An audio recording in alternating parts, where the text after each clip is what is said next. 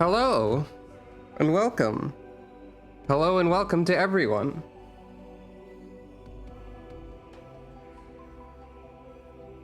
And yeah, the hamster is Ghosts. We'll see that minigame eventually. I did test it to see if it was working today. It appears to be working, but she might break the cables again, as was said. I don't know why that happened. It is a mystery. But yeah, hello. That's not anything. Hold on.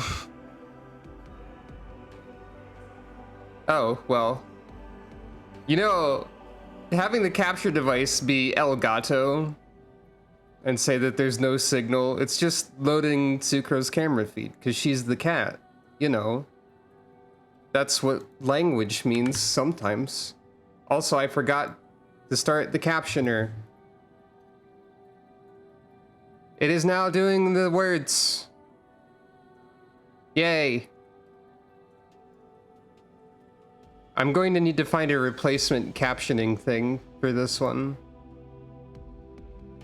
because this is going to stop working in October. Sucro's on the moon, which is surprisingly early into Endwalker. This is only the level 83 part of the quests. Also, what's this moon weather? Umbral wind. Okay, that makes sense, I guess. We know that the moon has at least 2 weather types now.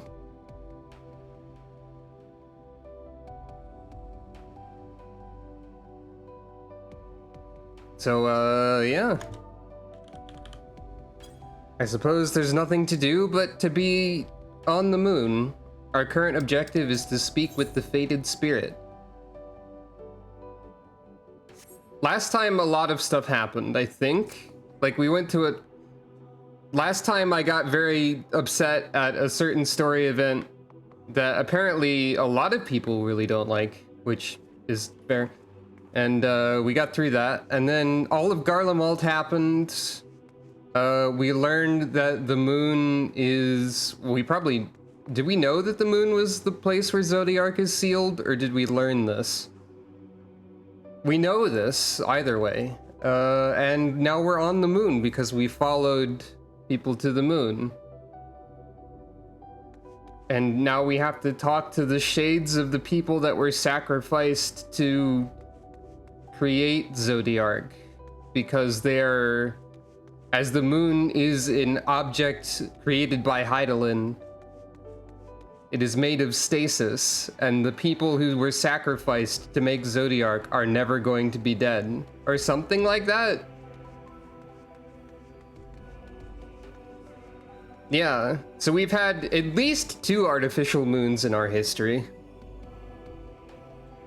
And probably there's going to be a 3rd one because I accidentally learned about a soundtrack or something. I don't know. We might go back in time and go on to Dalamud or something for all I freaking know. Which is not a lot. But hey, what's up, Fated Spirit? Are you watching whatever is going on over there, I guess? Where? When? How long? I cannot answer any of these questions for you. I'm sorry.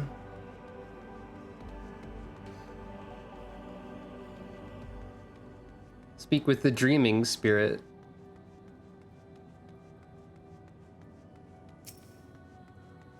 Hey, what's up? Was it truly so long ago? Yeah. Forlorn spirit.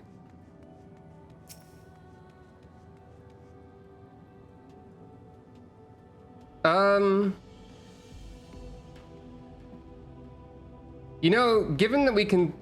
Maybe it's just not visible from the part of the planet that we're on? Oh yeah, also, that's right. Fandaniel did shoot a moon laser at it to attempt to break the seal, and all but like one part of the seal was broken, and then one part of it was restored, and we're working to try and restore the rest of it, I think. We were happy, at peace with the star. We nurtured it, helped it grow. with our will, our creations. Someone's got a chocobo and is flying around.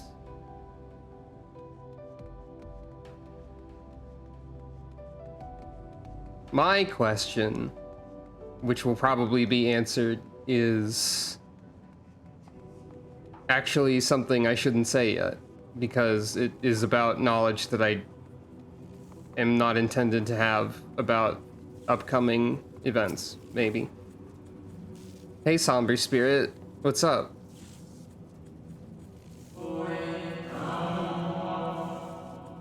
We were the star's beating heart. It's life. Wait, the drowning brand? Did someone say something about that? Or was it like marked on the map? I didn't see it. Every soul a drop of blood flowing through its veins.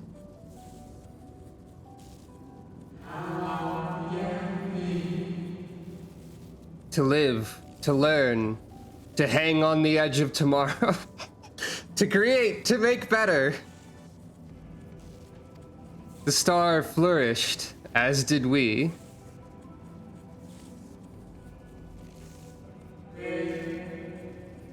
Do you remember?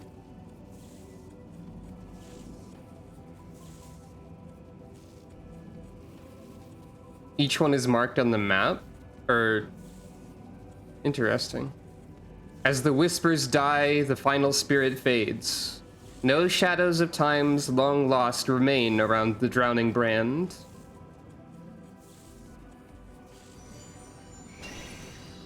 But there is a funny dog, what? Why is there a funny dog? Hello? Dog?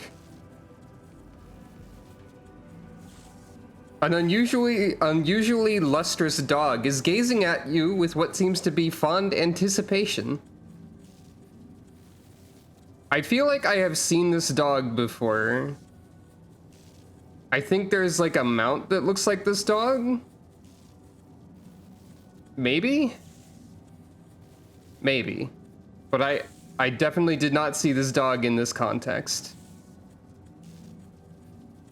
It appears to be waiting for you to follow it.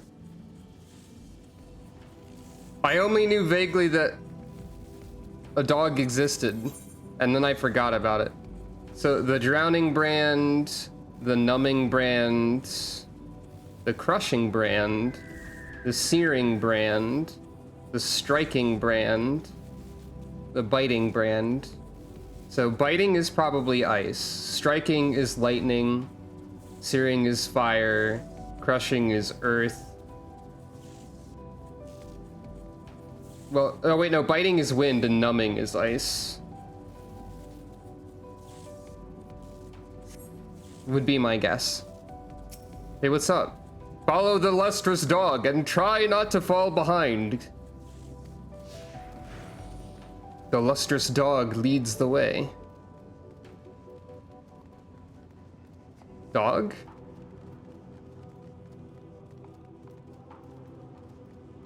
I was distracted by a weird creature over there that faded as I tried to look at it. But also dog? Yes, do follow the dog. Oh. There is a pathway into the canyon. Or across it. Or at least part of it. The dog has shown me the secret path.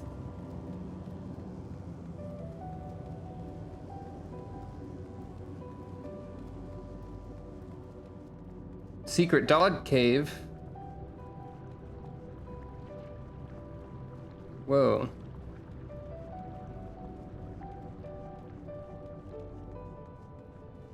Also, yeah, it is true that Sonic Adventure 2 also has the moon being shot with a laser. I didn't comment on that. But it is an important note to note.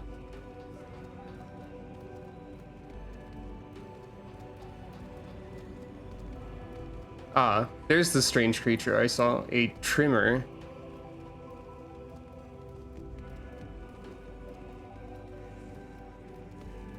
I need to know more about this dog. The dog silently regards the spirit that lurks near the brand. Perhaps the dog will let you pet it once you've dealt with the lingering spirit. I mean, I could just use the emote. We and the star were fulfilled. Wanted for naught, mourned for naught. So why did it have to end?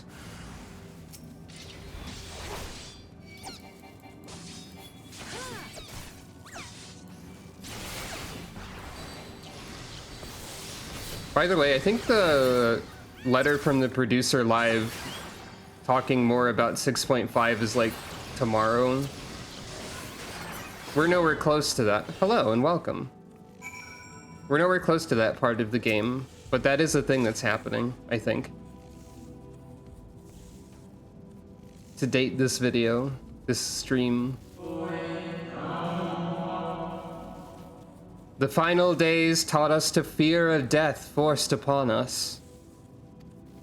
The injustice of duties and dreams left unfulfilled. The grief of unexpected partings. Swift as darkness, cold as ash. Hey, isn't that lyric from Song? Isn't that a lyric in Footfall's Endwalker main theme? Or something? This line is somewhere. Close to lyrics, swift as darkness, cold as ash. Such tragedy, yet no catharsis. Such truth, yet no consolation.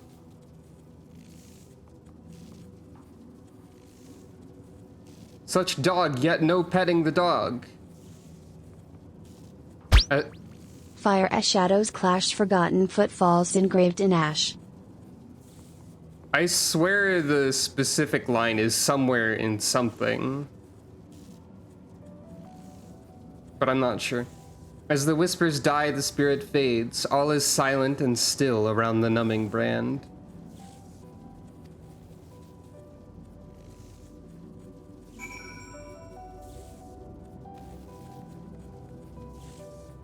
Dog, I need further instructions. The lustrous dog is once again staring at you expectantly, and also booping me with nose. I'm being booped by accident here. And who are you to deny it? Follow and try not to fall behind. Dog, you're going right next to the enemies that are going to attack me. Maybe. Or maybe they won't. That is very dog-like behavior. That is true. As someone who has perceived a dog before, I can agree to that statement.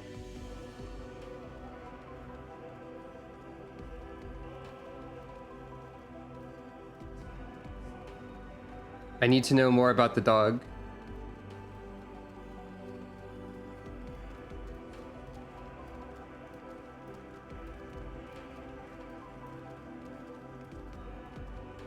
Regolith.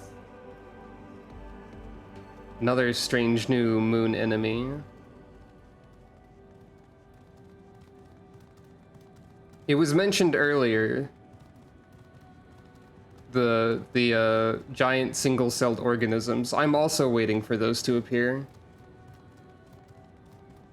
Oh, I've just realized that Sucro's weapons are not visible right now, or weren't.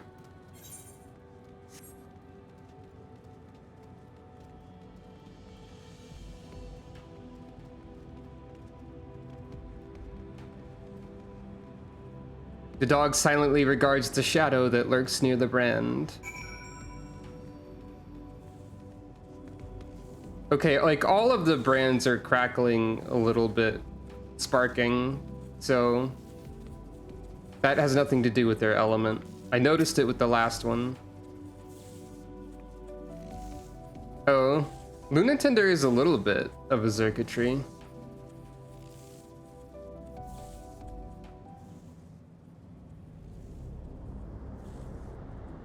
If that's what you meant.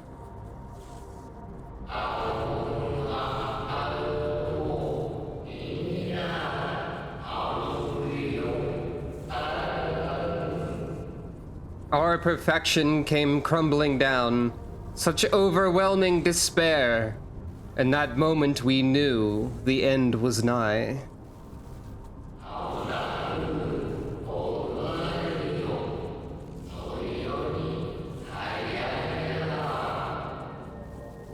The faintest glimmer of hope remained. We gave our lives that others may live.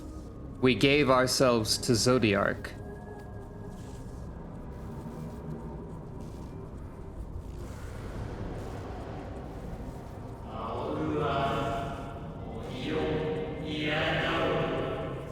Zodiark, our Lord and Savior,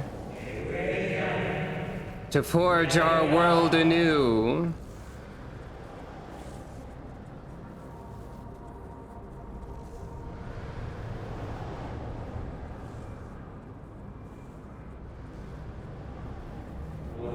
To live and love again. I have to read over their dialogue now, because I don't have text advance power. Become one with the star. Fill earth and heaven with life. Birth paradise where fear is distant memory. Okay, that one lets me continue manually, actually. But it's fine.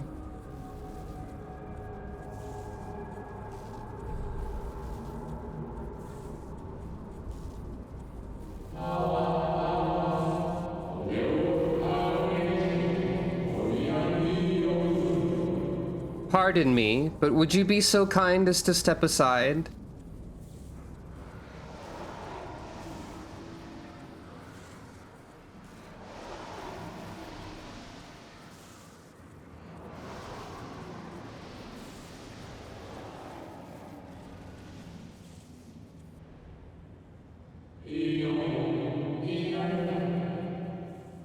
Ah, that unmistakable color.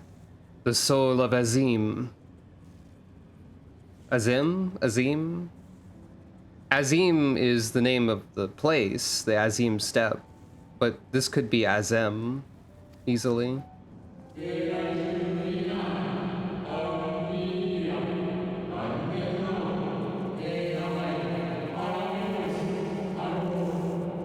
But not the friend I knew, I think. Nevertheless, you are you.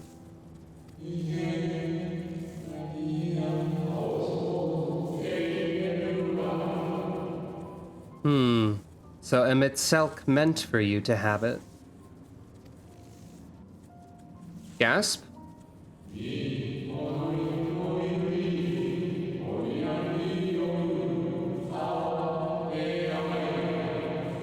You seem surprised. Why might that be? We meet again, Hytlodius, or... You're the receptionist at the Bureau of the Secretariat, correct? We meet again, Hytlodius. It's clearly... So this is the real Hytlodius, then? Because, like, the one we met before, while like, self-aware, was still... illusory.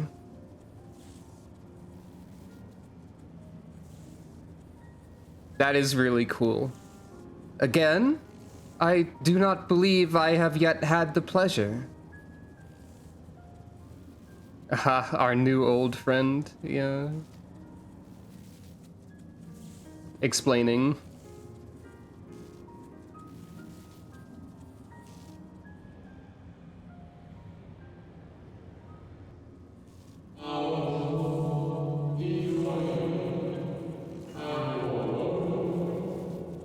Sucro nodded like partway very shortly into that voice line.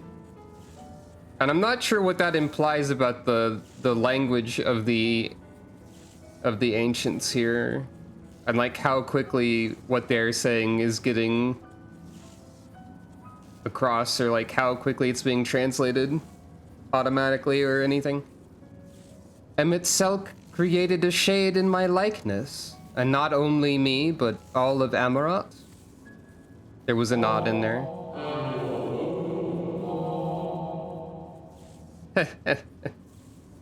How very like him.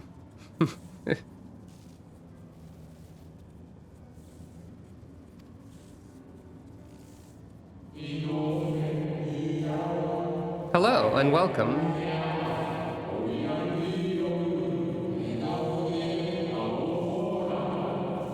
A slave to sentiment, even after an eternity. We have not found any moon rabbits yet. But also, wait, what? Hold on.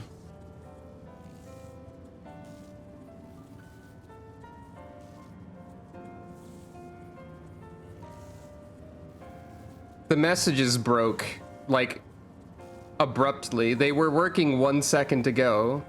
Wait, no, it's working for you.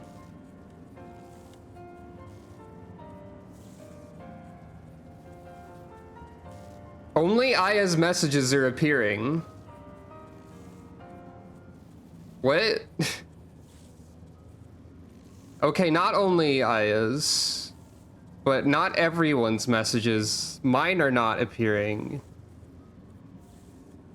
Oh, there, it was delayed. And that was only one of the messages Iza said. Okay, that was weird. It's fixed itself. We haven't found any moon rabbits yet. I tried to go to them early when I first got here, but there was a big canyon in the way, basically.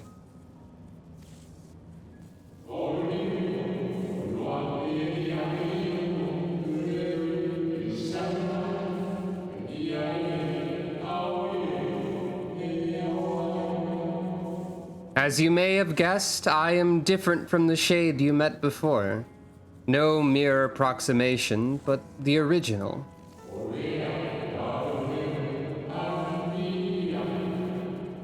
A soul sacrificed to Zodiark. Gasp.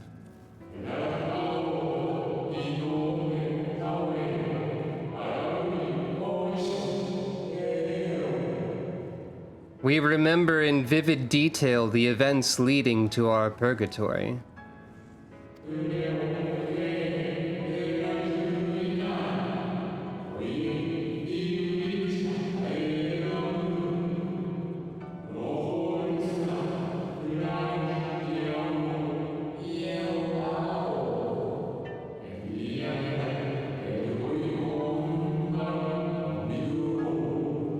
I tried to start speaking 2 separate times during that because it's really difficult to know when the voice lines of this sort are over. The plans and plots for our resurrection, Hydaelyn's intervention, and Zodiark's and the stars' final fate.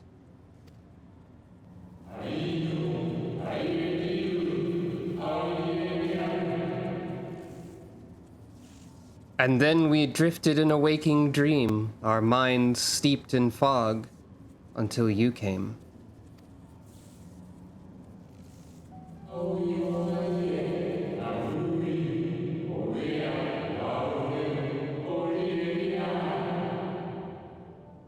I know not what you and your friends intend for Zodiark or the future of the star.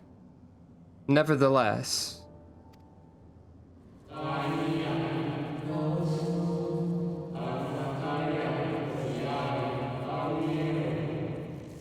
in you I place my trust and faith. In you I choose to believe as Emmett Selk did.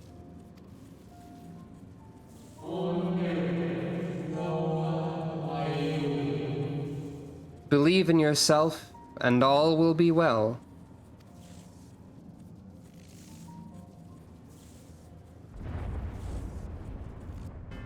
Except for that. That won't be affected by your belief. That's an earthquake. Or something. A moonquake, I guess?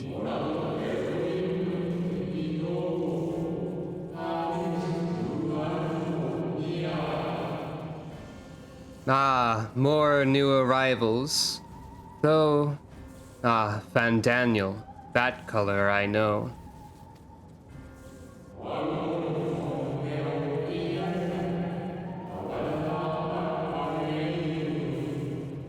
And another I do not. An unfamiliar but fearsome being. dramatic close-up on Sukro.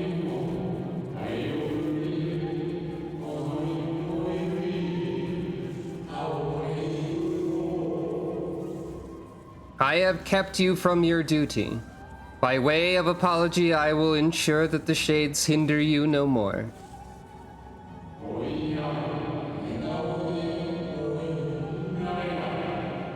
Protect the final brand. Nod.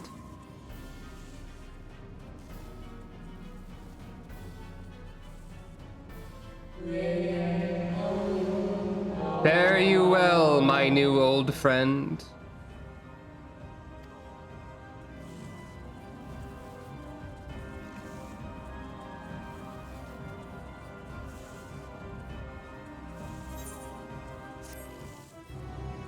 Yeah. I remember that. That's very good. Anyway, dog, we have a problem. Magical dog, we have a problem we need to solve. The martyr. The dog growls, agitated. Cry havoc and let slip the dog of war. That's you, by the way. Or we must protect the brand. I'm gonna say the sillier one. Dog of war time. The dog nudges you with its nose. You get the feeling it wants you to hop on? Quest accepted. Ride the dog? Yes. With a powerful leap, the dog takes flight.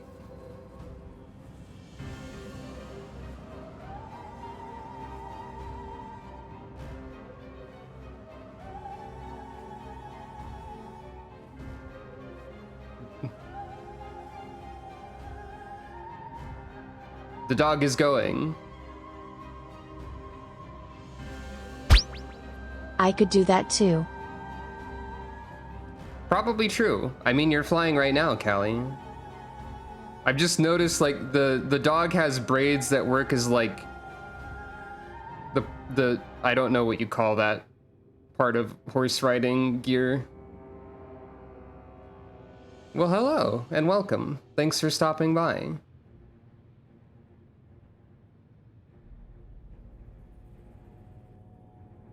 It's me and a dog.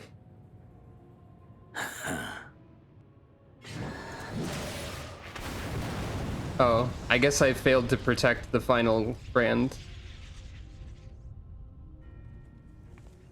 Well, okay, time to leave. Mission failed.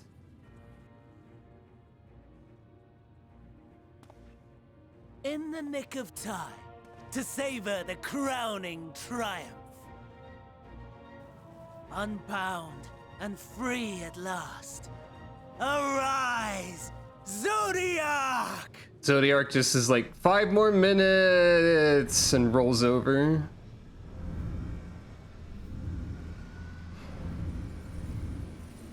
And we just stand around awkwardly for 5 minutes. That's unusual, maybe. I guess that's just a projection of what was... of who was sealed within. Deprived of heart and will by the loss of dearest Elidibus. A creature of pure instinct. Oh. Wanting for guidance. Huh. But powerful. Oh, so powerful. More so with every passing moment. I didn't realize that.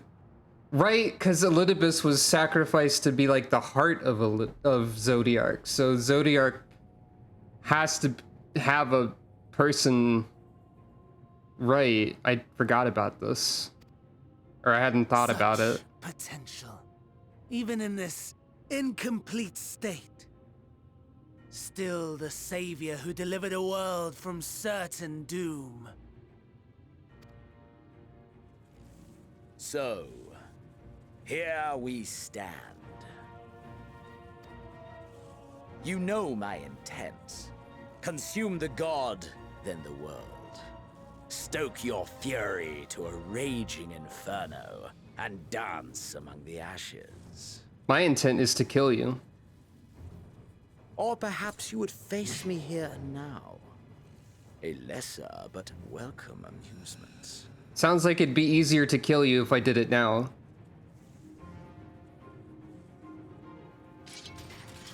Yep. Yes. A taste to whet the appetite.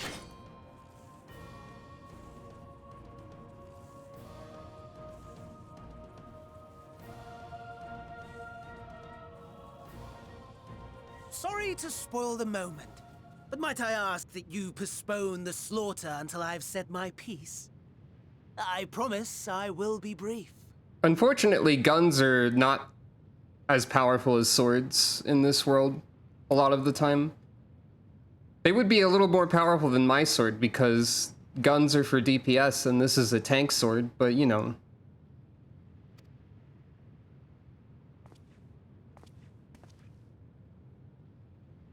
Unless it's a cutscene gun, those are pretty strong actually. So you might have an idea. When I told you that I wanted to die and take everyone with me?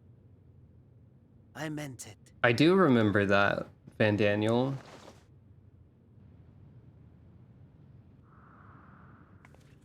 Well,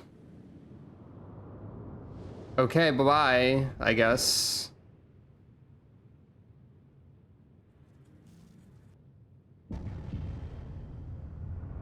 I figured you were going to become the one to control Zodiark. But I guess that also does involve you dying or something. Oh.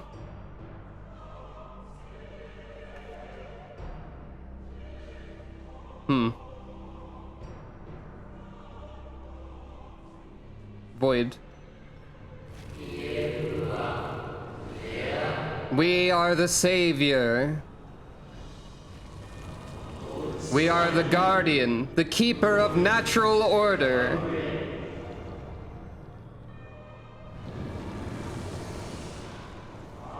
We are the martyr, the bestower of new beginnings. We are...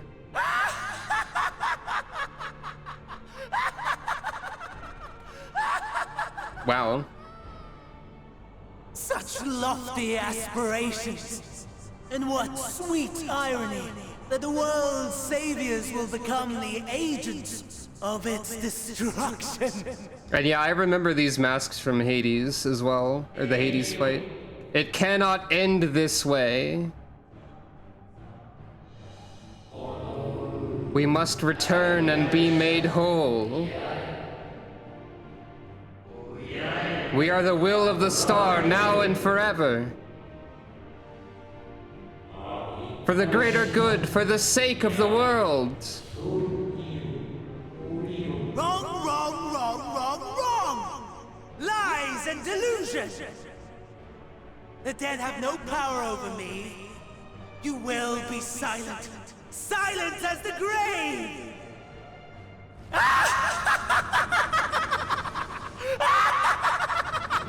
Jeez. No more, we beg of you. The star must endure.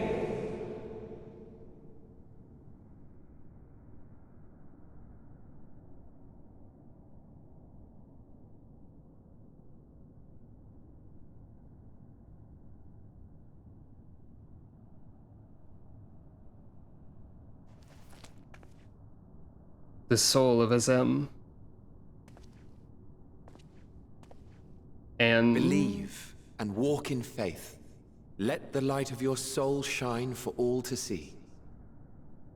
Athlodius? Not quite the outcome you'd imagined, but a fitting one nonetheless. Don't you think so, Hades?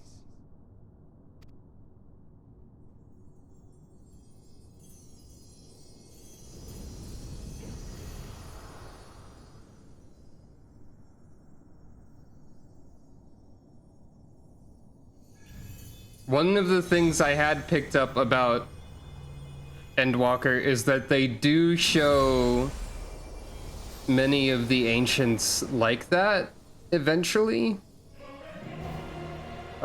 I knew nothing about the context of that. Well, hello. Boundless power, mine to command.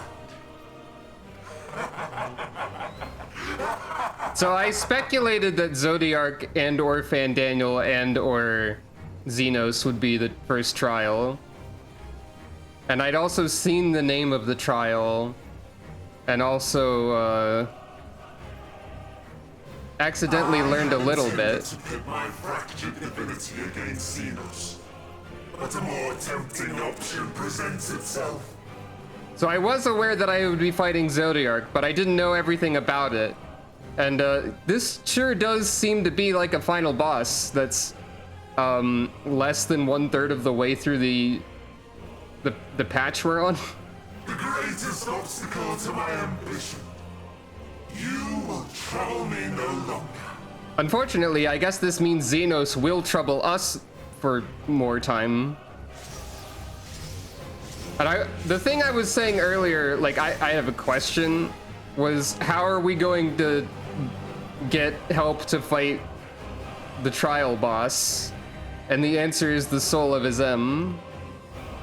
Is it Azim or Azem? The Dark Inside, now accessible. I'd seen that name.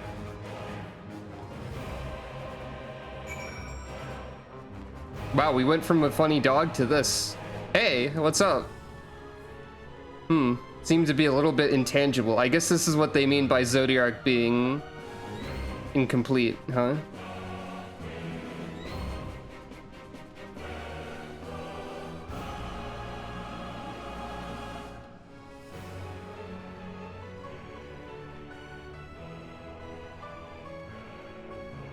What? What? What? Model's weird with the camera. Got this music though. So, I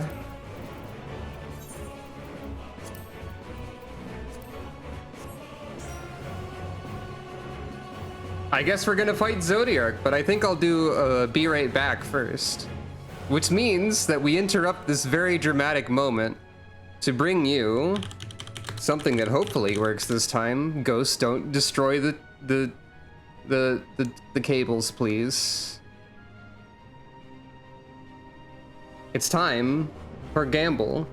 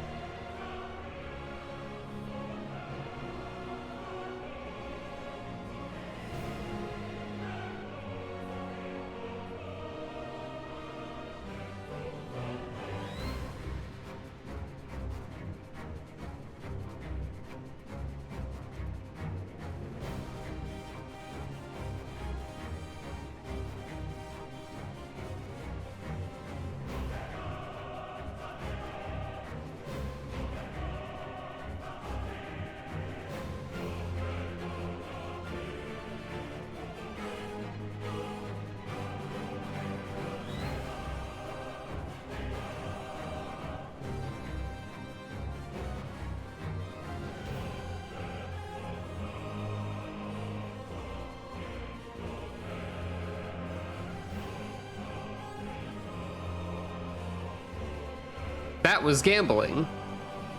Did you win or lose? One of those outcomes had to have happened.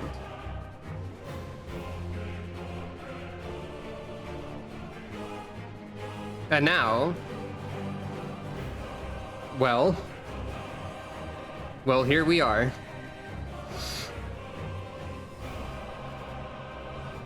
Hello and welcome. We're here at this very specific place. Wait.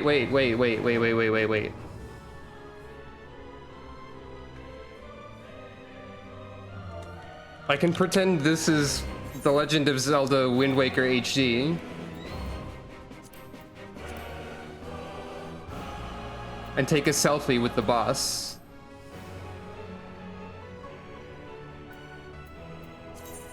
What's a selfie type of emote?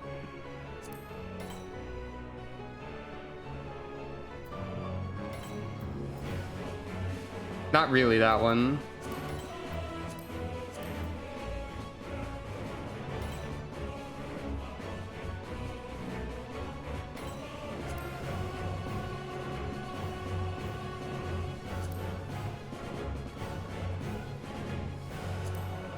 Definitely not this one.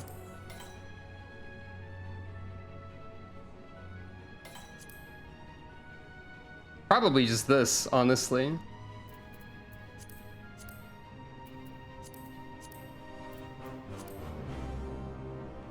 Ta-da!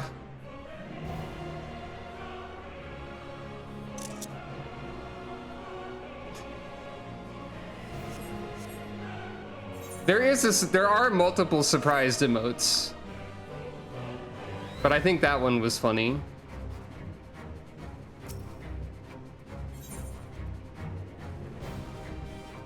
Zodiark's shackles have finally been broken, bringing his millennia-long imprisonment to an end. This premature awakening is the work of Fandaniel, who has cast aside his duty as an Ascian to turn the God of Darkness against the very star he was created to protect. With Zodiark's unfathomable power at his disposal, Fandaniel has selected his first victim, the Warrior of Light, who has ever been a thorn in the Ascian side.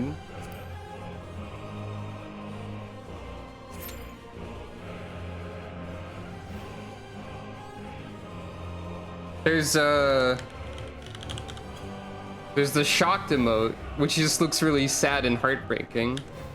I think there's a surprise. No, there's a back, which is that. That would have been that one makes sense.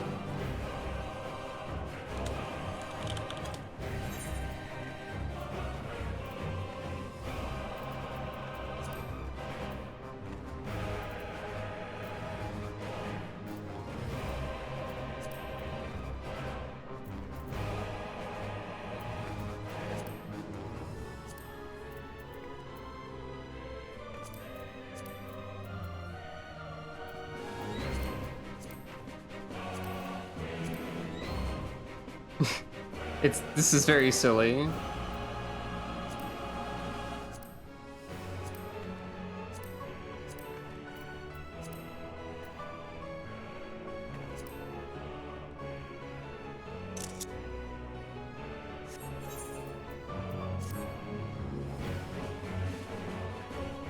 Wait, the shards that haven't rejoined yet?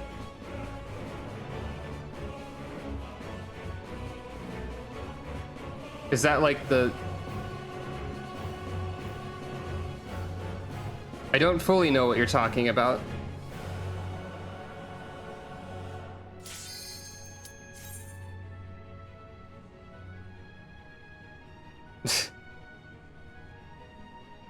I think the Zodiac existed before Zodiark here did. Just a hunch that I have.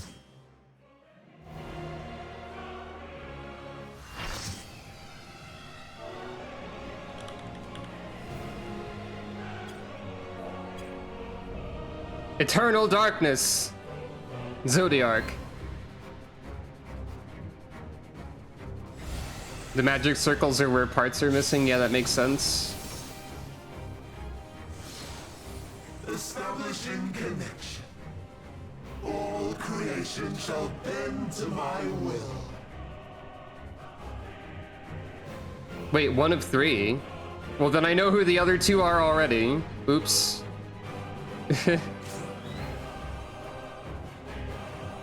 At least I'm pretty sure.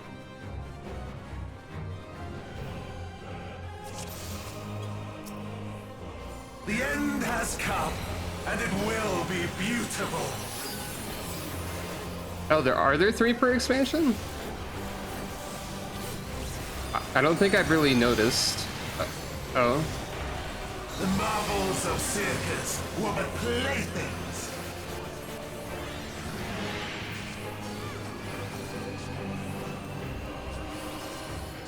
Oh, that's Cone.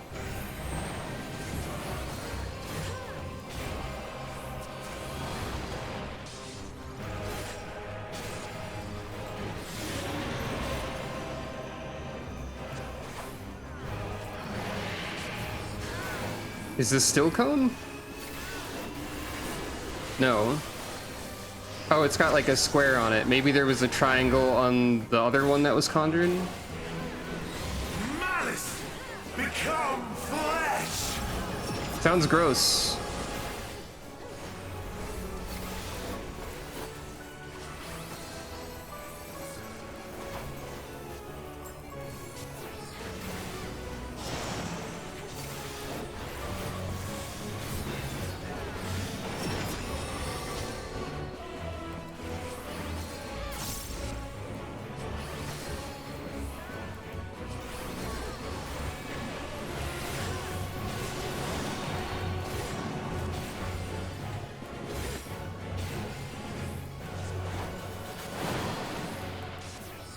Will you live to see the end?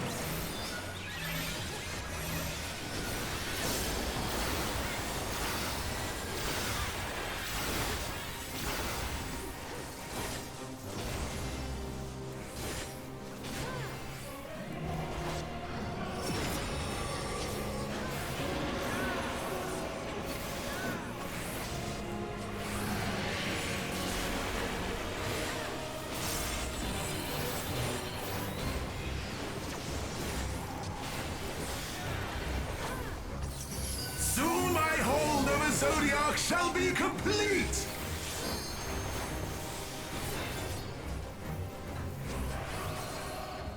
Mine! All mine!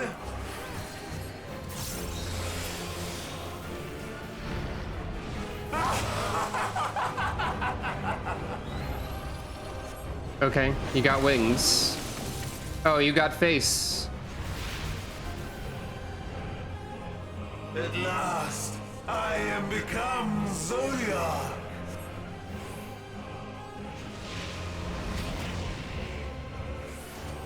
Okay.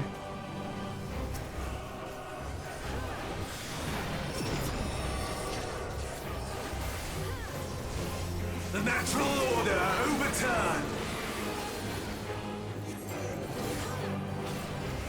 Oh, there's like something happening. All in existence, bent to my will! What the? Ah, no, I got pranked. My life's work! My masterpiece!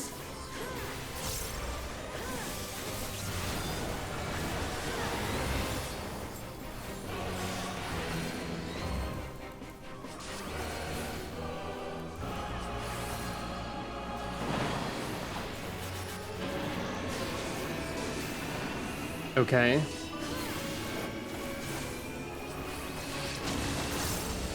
Yeah, that's what I figured. I'm intuiting the shapes. Waited for this day. Some of them. Oh. Oh, what? Okay, I didn't intuit that. Now I'm dead. I don't care too much for that instant kill, but you know.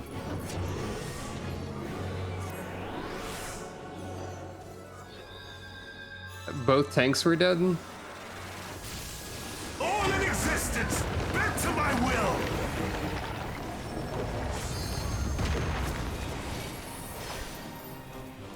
The other one still has aggro. The great cataclysm, faithfully recreated. No, my rotation. Broken skies fall tears of flame. Uh-huh. All shall burn.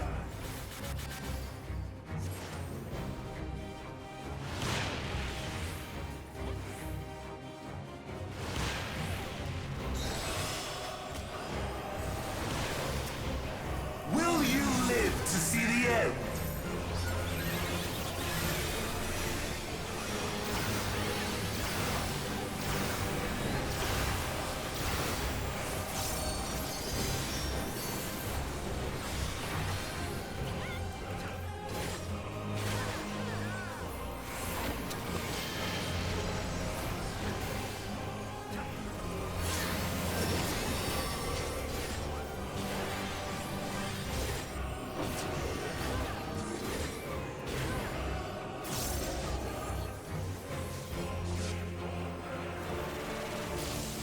All in existence, bent to my will.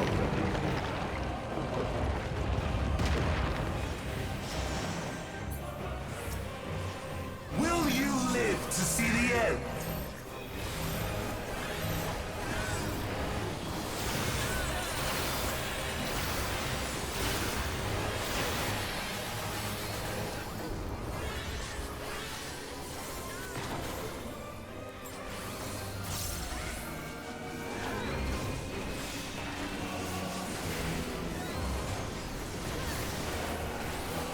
I have no need for restraint.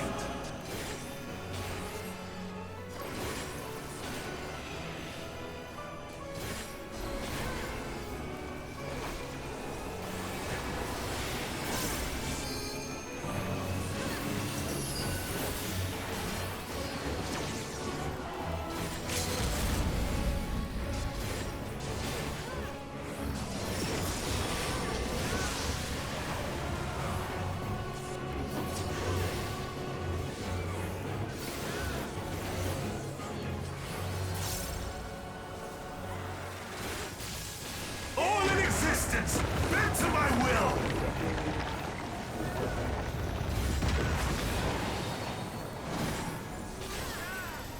Will you live to see the end? You keep asking this question.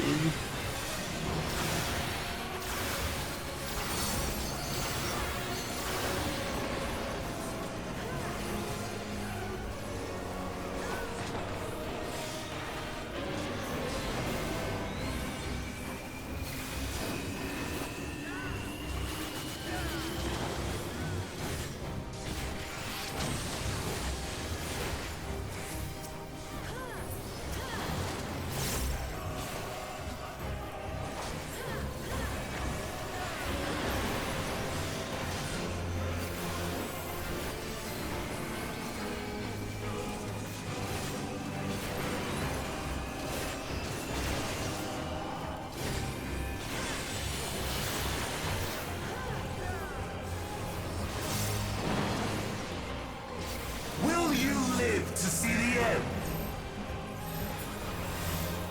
Will you? Is this the limit of your power? Is this how it ends?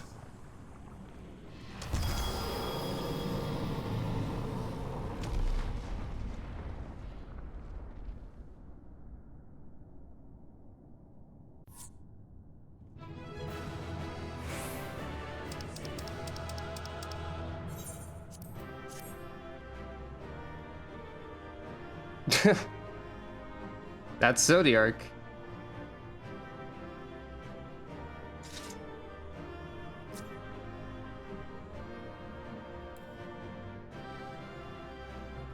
Oh yeah, the weather.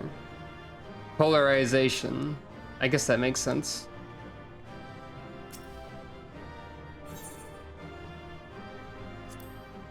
I got one commendation. Even though I got thrown into the void and killed.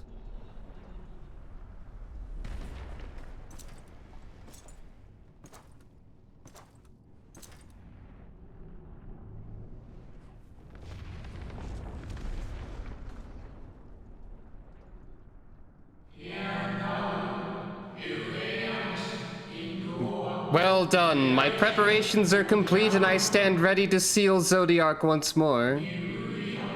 Withdraw now from this place. The teleporter will deliver you to safety.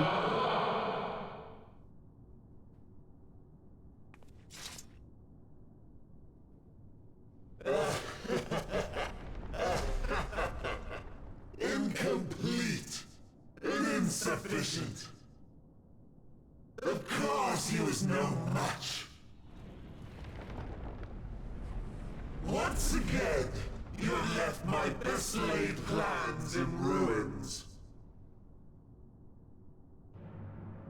And played your role to perfection, Oh, that sounds bad.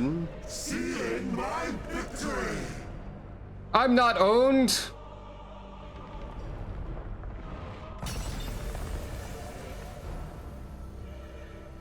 From the first, all I wanted was for you to kill Zodiac.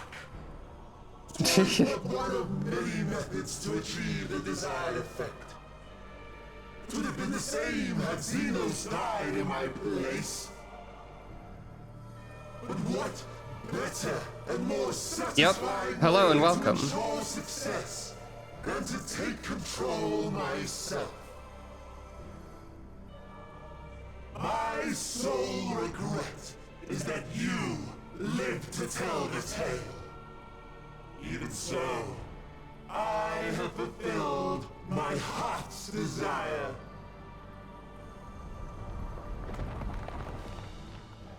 Let your murder mark the beginning of the end. The coming of the final day! I mean, since Zodiac was summoned to stop that from happening, it does stand to reason that if Zodiac disappeared, then that would resume happening. So, you know.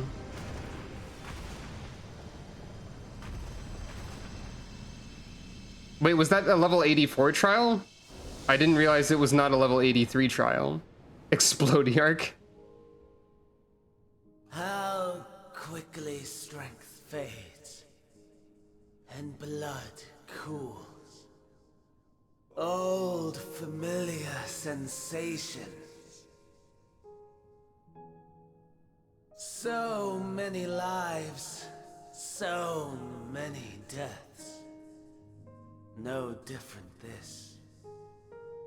I close my eyes and slip into the dreamless slumber.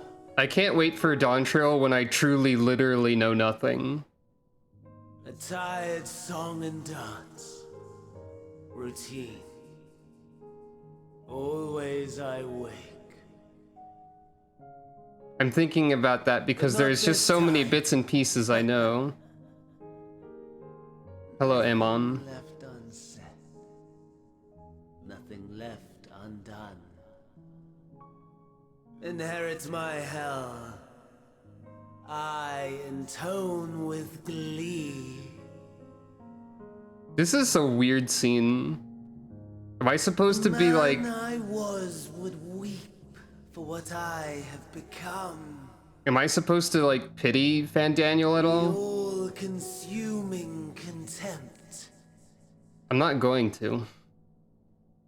The scene is framed as if that's the expected But I've result. the wisdom of 10 millennia to justify my answer to the question.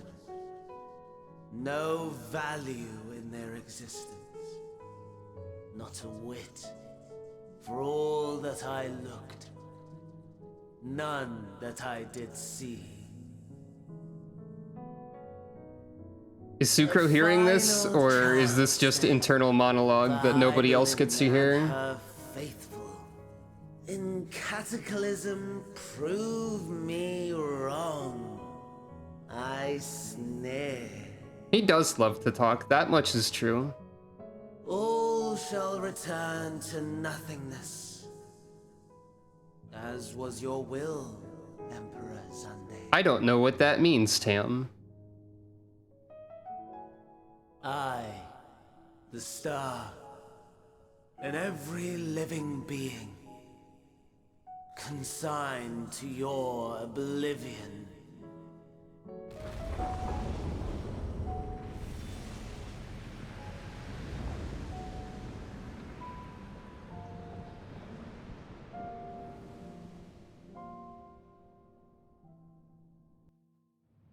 When I don't know what something means, I worry. Anyway.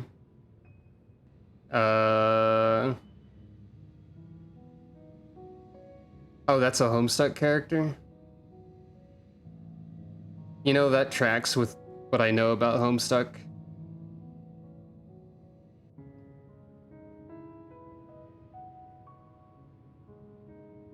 I don't think I remember that particular one. What?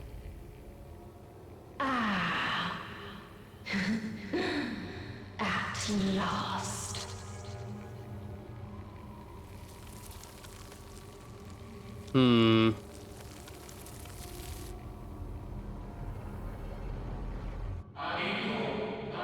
Deep breaths, slow and steady.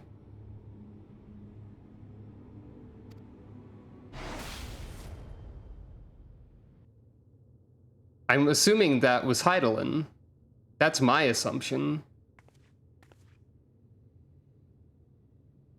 Because Heidelin's going to pull an evil all along.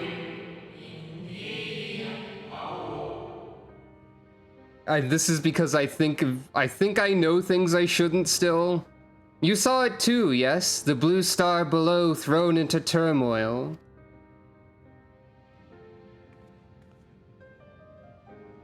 Explaining. Then it was no illusion. All was truth.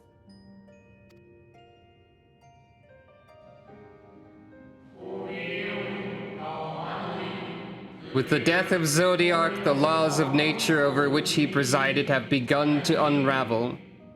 The final days are upon us. Apparently, I've decided I'm done waiting for the voices that happen for this kind of text box to be over. What you witnessed was an omen granted by the echo, a vision of the horrors to come.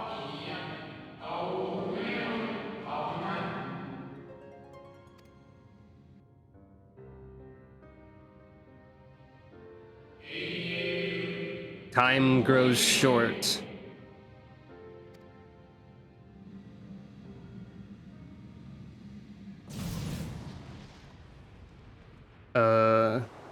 That's probably Xenos, huh?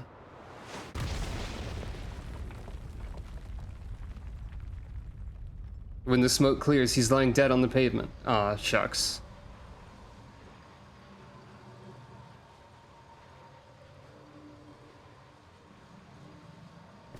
Don't forget about me.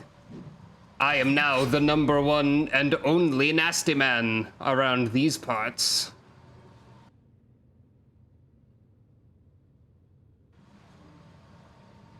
Previously, it was debatable who was the nastier man. I'll find no fulfillment in a contest with you this day. Now it's just me.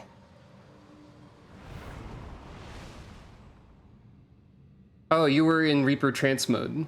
You built up all your gauges and all that stuff. Gates, ravenous and eager.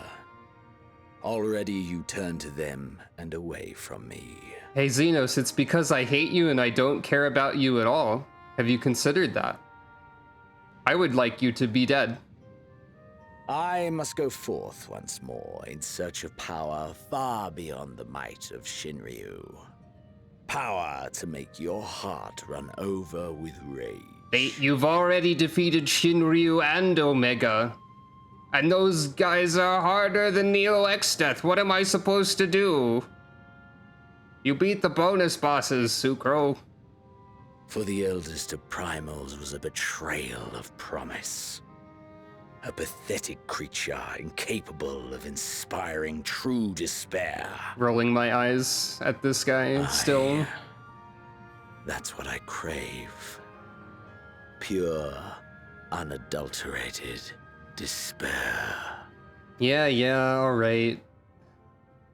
Go home, Xenos. Hope will win the day, or I will not fight for your amusement. I will not fight for your amusement. Go away.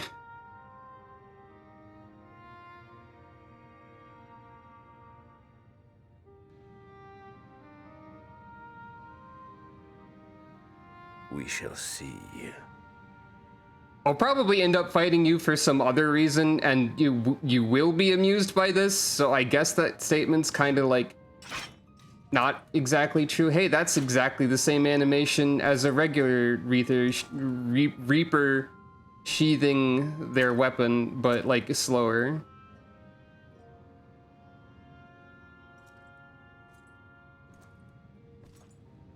Quick, Sucro, sweep the leg, make him trip and fall over.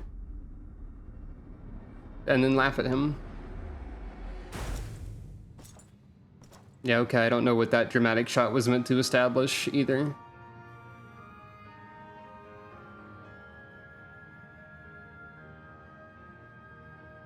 Anyway, that's probably bad, and we probably need to do something about it. You know? Possibly.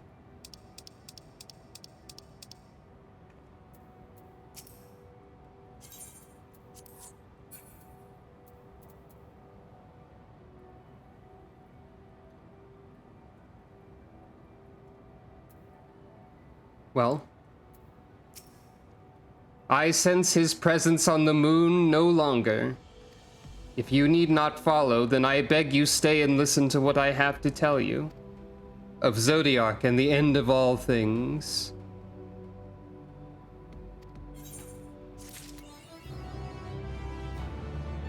Rise up through the night. Moonwalker.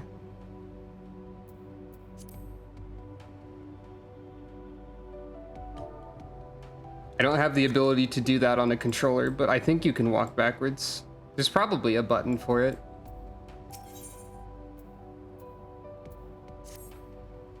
Before we speak at length, I believe a change of surrounds is in order. I have more than ill tidings to share, you see. I sensed others arriving not long ago. Though my communions with Hydaelyn have grown infrequent, I have learned enough from her to know these are your comrades. And as luck would have it, they have already reached my abode. Come, let us join them.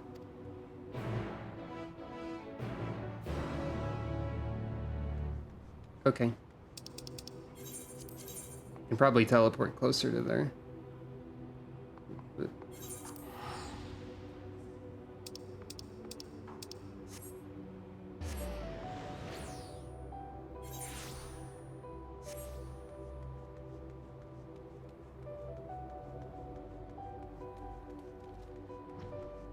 It felt less like Fandaniel hijacking the whole plot because, like, it was already kind of established what was happening. I mean, we thought that Xenos would be taking the power of Zodiac, but I guess Fandaniel decided to do it instead, and that is kind of hijacking something. Hey, look, it's a mysterious Viera who we saw but recently.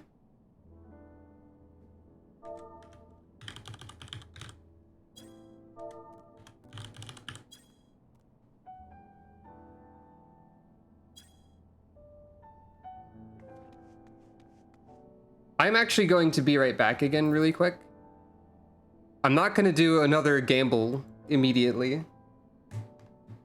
There's always a chance that trying to do too many gambles is what destroys them. Who knows?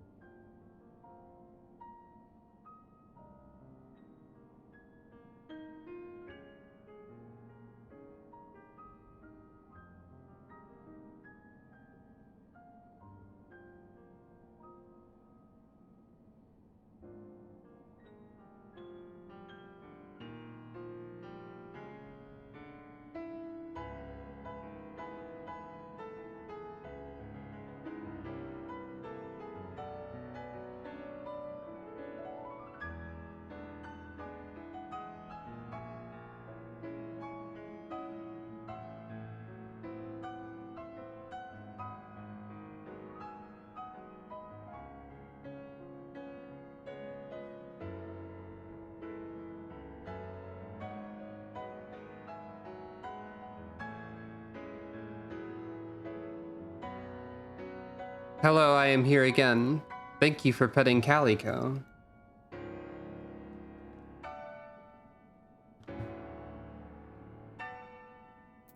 There's a lot of piano in this song that I hadn't heard before, I guess. I mean, the whole song is like piano, but you know what I mean, maybe? May we presume this being is a native of the moon? Not exactly, I don't think. Dare I ask what happened before we arrived? Zodiac dead, apocalypse happening.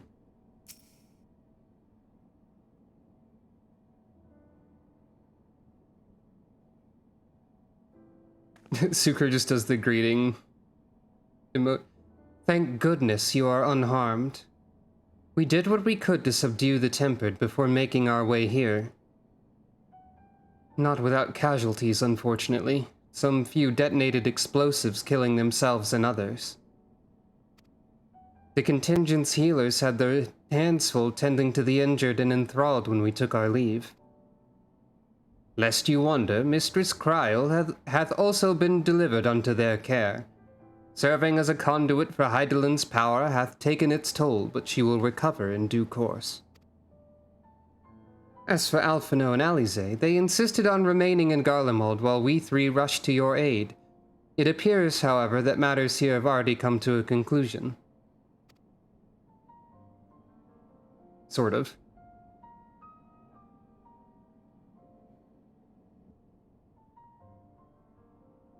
But what manner of conclusion, if I might ask? And is this the ally whom Hydaelyn bade you seek out? He's not unlike the Shades of Amarot.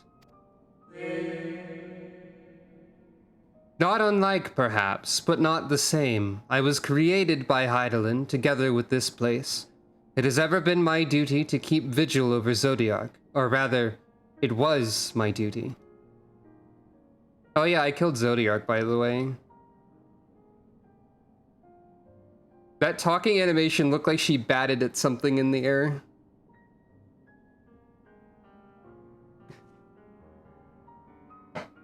So a lot happened. Then Zodiac is no more. Nod. And not without consequence, I am afraid, for now the delicate weave of the star preserved by his presence will begin to unravel. If you mean to avert the final days, you shall have need of... Are you all right? Shake head. My attempts to forestall Zodiac's release have all but exhausted my strength. If you might allow me to rest a short while, I will share with you all I can. Please do. You need not exert yourself on our account. These crystals contain records of your time here, yes? May we peruse them while we wait? By all means. If you would review them chronologically, might I suggest beginning with those on the upper floor? Nod. I shall leave that to you, Sucro, while I see what can be gleaned from the crystals on these lower levels. Nod. This is like reading books. Sucro loves those.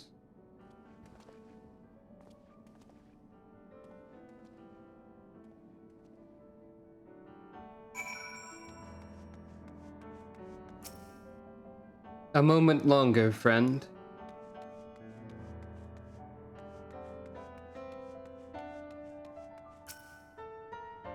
Pray review the records on the upper floor, and I will see if there's aught to be learned down here. I don't think I might not have noticed that there was a basement before.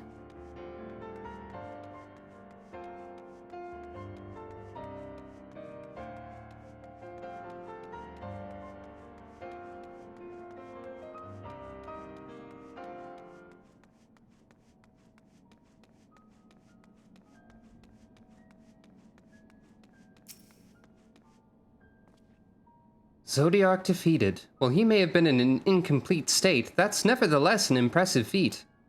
But even if you hadn't, his demise was inevitable. Van Daniel would have seen to it one way or another. That said, he probably would have wielded Zodiac's power to wreak untold destruction before taking his own life, making this the better of two unfavorable outcomes. True.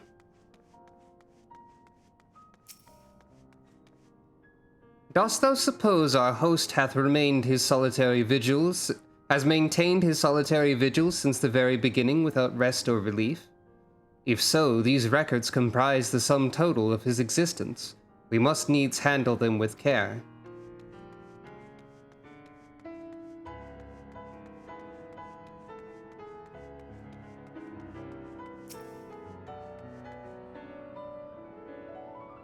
I'm gonna poke it. As you gaze into the crystal, ancient knowledge of Zodiac flows through your mind. Daily summary, no abnormalities detected. Daily summary, no abnormalities detected.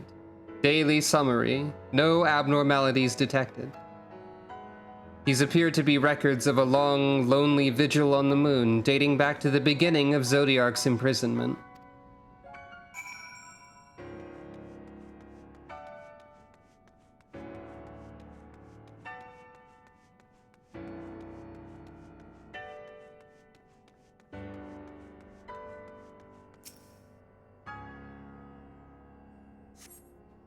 As you gaze into the crystal, knowledge of past calamities flows through your mind.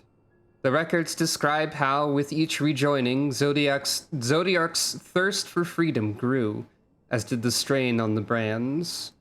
Maintaining Zodiac's imprisonment appears to tax Hydaelyn greatly.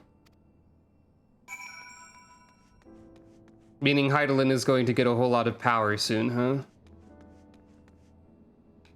huh? Due to not having to do that anymore? As you gaze into the crystal, knowledge of past rejoinings flows through your mind.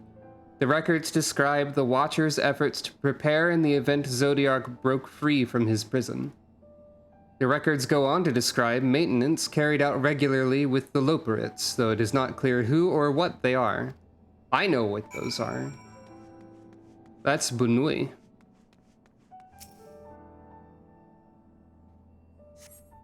As you gaze into the crystal, a record of an unexpected visitor flows through your mind. The records note the Watcher's musings. Nui. True, when Elidibus is spotted on the moon, though clearly not for the first time. It is clear he and his brethren have a keen interest in freeing Zodiac from his prison, and yet they have made no attempt to destroy the brands. Perhaps they prefer he remain hidden from mortal eyes until the final rejoining. Perhaps they realize we would never dare bring harm to Zodiac so long as he remains imprisoned.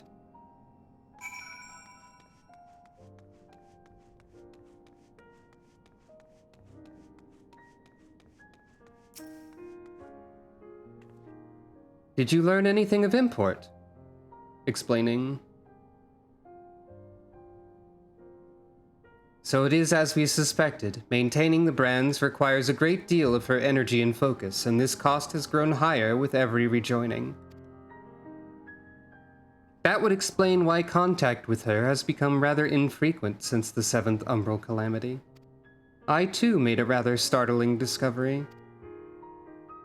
This heavenly body we know to be the moon was in fact created by Hydaelyn. When the Watcher said he was created together with this place, I thought he only meant this facility. Truly, Hydaelyn's powers are far beyond anything I could have imagined.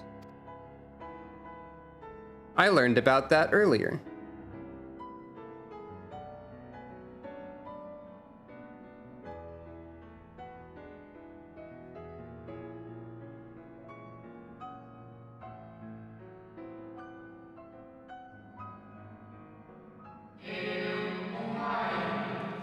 I thank you for affording me this short reprieve.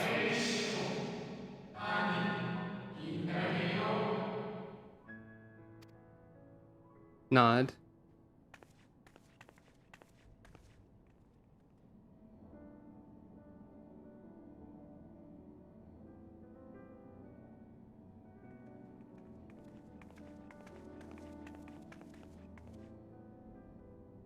It is we who should thank you.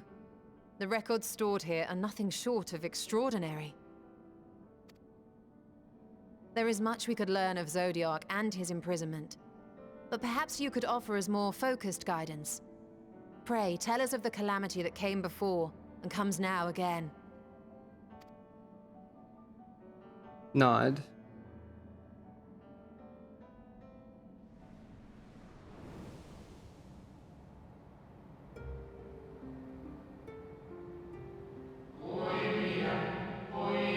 Long ago, before the Great Sundering, there was but a single world, Etheris.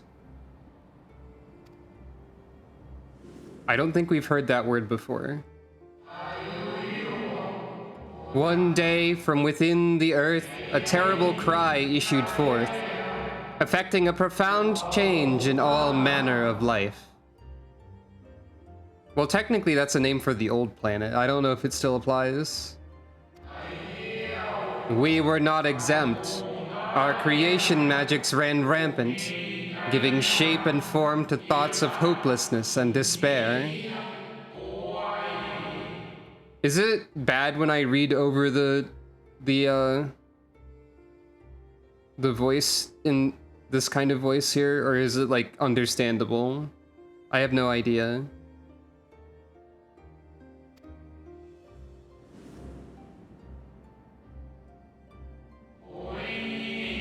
At first, the phenomenon was limited to a single region, but quickly, so very quickly, it spread and engulfed the whole of the star. Were the ancients ever able to deduce its source? Yes.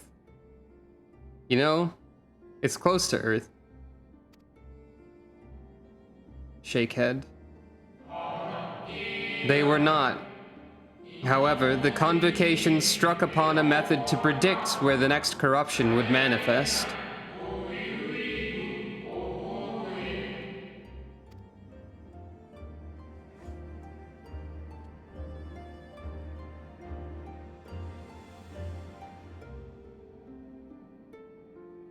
Gasp?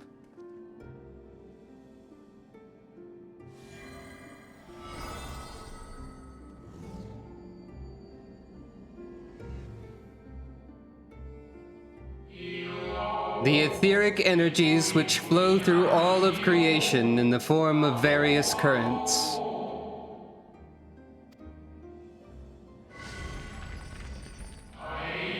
The currents which course through the land and seas.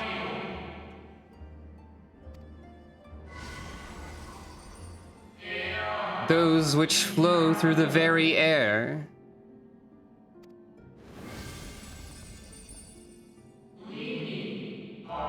And those of a celestial nature, which encompass both our star and this moon. Celestial currents. I cannot say I am familiar with the concept. Dang it, I guess I need to have room for another compass on my hotbar now.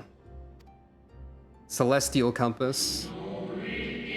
Nor would I expect you to be. Few scholars of our time knew of their existence.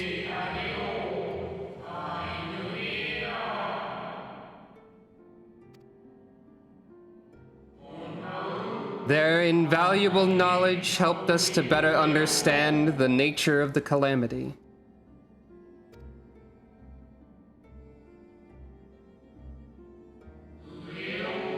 Like the terrestrial ones of earth and air, the celestial currents form a vast network, but the ethereal distribution is not consistent. The convocation soon realized that the inciting incidents occurred in regions where the flow was weakest.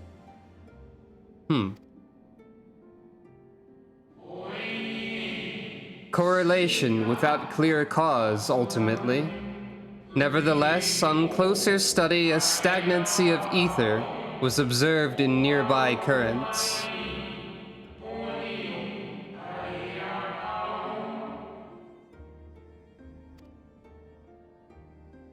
And Gasp. so they sought a means to harness the forces of darkness, of activity and growth.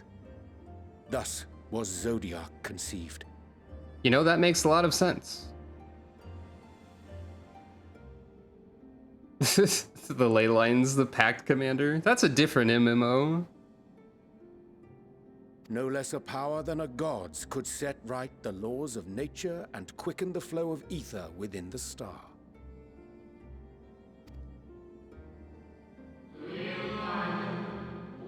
Precisely. With the advent of Zodiark, our end was averted.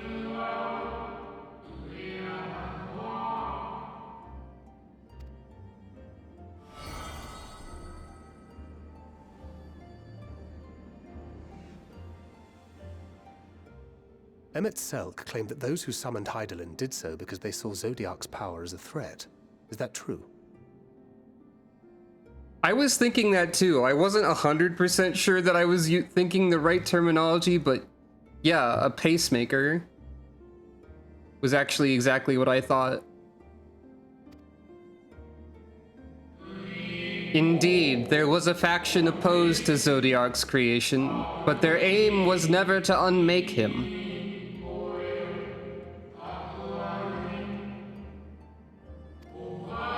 They understood the continued preservation of the natural order was dependent on his very existence.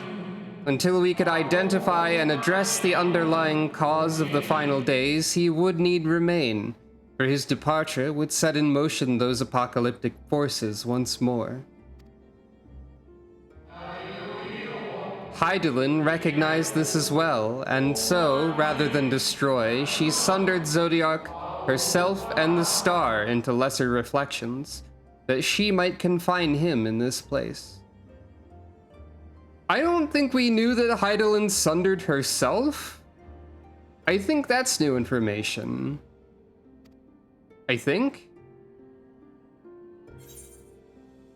I could have sworn she beseeched me to banish the darkness, or then what she told me in the ethereal sea was false.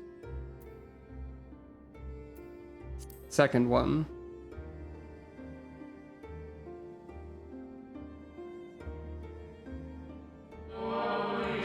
That the two once dwelled as one until Zodiark grew hungry for power, upsetting the balance twixt them? Not quite a lie, though a rather gross embellishment. But knowing what you know now, you must surely realize why she might opt to obfuscate and mislead. Hydaelyn and Zodiark are both constructs of man, approximations of perfection, limited by our own imperfections.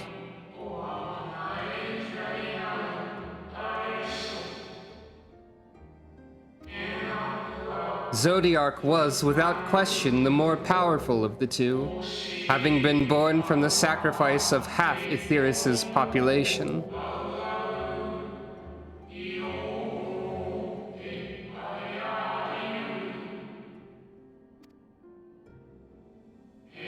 Thus, it was necessary for Hydaelyn to commit herself wholly to his defeat. Still more effort was needed to confine him.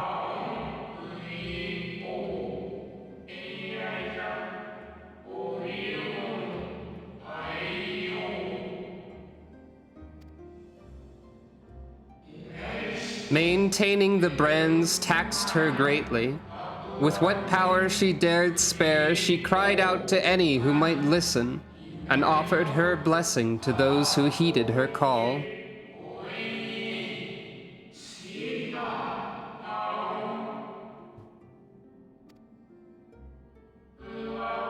Though it was likely within her power to do so, I believe she did not wish to speak of Etheirys and her history.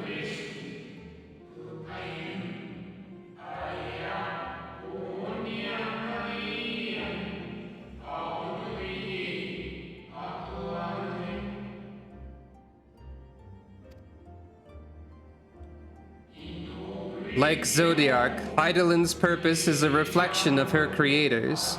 They wished to look to the future and not linger in a prison of the past.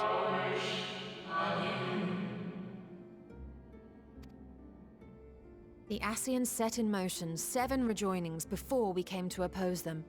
How many more worlds would have been lost had we not placed our faith in her? How many more souls living in the present would have been snuffed out for the sake of those long dead? Many. Lots. Well, in light of recent events, I see no reason to doubt your words. And even if Hydaelyn is not a god in truth, if Minfilia believed that we should trust in her plans, then I choose to do just that. Which brings me to a rather important question. Let's suppose we try but fail to stop this second coming of the final days. Mm-hmm. Should the source fall, what will become of the other worlds? That's a great question, Thangrid. Probably nothing good. The nomenclature is more fitting than you know.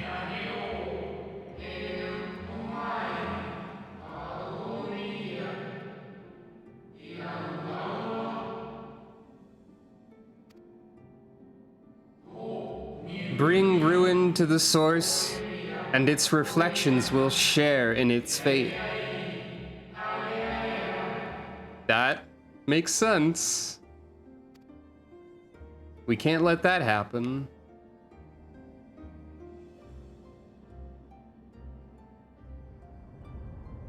That's not good.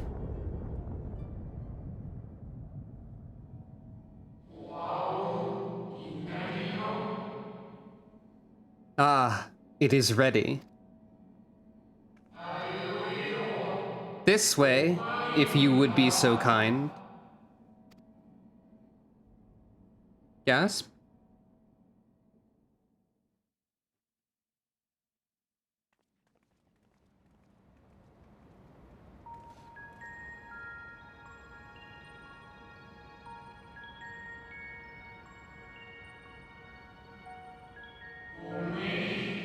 A beautiful sight, is it not?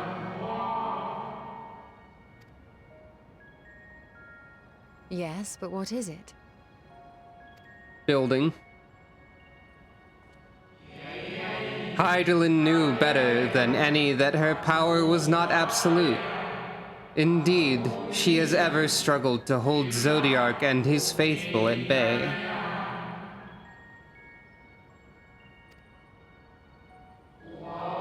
She feared the worst, and so made preparations. In the event of his demise, there would be a contingency. Also, hey, what's that in the background over there? It's like a crashed Allegan satellite or something. That's probably maybe important. The moon is more than a prison. It is a vessel capable of bearing the people of Aetheris to safe harbor. Moon is spaceship. You need not go far to find its pilots. In fact, I should be happy to take you to them.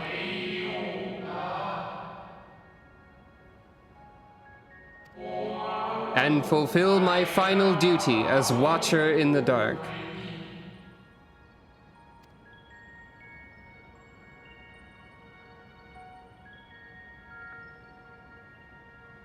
I think this means bunny. I mean, Benui. Well, they were stated as having done maintenance. I don't know if I can assume that they're also pilots. It may be true, but others will struggle to believe it. I can scarcely believe it myself. I should very much like to hear more of this extraordinary story. The moon is a ship. Well, now I've heard everything.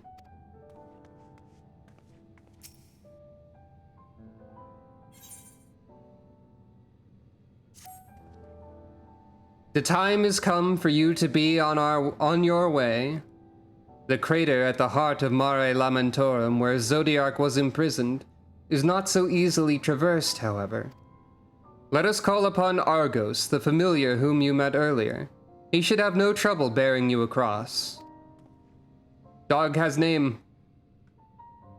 As Hydaelyn created me as the jailer, so too did she create Argos as the guard.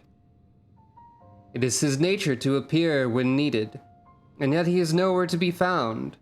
Strange. Mayhap the imbalancing of ether has affected him. Let us make for the crushing brand and attempt to call upon him there. You need but recall the path you walked with Argos before, and you will find your way. If he labors in service to Heidelin's plan, I see no reason not to do as he suggests. Shall we make for this crushing brand, then? Argos is Greek for the swift. He is such a good doggo. I forgot about elevation. I didn't realize we were up high, actually, like, at all.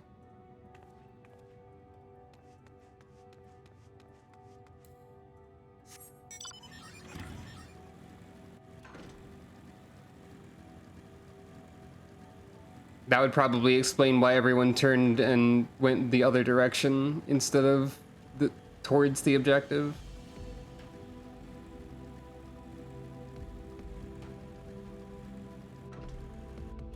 Oh yeah, there's not moon gravity. I think I remember stating that I would be disappointed if there wasn't. And I think that still applies. So you can sort of like do a sick ramp on the crater if you jump at the peak of the...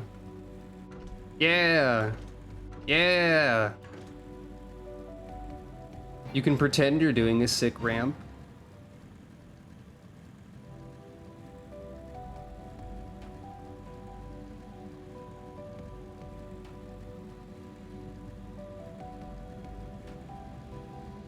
I'm surprised I found this passage so easily. I guess it's on the map, but like still.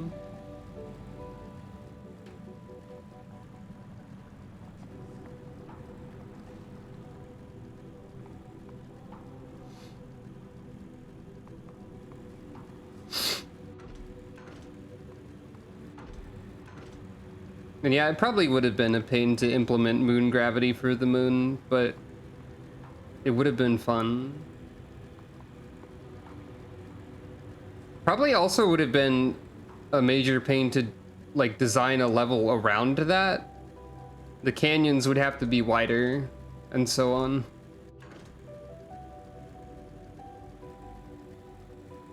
Unless they just put invisible walls.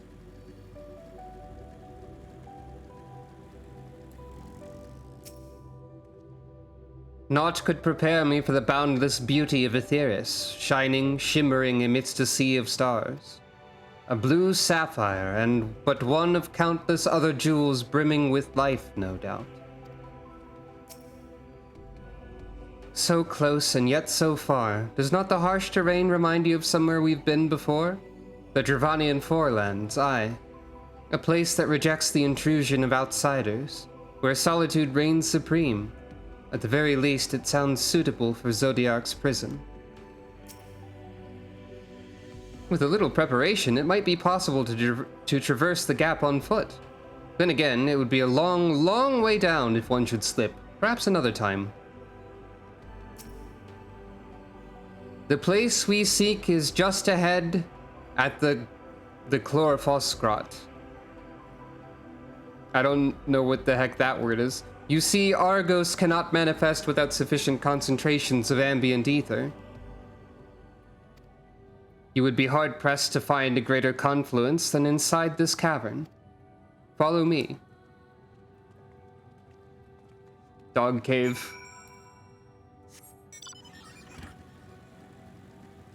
Cave of where the dog is.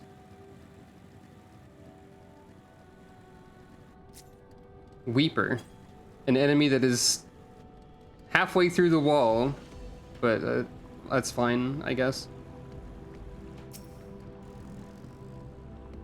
There's fishing here on the moon, apparently. Chlorophoss grot is a combination of chloro, meaning plant, phos, meaning light, and grot, meaning grotto.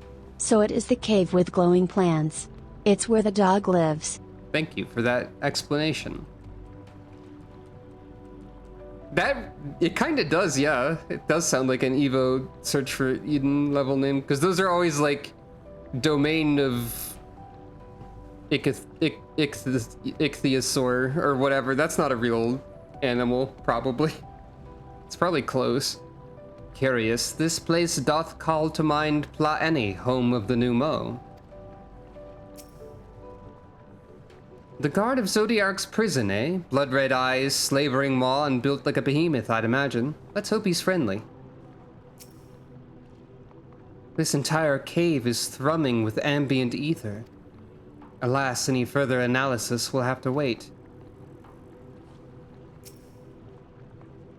Yes, here will do nicely. The lunar spongoi... Sponjoy? Draw ether from the ground, which is then dispersed in the air. At present, however, the ambient energies are... I forgot to make that not extremely loud. Hello, welcome. Hello. And welcome, thank you for raiding. It happens so rarely that I always forget to adjust the volume of the alerts. But hello. Thank you for the raid.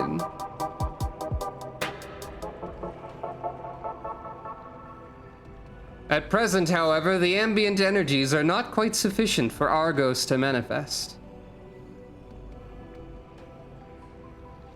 So far Endwalker is really good. There was one part that was pretty upsetting, but other than that, pretty good. I'm enjoying it. I'm glad to finally be here on the moon.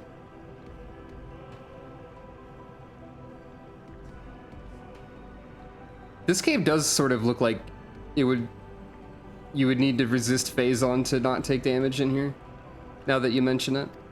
Might you be willing to spare some of your own to help the Spongoi along? I don't know.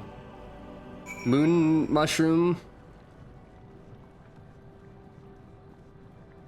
Moon fungus.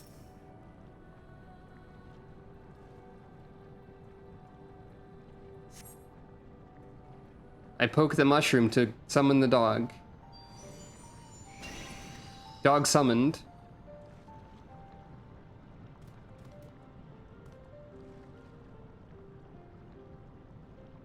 Argos manifests in a flash. He seems glad to see you again. The most fascinating creation of Hydaelyn's, would you not agree? Should the need arise, he is even able to create reflections of himself on a whim. Oh, okay, that's how you're explaining. It'd be pronounced like sponge. The other ways I was guessing at sounded like they were, like, bad to say for some reason. Okay, so this is how we're explaining the whole party gets to go to see the place. Though I assure you it was no reflection which accompanied you earlier to the brand. No, Argos was quite eager to be at your side then, as he is now, it seems. I cannot recall when last he showed such an affinity for anyone. Indeed, I thought him more likely to shy away from you and your companions. Perhaps it was more than a sense of duty that compelled him to aid you before.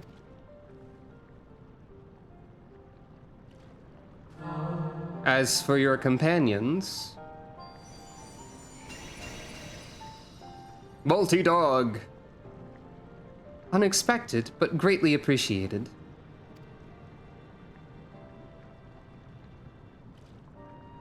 I believe we are all ready. Then let us return outside that you may cross the chasm.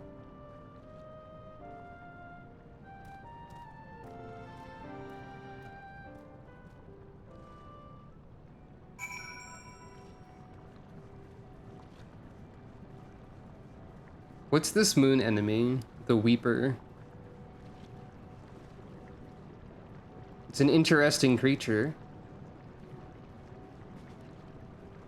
The moon doesn't have different gravity in this world, so we can't actually jump any sort of chasm for whatever reason. Oops.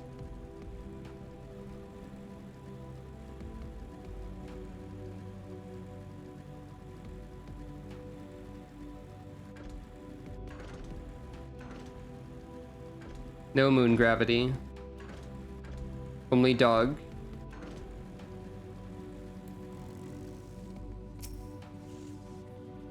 Dalamud has long been described as the loyal hound of Menfina due to its relation to the Greater Moon. It seems highly improbable, if not impossible, for ancient peoples to have known of Argos, but now I wonder whether there is some connection.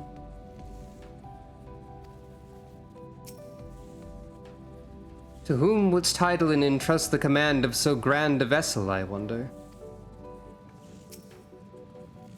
I was expecting something a little more intimidating and less man's best friend.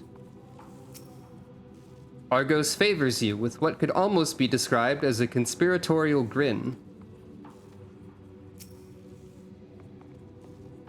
Your destination is the structure there across the Cradle of Darkness. But climb onto Argos's back and he will take care of the rest. Once you arrive, it should not take long to find the ship's crew. The facility is designed to rouse them from their slumber in the event of Zodiark's destruction. Heed their counsel. Together you may guide the star and its people to a kinder fate. This is where we part ways, but know that I shall ever be watching and praying for your success. Our allies' assurances notwithstanding, we cannot be certain what awaits us on the other side, so perhaps it would be best if we did not all go at once. I propose the two of us cross first while Thancred and Urianger wait here. Yeah, okay. Dog mode. Onward! A malefic ether yet permeates from the crater, remnants of Zodiark most like. I guess this is the second instance of the guided tour, like riding a creature cutscene type of event.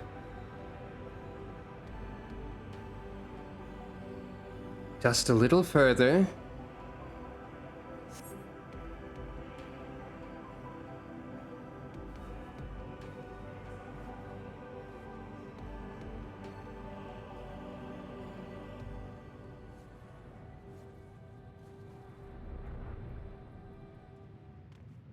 Oh, the map is permanently changed? I didn't think about that. I mean, well, Zodiark not being there, but like if the layout of stuff is different. His structure is enormous, though that is hardly surprising given the size of the average Amaratine.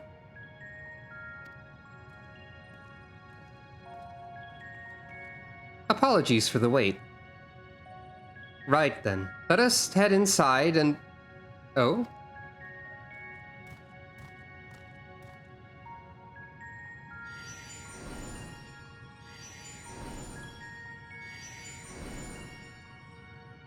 Dog? Most intriguing. A means by which he conserveth energy, mayhap? Well, I certainly wouldn't want him to blink out of existence on our account, helpful as he's been. Thank you, Argos. We'll take things from here. Or stay here where it's safe, alright? Thank you, Argos. We'll take things from here. If Argos is to remain without, let us not keep him waiting over long.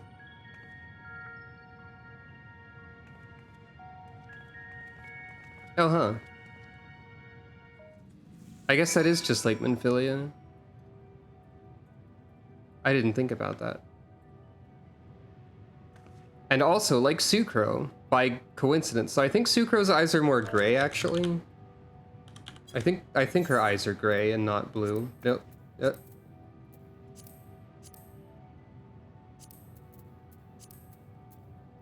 Yeah, Sucro's eyes are gray, but pretty close. Something about this, like, extreme close-up on Sucro making a completely expressionless face is a little unnerving. Dog. I'm guessing that talking to dog is a way to cross back over. That's usually the sort of thing that icon would represent. Wow. Bestways Burrow. Complete silence, because no doubt the normal music that happens here when it is not being silent is wacky or something. Because I'm pretty sure I know whomst would be here. Truly a marvel beyond description. Its scale is reminiscent of Amarat, or rather, the replica we visited on the first. The pillars look like bamboo? Which pillars do you mean? Oh, like these? Hanging from the ceiling. Oh yeah. Okay.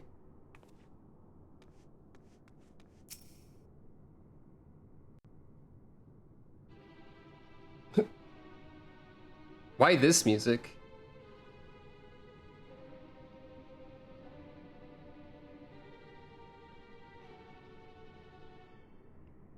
Because of the upcoming subversion of expectations, probably. Somewhere. Is that right?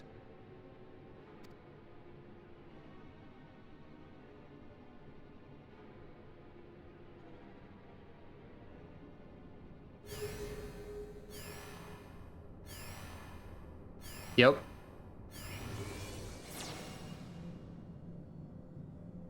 Benoi. Nui. Activate. This is the theme of when you see a rabbit. Time for Ben Anui.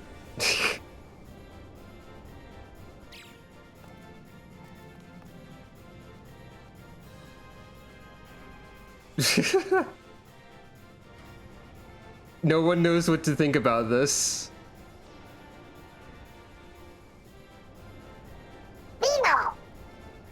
Thank you for following. That's a lot of Benui. That one's falling asleep with Cartoon Bubble. Whoop.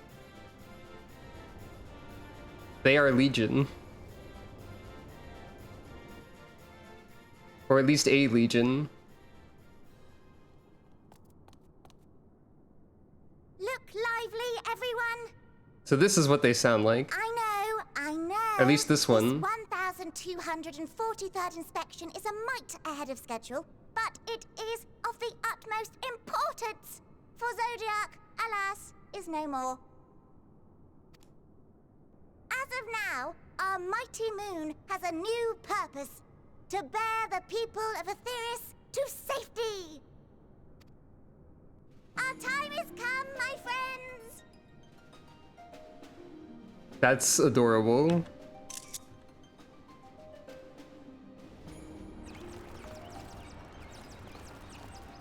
Oh yeah, that is a lot of inspections, isn't it? We must be swifter than swift. There is much to do before our guests arrive. I expect your workstations to be immaculate. And don't forget to relay our signal to Aetheris. Questions? Yes? No? Maybe so? No? Then hop to it!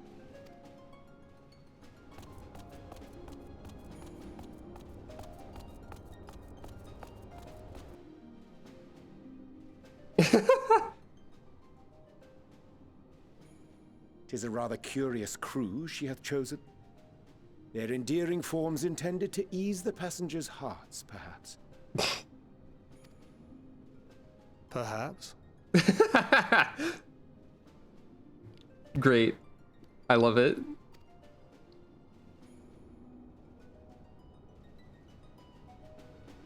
I need to talk to every one of them.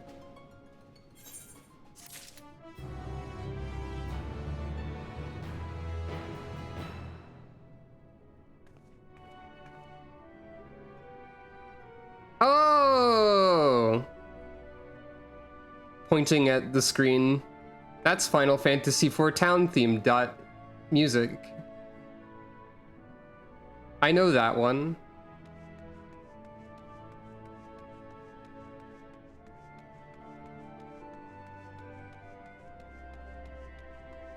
Ariaji, I recognize the music.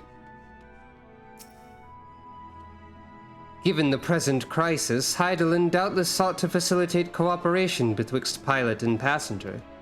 Indeed, 'twould require a heart as hard as diamond to raise one's voice in anger to beings possessed of such profound saccharinity. God. Endwalker as a whole has a lot of Final Fantasy IV references in it. Both 6.0 and the patches following it. So yes. I find Urianger's reasoning somewhat flimsy, but the crew seems amicable enough.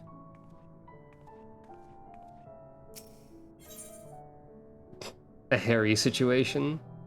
Thancred's dumbfounded expression suggests he's still struggling to comprehend the spectacle he's just witnessed. They must be the Loporits mentioned in the Watcher's records. Not at all what I expected, but the Watcher did bid us heed their counsel. I assume the one who gave that rousing speech was their leader, though we might have to ask about in order to track them down. Come on then, let us be about it.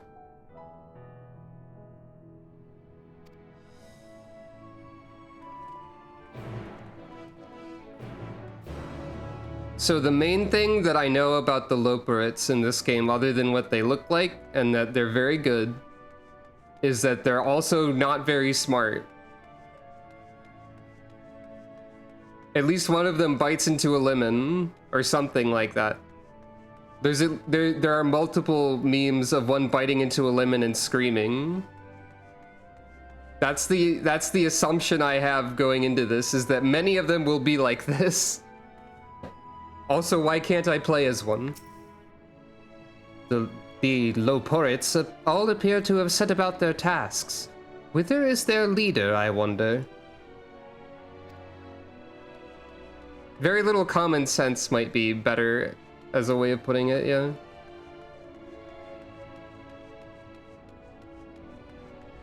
Unui.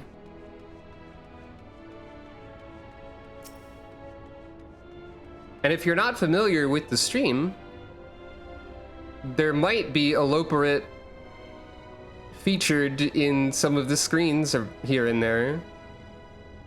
That's knowing way. They love to know facts.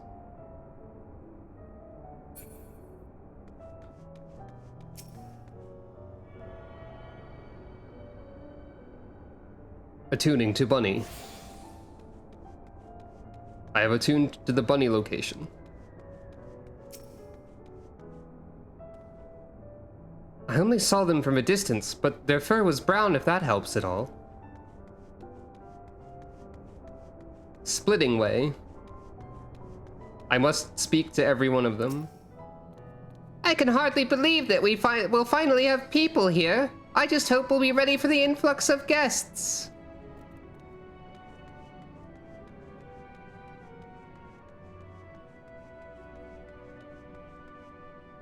That's also a good point. Crushing way.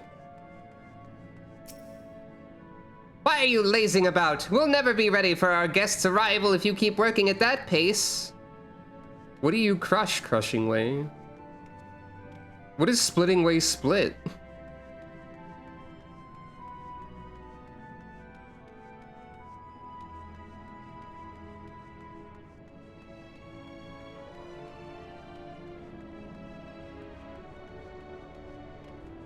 Probably wood and rocks, but it could also be spirits and skulls for all we know.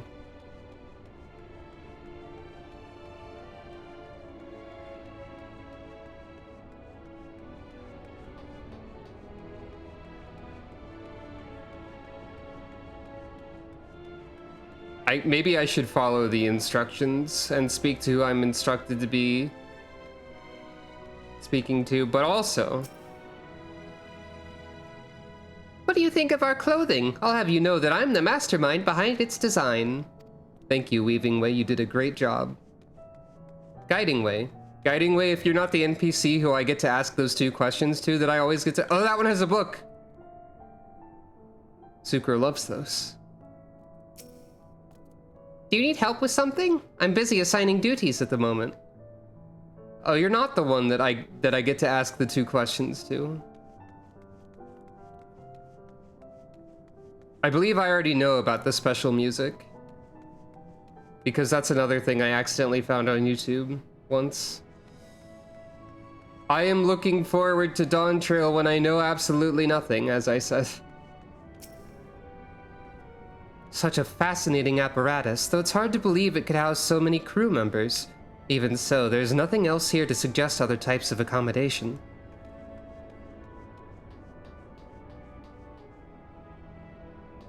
Trading way. Saw the fun traders on Aetheris were getting up to, and I thought to myself, hey, I could do that. So here I am, eagerly awaiting your patronage and bicolored gemstones. Wait, what was that? Dynamite ash. That seems like a concerning thing for you to have, trading way. Fighting way. Dancing way.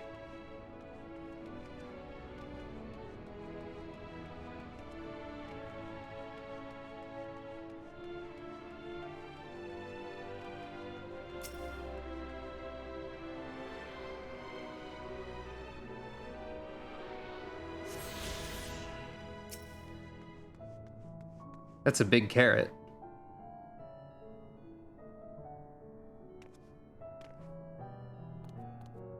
I've decided to form a fellowship of protectors to escort people as they arrive. So relax, you and yours are in safe paws. Very, very safe paws.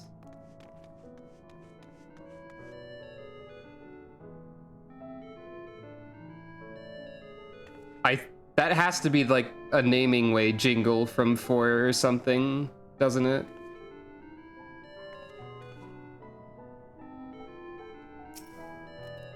I heard that your kind hop about when they hear music. Is that true? Can you turn it off?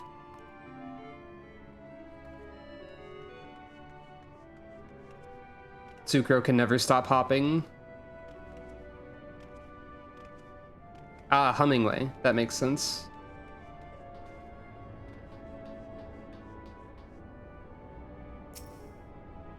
Banui.way. .way, the Loperit file type. The leader of the crew? Not me, I'm afraid. Singing Way is the name. I'm in charge of the construction and maintenance of the atmospheric circulation system.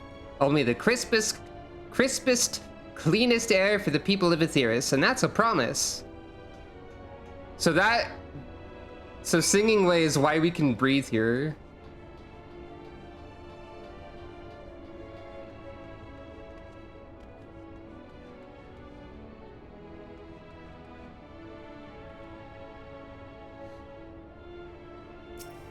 Camping way.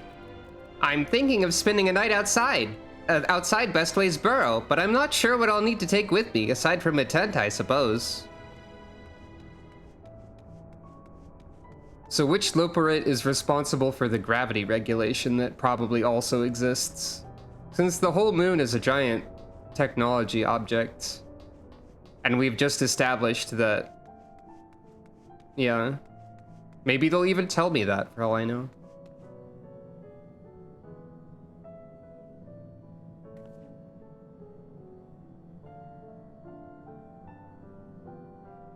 I need a drink of water, hold on.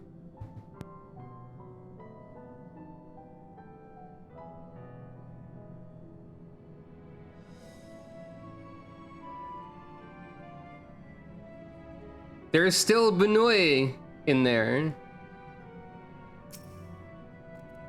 Leader? No. Sleeping way. My job is... perhaps I'd better ask. Imagine being so dang tired that you get named after it. Mood, I would say.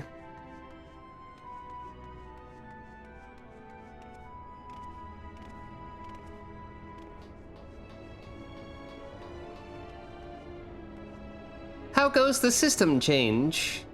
Oh, about as well as can be expected. Honestly, if it weren't for bad luck, we'd have no luck at all. Huh.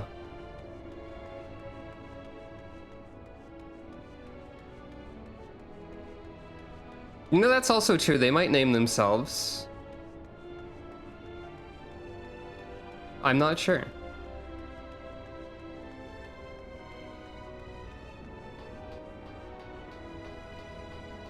All I know is that I love all of them. Recording way.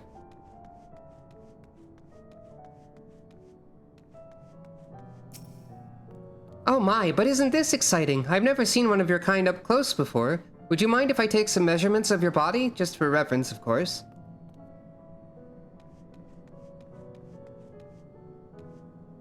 Hey, you have a different tunic color. Oh wait, you are the one who was speaking, I think.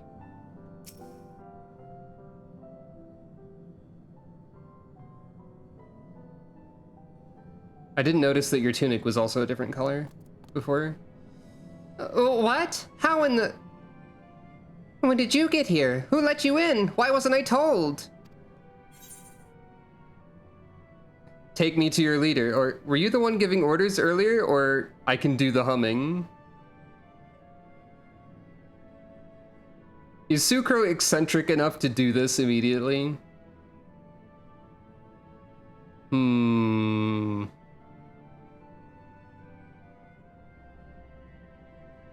I'm gonna do it anyway. I'm glad it made the sound. What was that supposed to be? Your humming, if one could even call it that, is atrociously off-key. It should sound more like this. That's the same sound file, though. As leader of the Loporits, I cannot allow substandard attempts at musicality to go unremarked, even if you are a guest. But being the magnanimous sort that I am, I'll forgive you this once. Yeah, same WAV file. Well, well, looks like you beat us here. Your friends, I take it. Is this all of them? Nod. A group comprised entirely of children? What must their parents be thinking? This isn't a nursery after all, though perhaps we should build one, or did we build one already? No matter, you needn't worry your pretty little heads, all will be well, I promise.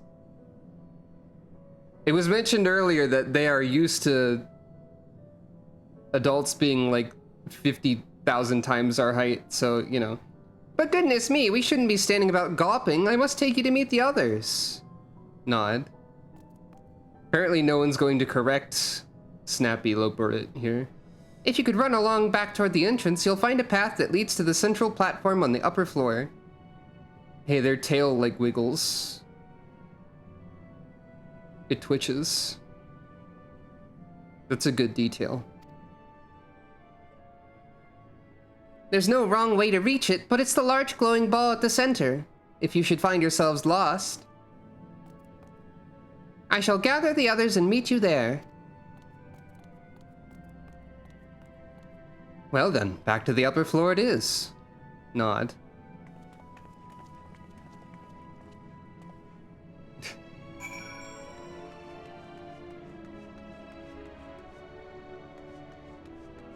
I immediately forgot Snappy Loporit's voice, so I did my best guess.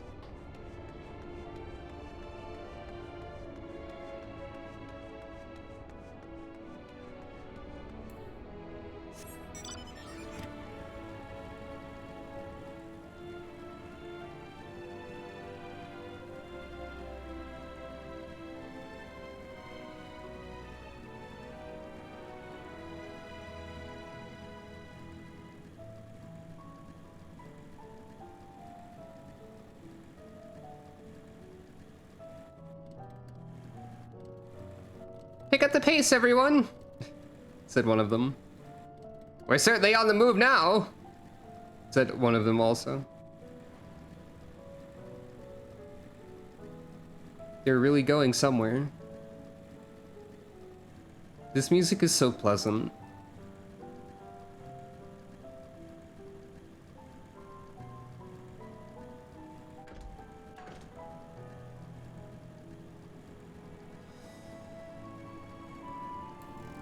Mapping way. Visitors at last, welcome. The etheric composition and density of this sphere is quite similar to the crystalline concepts we've seen before. It likely shares their capacity for storing memories and knowledge.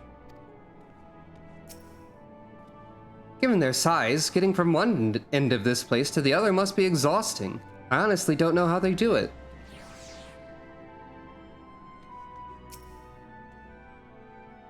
'Tis astounding how the Loporits, despite their diminutive stature, are able to maintain such gargantuan facilities.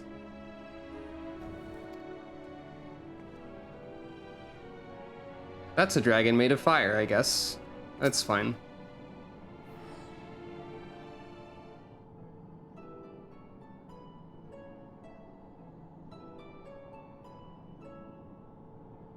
Right, of course. Introductions are in order. Ahem. My name is Livingway, and we are the Livingway, alright. created for the express purpose of commanding this ship and bearing the people of Aetheris to a brave new world. Hooray. More specifically, I am the one whom she charged with the execution of her most vital plans. That You might animation. say I'm her right paw. Livingway's the name. Map reader and navigator of the heavens.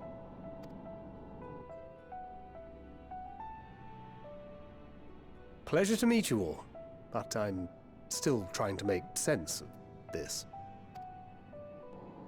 Confusion and bewilderment are completely understandable. Fear not, I shall walk you through it. The people of Aetheris, through no fault of your own, I'm sure, set in motion a series of events that, unfortunately, culminated in Zodiac's obliteration. Acutely aware of the imminent crisis, your parents sent you little ones on ahead while they began the necessary preparations. We're adults. Shrug, says Thancred. Still not following? No? Very well, I shall elaborate further.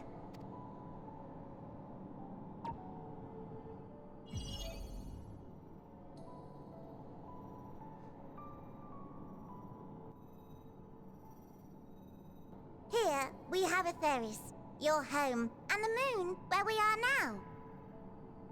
Yeah, all the NPCs referring to you as a child is a very Pokemon game sort of thing, that's true.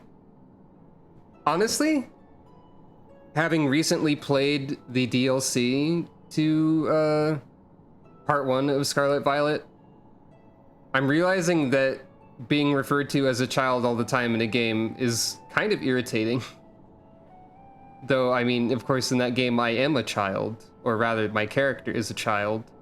Though, no matter how much I insist that she's just short. But it is kind of irritating to be referred to that way constantly. Without Zodiac around Anyway. to keep things lively, so to speak, the celestial currents of the star have doubtless begun to degrade.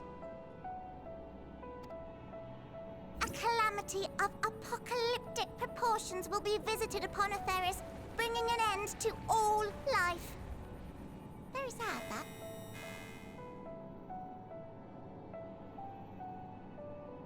Is that a number or... Like, these are readable characters, I'm pretty sure.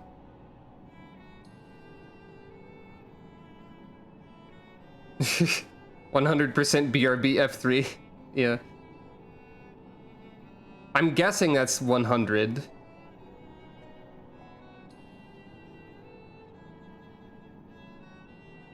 I don't know what the text above it says. Doesn't say anything coherent? Okay. So too hath the Watcher claimed. By thine unperturbed countenance, I gather this eventuality was anticipated. The doom and gloom.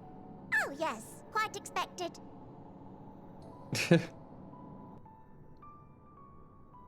Imagine, if you will, that Aetheris is a delicious carrot that I've forgotten to eat and left out in the midday sun. The most earnest wishes or prayers will not stop it from rotting to the core. So sadly, there's nothing to be done but to abandon said carrot, Aetheris, in case the metaphor is lost on you, to its grisly fate. And this moon will serve as the vessel to deliver us to a new home. Just so! We will gather up as many people, supplies, and resources as our stores will hold. then, once everyone is aboard, it's off to another star. Easier said than done, admittedly, for one does not simply hop from star to star on a whim. Which is precisely why we've spent countless years constructing the most propulsive of propulsion systems. We ought to make it to our destination in 2 shakes of a rabbit's tail.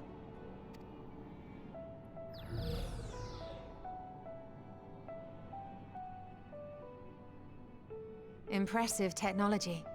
I dare say it is beyond anything we have ever seen.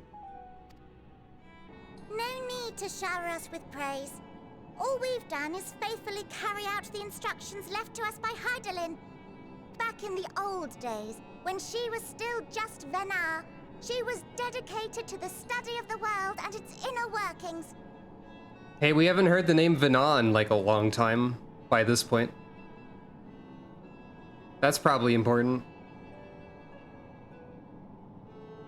But yeah, I guess Venar was the one who became the core of Hydaelyn like Elidibus was to Zodiark.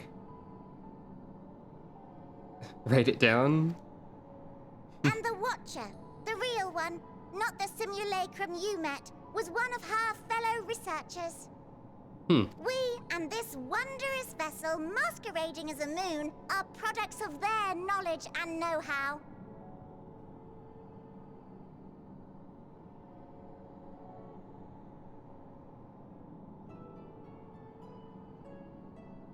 Yeah, that's also very true. We do know a lot more than like a lot of people would at this point. There's certainly more to you all than meets the eye. Might I ask where exactly you intend to take us? We identified a few promising candidates for resettlement some time ago, but we cannot guarantee that they are fit for habitation. Moreover, the ship can only travel in short bursts. We intend to go down our list, hopping from star to star, until we find one suitable for resettlement. No need to worry, though. The vessel is being refurbished with accommodation for an extended stay as we speak. While we did have to rely upon outside help to determine what amenities were essential, I dare say we have risen to the challenge. Oh dear. Help? From who? From you and yours! Who else? Each time we woke to perform regularly scheduled maintenance, we were greeted by the resources you sent us. What better way to learn about preferences and proclivities of our present-day charges? Ah, but you're still adorable little children. No. Perhaps your elders were responsible for the deliveries. Could we, like, correct this faster? I'm not sure what led you to conclude otherwise. There we go. I can assure you that we are all grown men and women. And I very much doubt my elders know this place exists, much less how to send you so much as a starlight missive. What? Then who in blazes let you on my moon? Explaining. Hydaelyn herself led you here. You don't say! Well, that's really not children. Then why are you so small and stunted? Like little baby carrot people. Well, Amarotines were a great deal taller. In the present day, persons of such prodigious size are exceedingly rare. So, you're saying everyone's not like the Watcher? Nobody is really. Book. Oh, confound it all! Someone could have at least scribbled a note about your profound miniaturization. That tome in thy possession. Oh, this? One of the first books sent to us. A compendium of the people of Aetheris, with a few blank pages at the back for minor corrections and updates as needed. The sum total of our knowledge of your kind is contained in these pages. What is it? I thought it was abridged and made small for our benefit, but this isn't a regular-sized book, is it?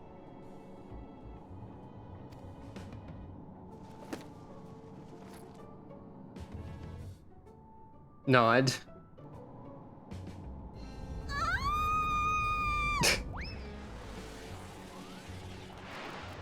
It's time to panic.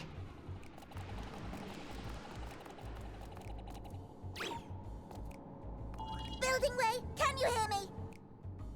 Yes, we're all very busy. Change of plans. I need you to rebuild the domiciles at 1/3 the scale. All of them. Yes, all of them, and but me no buts. See to it with all speed.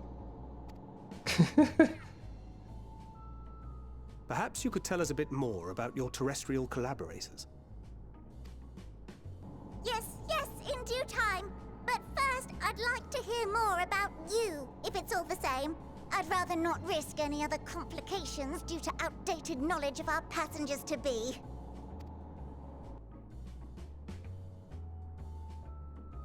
Well, where do we start?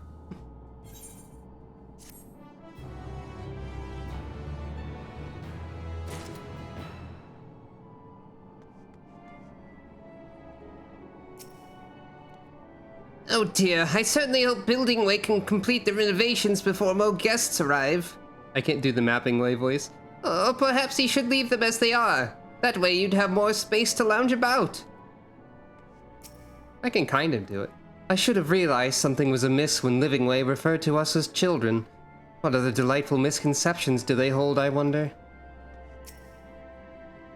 Why do I get the feeling we're going to have our hands full dealing with the Loperites? 'Tis unfortunate that the domiciles were constructed in error, but their willingness to perform such sweeping renovations is a testament to their commitment. I cannot fathom the resources required for a facility so vast. Purple carrot juice. Right then, now that you're here, we need you to teach us all you can about your people, and quickly! It won't be long before the final days are upon us in all their terrible grandeur, so it's imperative that we be prepared to receive our passengers-to-be.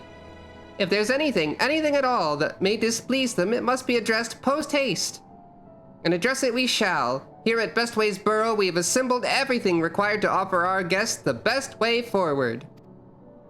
We have produced myriad amenities, which we understand to be essential for day-to-day living, and I wish to hear your opinions on them. I'm sure you've all worked up an appetite, so why don't we start with foodstuffs? Meet me at the Carrotorium, and we'll see about filling your bellies. It's gonna be all carrots, isn't it? She does not want for enthusiasm. The notion of Aetherius rotting to its core being a matter of course is rather concerning, though. Nevertheless, let us take this opportunity to learn more of the Loperites and this vessel.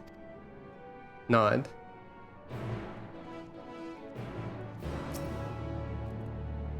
Oh dear. Oh wait, I already read that.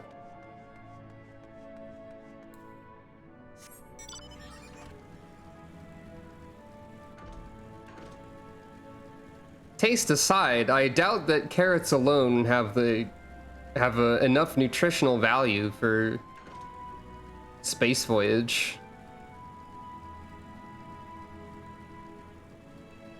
I guess I'm supposed to head downwards.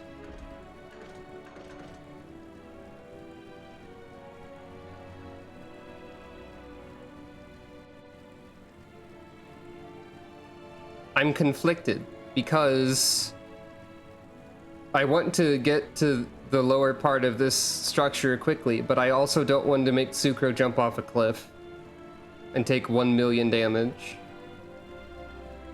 because I'll be sad.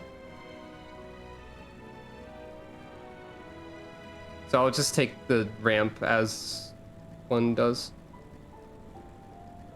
Unless, of course, this is incorrect. It says I'm still supposed to go down even further? Well, that's not helpful. Okay, it is probably outside the structure, then.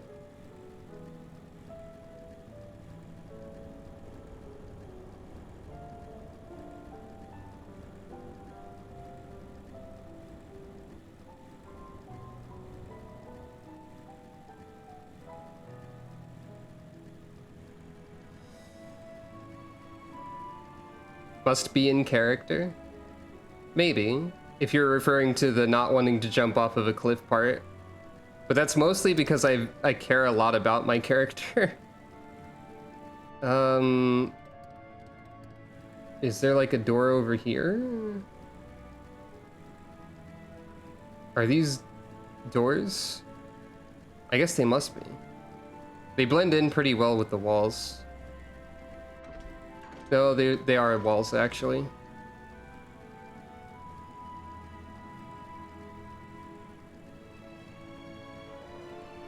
Okay, and there's a path marked below me.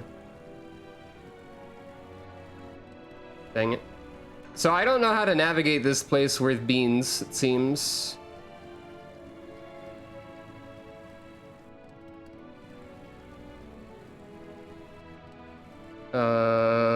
That way? Over there? No.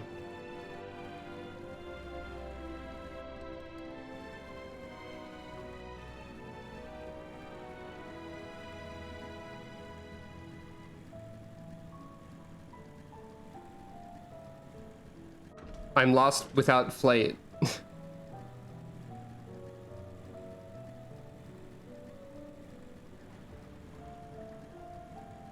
I'm just driving aimlessly at this point.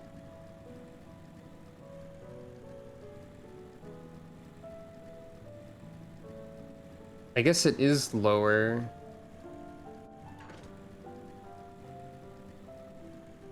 I suppose I would like advice.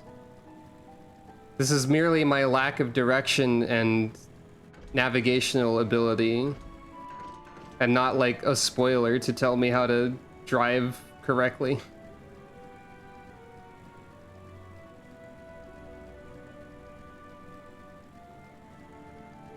And also, if they said anything about how to get to anywhere, I completely didn't.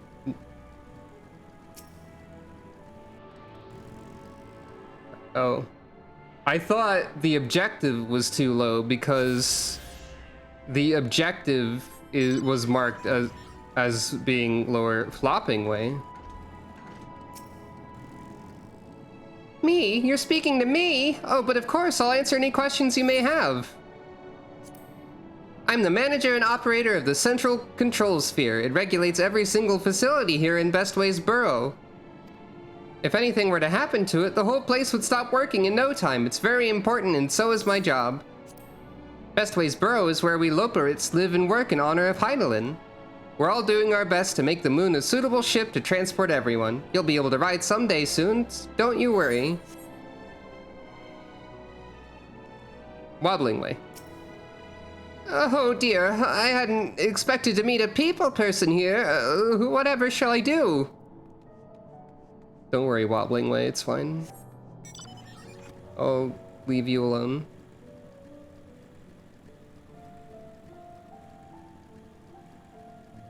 At least the music is nice.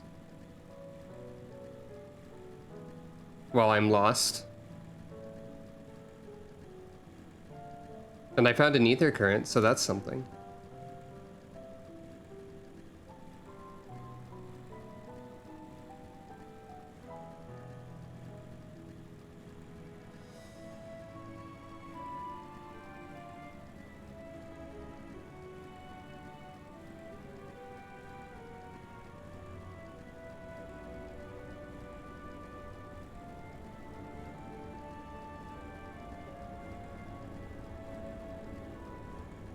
Nothing way. We're all going to die someday, so what if it happens a little sooner? Oh, okay, so you're named after nihilism. I understand.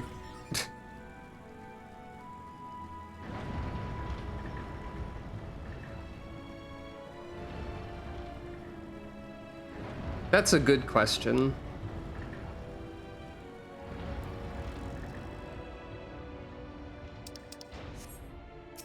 Hopping way. I'm delighted to see you, but I'm very, very busy. Perhaps we can chat another time. Oh. Rainbow crystal.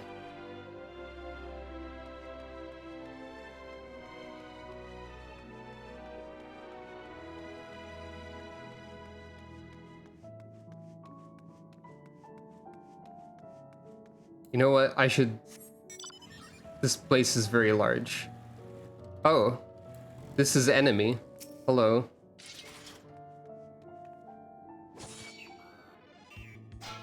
Yep, this is what I expected.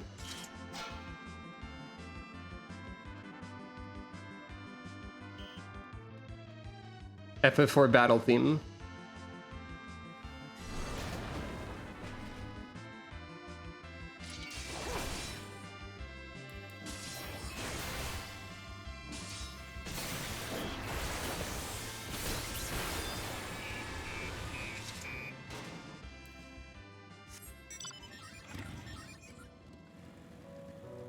I saw a video on YouTube at some point of someone reacting to that being in the game, probably. I don't know why I said probably, because I definitely did see that, actually. I'm not sure why they are aggressive in here. I guess defending the carrots?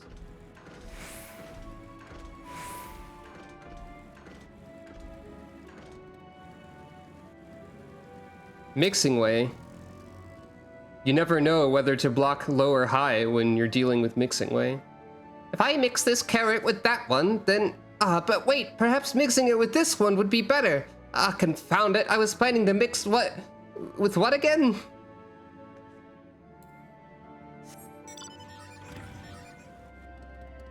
Oh, you don't get rested bonus in here? That's funny. It makes sense.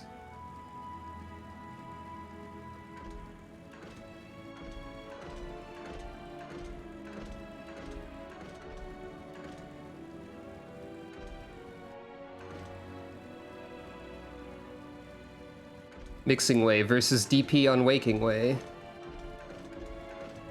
Battle of the Century.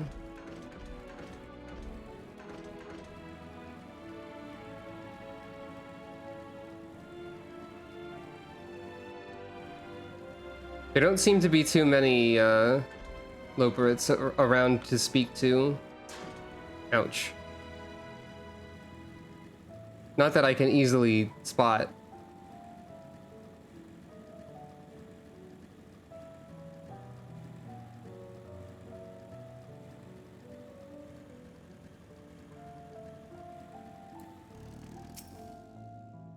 Cooking Way. Are you the one that bites into a lemon and yells? Probably. Holding Way. Hast thou spied the peculiar sentinels patrolling the vicinity? Approach them with caution, or better yet, not at all, for they make no distinction between friend or foe. Given their earlier confusion regarding our size, I cannot help but wonder if they even know the first thing about us. Am I the only one who suspects we're not going to find anything edible whatsoever? You're a lot smaller than we expected, but I trust you still have large appetites, yes? It varies from person to person. Welcome to the Carrotorium. Here we create prototypes of the various sundries required by our soon-to-be passengers. Allow me to introduce the head of foodstuff production. Cooking Way. Pleasure to meet you all. Our work has involved no small amount of trial and error, but after many, many cycles of painstaking labor, I dare say we have created the finest cuisine our guests could ask for. I've learned all about the essential nutrients through a healthy and balanced diet from the reference materials we received. Why, I practically worn the words from those invaluable pages. Okay, so it's probably going to be inedible nonsense. But it would also be the funniest possible thing if it was just Archon Loaf. Like, identical. Naturally, we've also considered ease of growth and production. We will not want for ingredients. I must insist you try some. We have fresh stock recently prepared on account of, well, because we just woke up and we were all quite famished. Archon Loaf, carrot form. Hop along the platforms here and you'll find a storage unit full to bursting with delectable delights. Help yourself to anything you like. I'm losing the voice.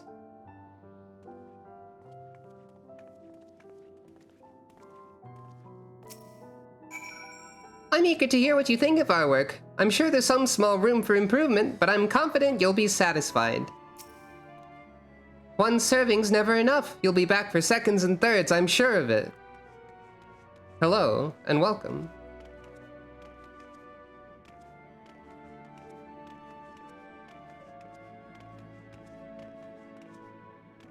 Oh, blasting way, that's why there was dynamite ash earlier. I was wondering when we'd find the exploding master. Philosopher's carrots. This doesn't require a debate. We have work to do, so quit dragging your feet and get to it.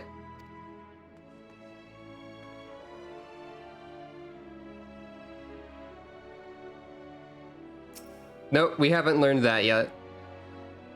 You open the storage unit and find a rainbow-colored assortment of carrots.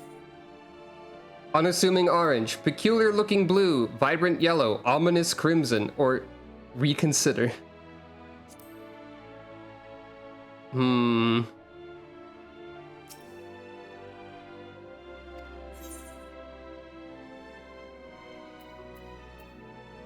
Well, obviously the orange one's going to be the worst one. Ominous crimson. The soft texture and redolent aroma of this crimson creation belie its staggering weight. The excessive length and girth only compound the mystery, leaving you perplexed as to the nature of this carrot. Okay, I can get descriptions of all of them. From frond to tip, no scratches or blemishes mar this immaculate specimen. Nevertheless, if not for its excessive length and girth, one might think it was an ordinary carrot.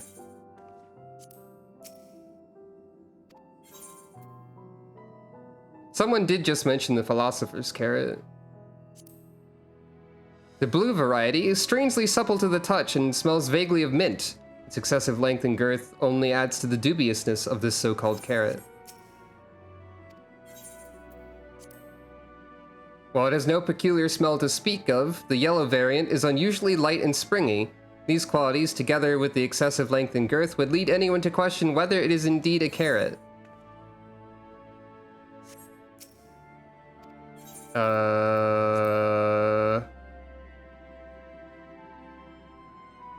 I don't remember what the word redolent means, so I'm gonna go with yellow, actually.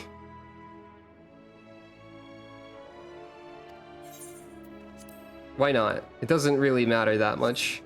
On second thought, you elect to simply take an obscenely large carrot for now. Due to its bizarre qualities, it would be prudent to ask Cooking Way whether it is safe to eat first. Wait, it doesn't actually matter, you just... That's very silly. Or maybe it does. Even Vieira are like to swoon at the sight of so grand a carrot. That or be offended by all those who assumed that they would.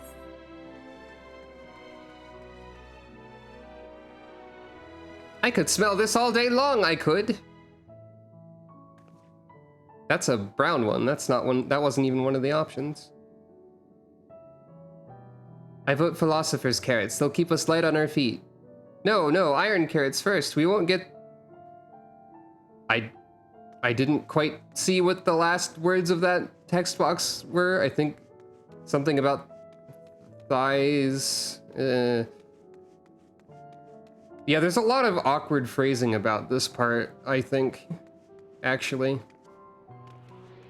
Anyway. Fuse? I don't know what that means either. I'm up here. Aha, I avoided fall damage. So did any of our selections set your mouth to watering? Oh, they're mussels, okay. What's this? Tell me about this one. Ah, yes, a fine choice. One of my personal favorites, actually. Please dig in. I'm eager to hear what you think. Eat the obscenely large carrot, it says. With great trepidation, you take a bite out of the carrot. Welcome. Emote. You snap up a piece of the carrot, enjoying its crunchy texture. Righteous confidence surges within you, a certainty that you're at the center of the universe, that all creation is a story and you the star, beloved and perfect and special, a god worthy of worship and prayer, or at the very least, a second roll should the dice treat you poorly. What? Lucky carrot. You suddenly feel as though Namia's wheel is spinning in your favor. Huh.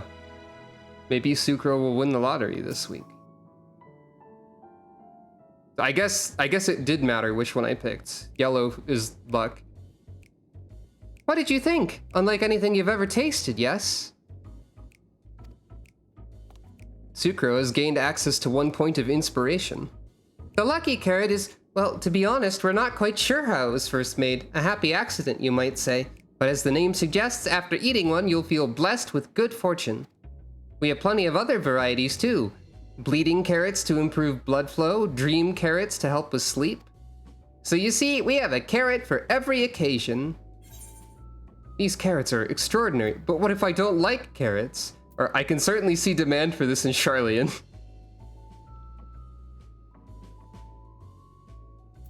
I feel like if I said this, I'd be shot by Sniping Way instantly.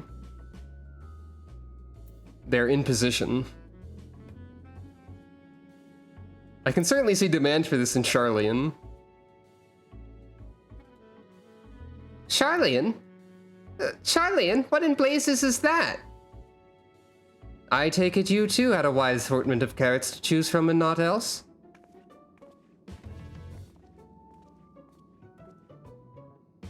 Shrug.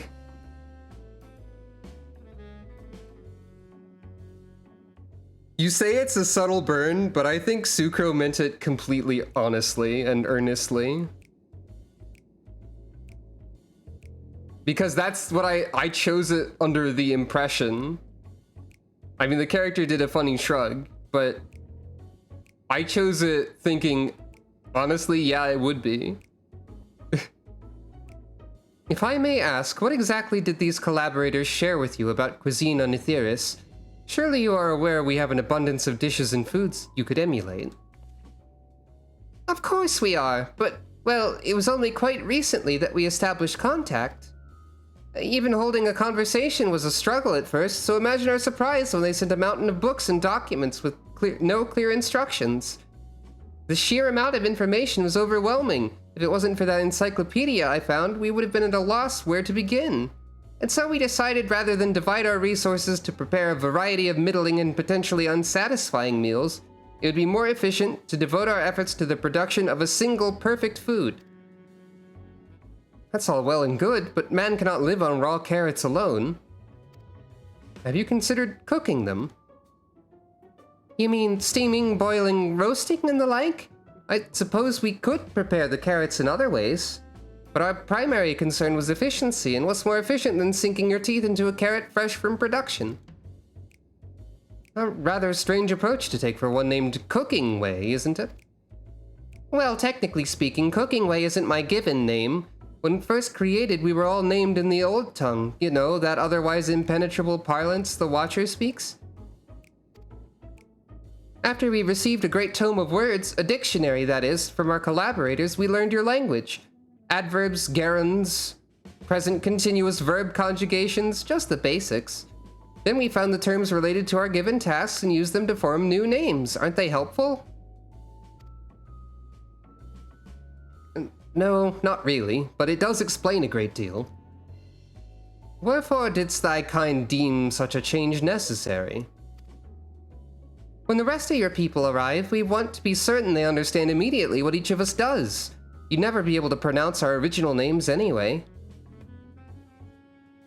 God, one of them absolutely has exactly that name. I see. I hope our critiques, such as they are, were helpful to you. Though if you should decide to preserve flora and fauna from Etheirys as well, you would be able to offer the passengers a more balanced diet. Until such a day, one I pray comes sooner than later, it would appear there is naught but carrots on the menu. Shrug. Hey, they did figure out making carrot juice. That's a method of preparing it that's not just the carrot. Hungry for more carrots? Fear not, you can eat to your heart's content after you've seen the rest of Bestway's burrow. I think we've had our fill of carrots for now. Let's move on to other necessities, shall we? our clothing production is sure to impress. This way. Isn't everything going to be far too large? I mean, because you only, as far as we know, you only radioed Buildingway about that particular problem.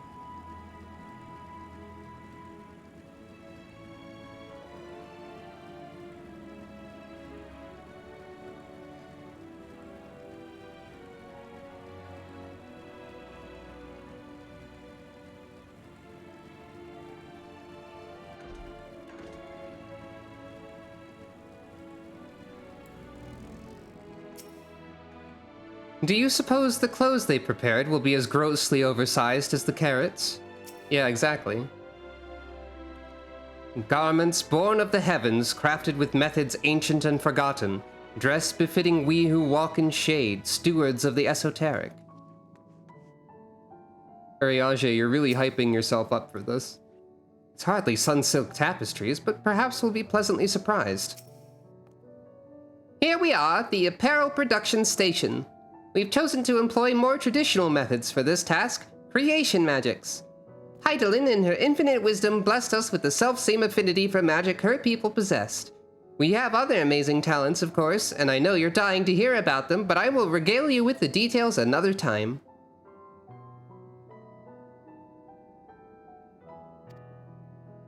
That said, we did run into a spot of trouble at first. Our magic alone was not sufficient to see our work done. In the end, we discovered crystallized ether was a wonderful catalyst that could provide us with the extra vis we needed. My, how resourceful. Ah, the sweet sound of recognition. You will also be impressed to hear we've read all about your habit of changing attire to match your chosen profession. For the sake of efficiency, I presume? This has also been taken into account with our designs. But why take my word for it when you can simply try on our clothes? Make yourselves known to the workers and they will see to the rest. If you're worried about sizing, don't be. It should be a simple matter to adjust our concepts as required, and it will be required. Well, that answers that question. And yeah, it is good to have a name for the world, though I'm still not entirely sure that the world we currently have counts as Aetheris. I guess it would have to. Because Aetheris was used to refer to the original Unsundered world. Hey there.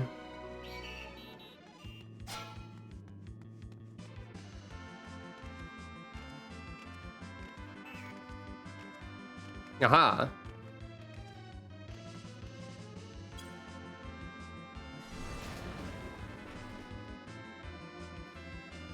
Oh, well, you know, that's fair.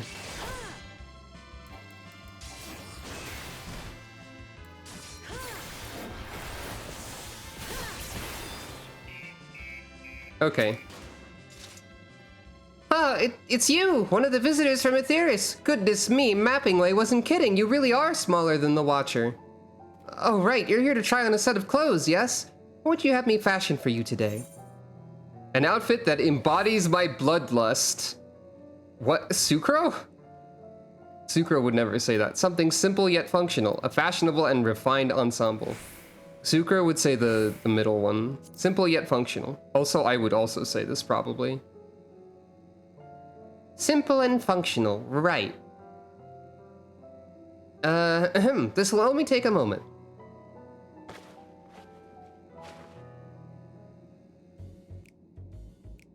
Well, that is both of those. I don't know why the mask is necessary. There we are, all finished. A perfect fit, if I do say so myself.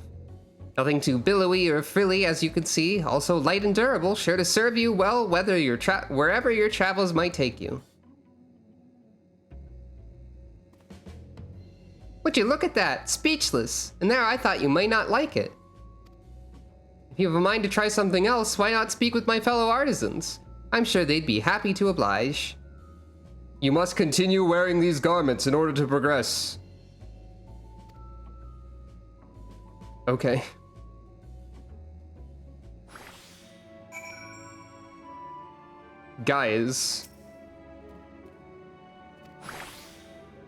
Oh, well. Okay, so we have to... Right.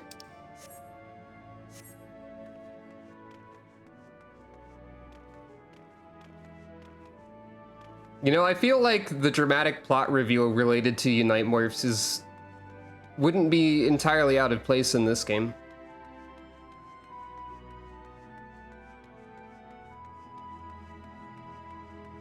It has the same sort of, like, something to it.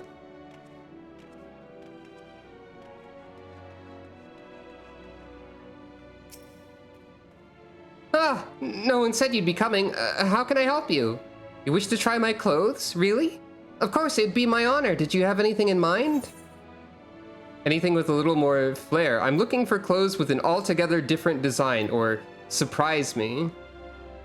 Surprise me! I think I can handle that. Let's see.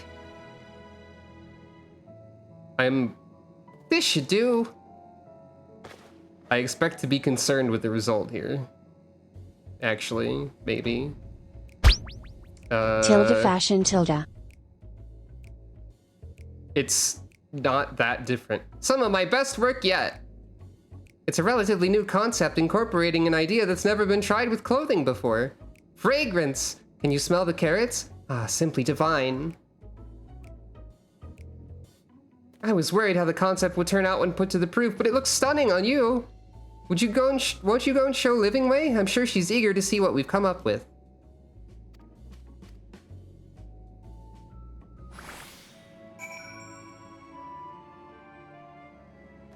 I think the joke is probably that they're all really similar outfits.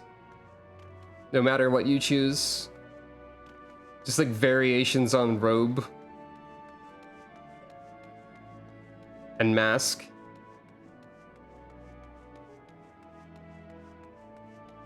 That would be my assumption anyway.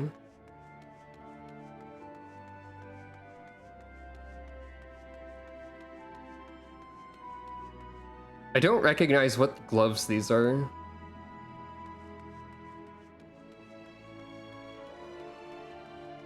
Also, shoutouts to the small but probably extant number of players who went out of their way to recreate the outfits they were given in this scene after it and then continue to wear them.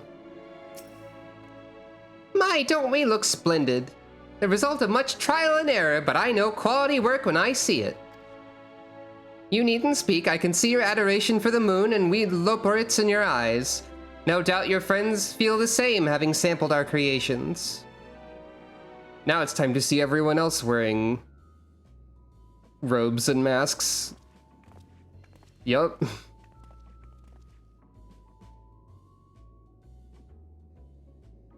Sorry to have kept you waiting.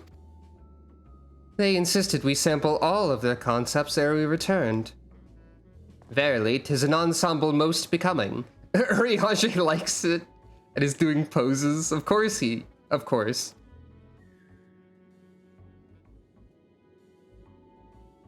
Everyone's looking at Urianger, probably. ...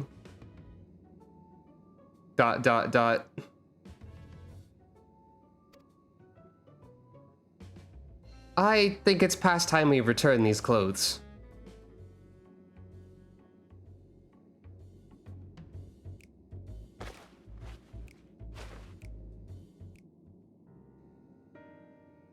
I was so confident our garments would meet with your approval. Whatever are we doing wrong? The Watcher taught us that in his time everyone wore the same robes. To do otherwise was against social etiquette. We thought we could appeal to modern tastes by tailoring the robes to specific professions, but... Please, you mustn't be so hard on yourself. Should we resort to evacuating the people of Aetheris, they will most certainly have need of your attire. 'Tis clear you spared no effort in addressing our needs, but you must understand that we are not quite so... homogeneous. Speaking for myself, what I wear now better suits my taste, even if it is of inferior make. But there are others whose choices may be influenced by traditions or personal experience. Rather than make assumptions for the whole, you must consider the individual and their potential preferences. I fear we've underestimated the complexity and diversity of your people. Even if we'd memorized every tome we received, I doubt we'd have fared much better. Maybe we're doing you a disservice trying to shower you with our baubles and frippery, thinking it's for your benefit when you'd be better off on your own. There are some who might agree, people who prefer to keep others at arm's length even when they know they shouldn't.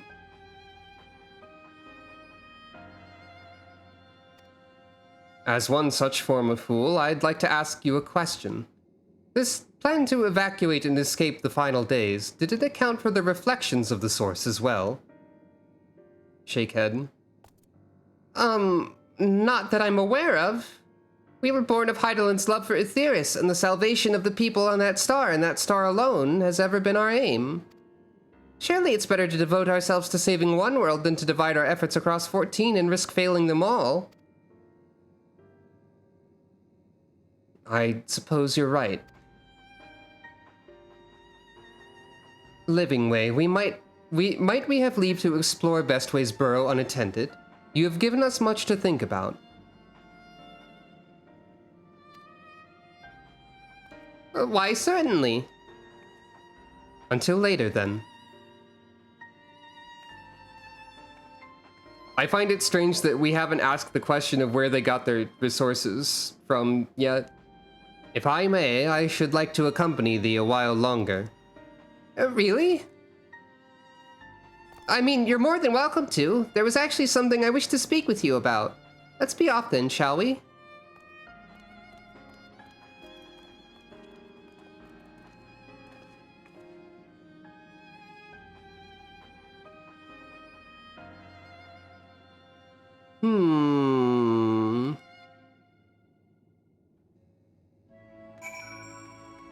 A mystery Bunui.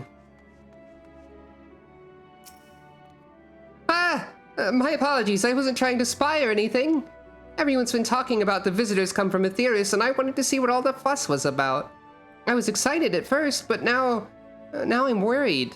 What if the people of Aetheris refuse to come? What if we can't save them? Oh, it's clear we've made a mess of things. Oh, but wait, you still haven't visited the domiciles. Once you see them, you'll understand how wonderful the moon truly is, I'm sure of it. I'll be waiting for you by the teleporter near the entrance. Oh, and the name's Growing Way, by the way. See you soon.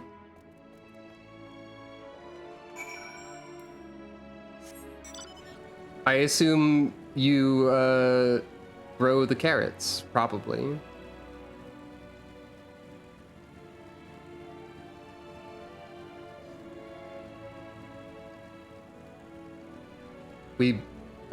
We asked about that, but it was brushed off. Well, then I'm surprised we haven't persisted in asking more. It seems pretty important.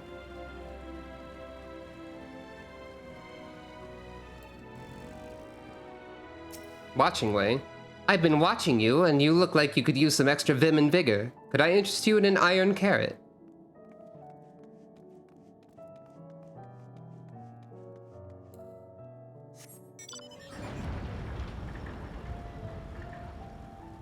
Stonks Bunny.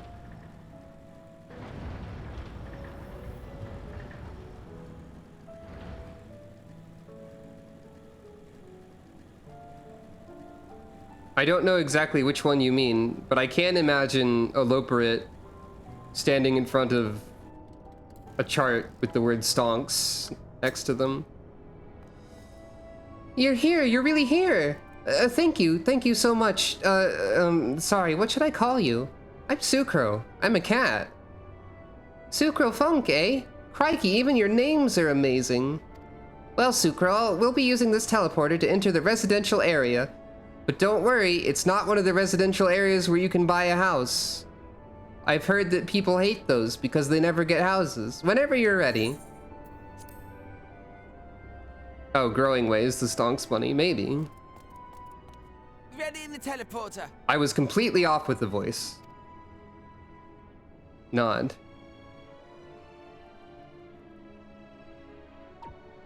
Or at least like 70% off of the correct voice. Huh?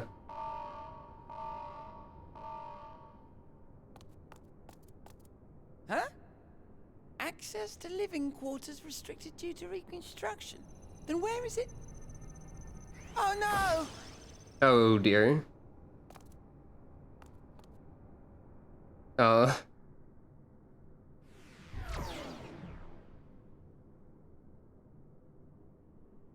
A private audience, as thou didst request, for reasons I know not. Wow, it's the most convenient story teleporter possible. Just a precaution. I'd rather I didn't have to ask the question at all, but I take my responsibilities very, very seriously. Do you and your friends, by any chance, find our accommodation wanting? Be honest, brutally even. 'Twould be ungracious of me to belittle the efforts of thee and thine. Lovely sentiment, really. But the disappointment is writ plain on your comrades' faces. It's all the more frustrating since no one will come out and say what they find wanting.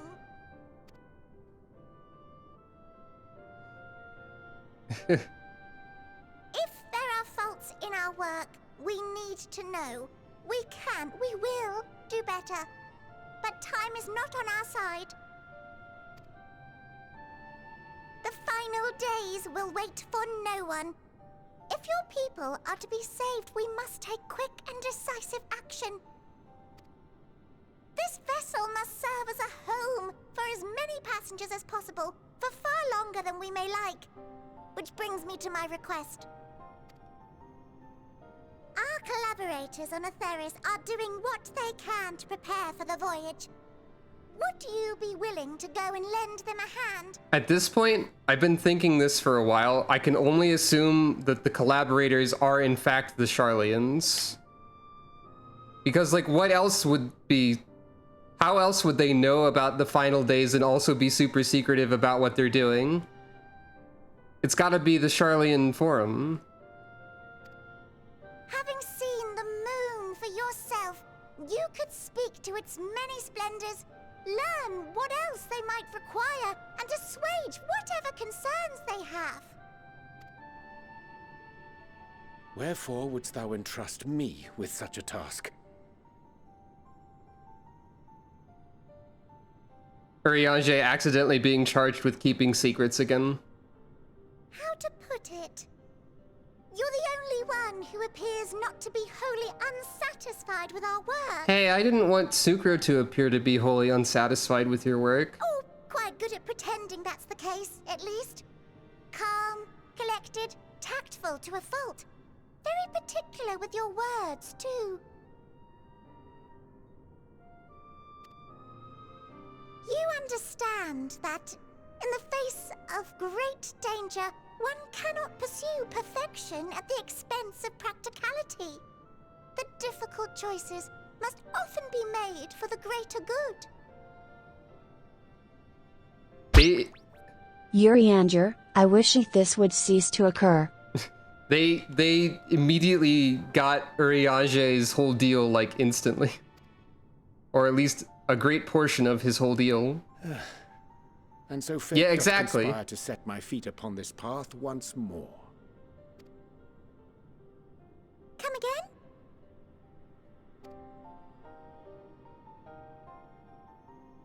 Ah, idle musings. 'Tis no trifle thou dost ask, yet full well do I understand the urgency and necessity.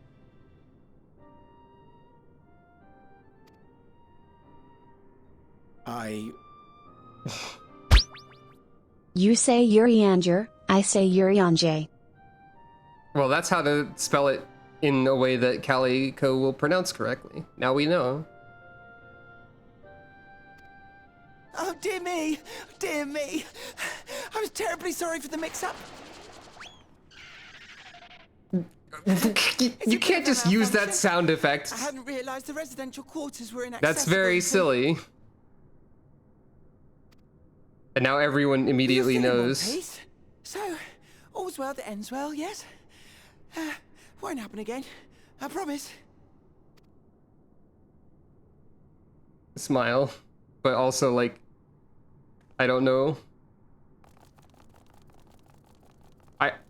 I meant more, they can't just use that sound effect without warning.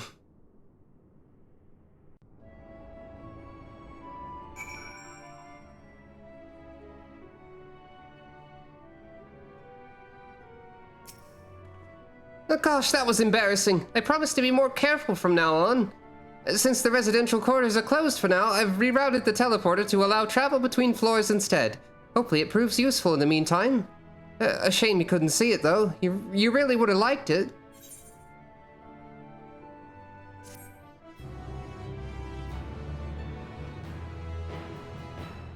Yay. Teleport. All's veil that ends veil, huh? It may not seem like it, but we've been planning for this far longer than I'd care to admit. Each time we woke up, we'd have long discussions about how to save as many as we can. Felt like everyone had an opinion on this or that. But the one thing we all agreed upon was that the people of Aetheris wouldn't take action to save themselves until it was far too late. That's why we're striving to make the moon a vibrant, magical place they'd hop at the chance to visit, rather than waiting for the flames of oblivion to get them off their tails and force them to accept our invitation. The residential quarters may not be up to the necessary standards just yet, but there are plenty of other places worth seeing. You've already had a look around the Caratorium, but wait until you see what's waiting for you at the east end of the borough. Follow me. I believe there was one live letter or something where someone specifically asked about Crystarium housing, and the response was like, why would you want to live on a doomed world? But that was before the end of 5.x. That was somewhere in 5.x. So at the time, that answer was something. Oh, I kind of assumed that this was the teleporter for some reason, even though it's definitely not. Okay, but where is the teleporter, though, actually?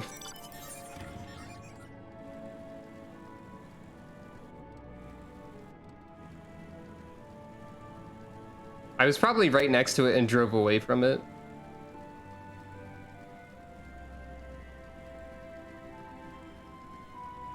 I think I see it. I'm still driving away from it? Is it? No, it's here.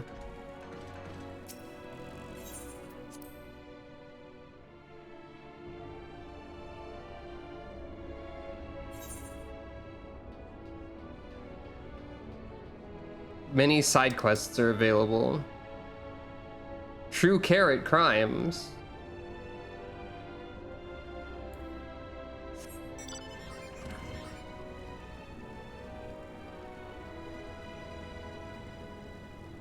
Yeah, signage would definitely help.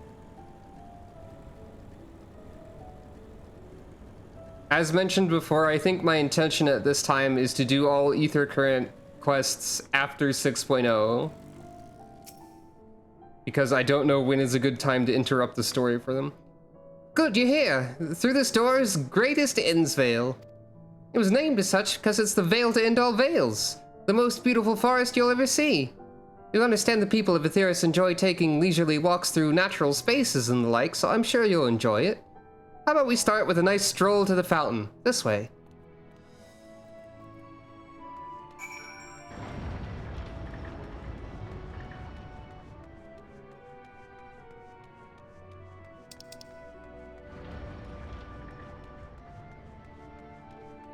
Warring Way.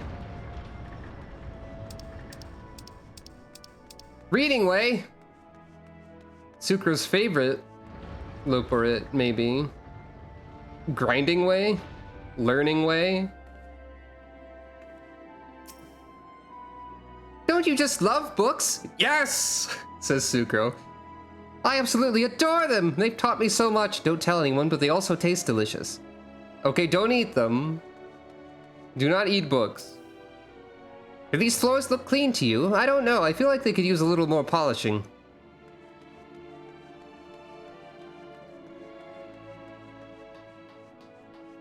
You know what?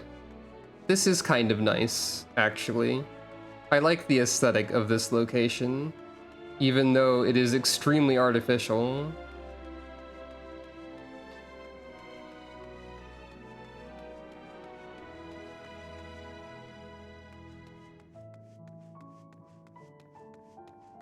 It's also another combat zone.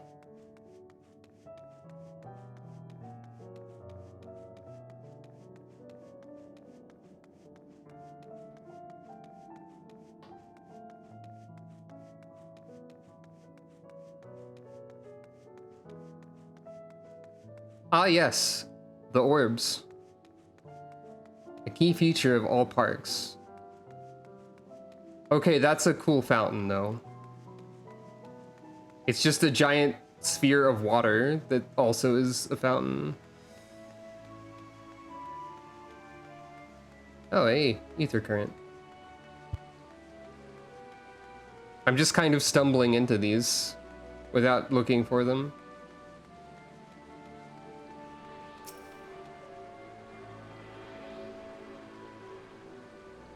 I'm going to be sad when Sucro doesn't have an option to actually like this place. If that happens to be the case. Ah, Blitzing Way, of course. It would have to be Blitzing Way, because, I say while eating cereal, there would never be a Balling Way. Panel 2 spit take, etc. So what did you think of the forest? Isn't it positively pleasant? Simply sublime? I couldn't see the forest or the trees, or I didn't see any... Wait, you don't mean those crystals out there are 'tis as transcendent as burying your face in a chocobo's plumage and taking a good long whiff? What the heck? Exactly as I thought. Sucro does not have the option to say that it's cool. I didn't see any... Wait, you don't mean those crystals out there are... Right you are. Our forest is made of crystals and constructs, dotting the landscape as far as the eye can see. Building this place was a challenge, let me tell you. Since we were born here, we'd never seen trees in person before, let alone a forest. The information sent by our collaborators was quite enlightening, but after much deliberation, we decided to use crystalline constructs in place of living trees. And thanks to our atmospheric circulation system, the place produces air as clean as as you find in a forest in Aetheris. On Aetheris. The fountain here behind us, powered by the rather large crystal adorning its top, plays a vital role in supplying us with fresh water. Much time and effort was spent making it the most spherical of spheres, and I dare say the unparalleled roundness speaks for itself. I enjoy nothing more than a nice long stretch and a spot of relaxation whenever I come up here. You look like you could do with a stretch yourself. Required stretch.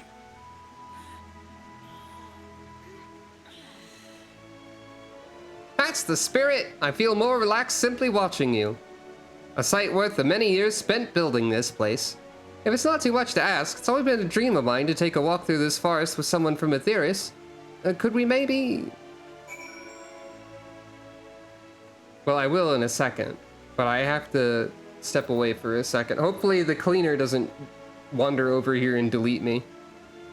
But I've got a BRB, and since it's been a bit, I suppose it might as well be time for another one of the funny mini game.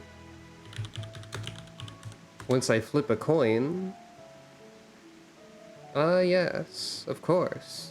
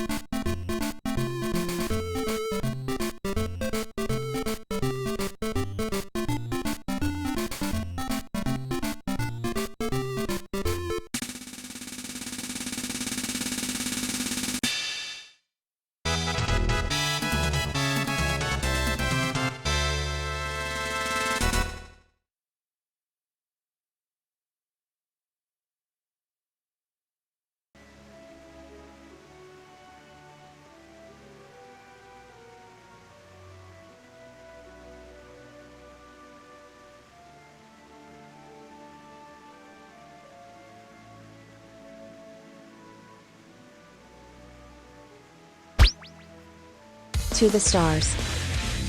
This is the culprit. With cloning technology. With my alien. Destroy!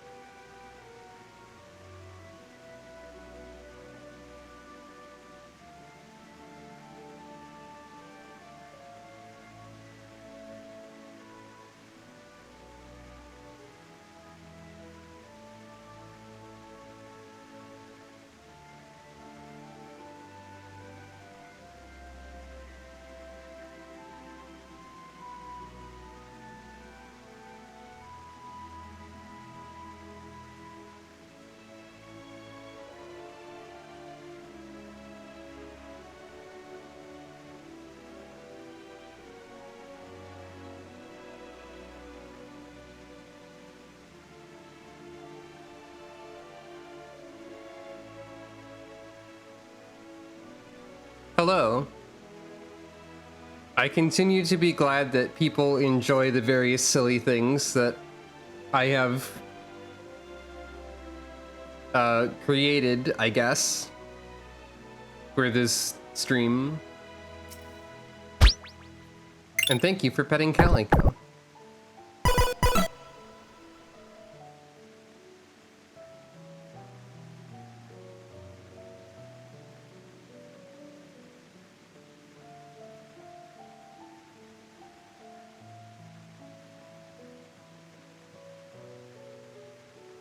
Sorry, I needed to have another drink of water and all that.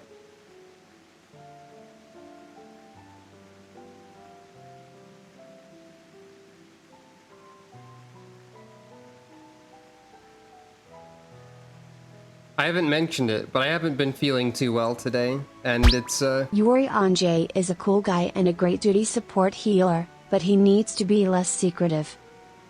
People keep asking Urianger to keep secrets. But yeah, I didn't mention it, but I don't feel super well today, so this might end up being a shorter stream. Standing up to take a break made it a little more obvious exactly how unwell I am feeling today. But I still want to keep going for a little bit. It won't be another 7-hour one, though. Hope I get better quickly. The problem with that is that most of my unwellness is, like, caused by, like, 7 chronic problems that I have, so I don't get better. Not to make this too personal or anything, but, anyway. Oh, you will? Oh, be still my quivering whiskers. Growing Way is now accompanying you. Keep him at your side in order to proceed with quest objectives.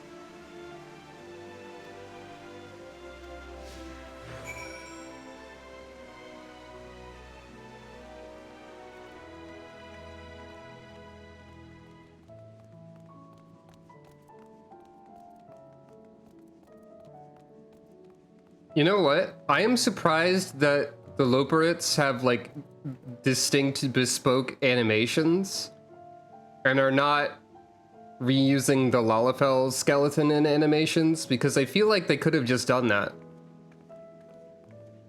and it would have been fine. They have similar proportions, though not identical.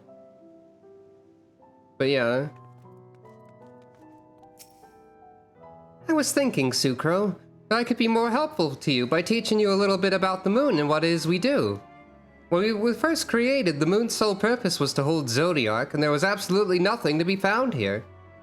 Eventually, Heidelin gave us our first task: furnish the moon with propulsion systems capable of facilitating travel to other stars. It sounds impressive, and I suppose in some respects it is, but it was only possible thanks to all the knowledge that Heidelin shared with us. We also had a lot of time to get it done. 6,000 years, give or take. But anyway, let's keep going. That might answer a little bit about how old the Loporits are.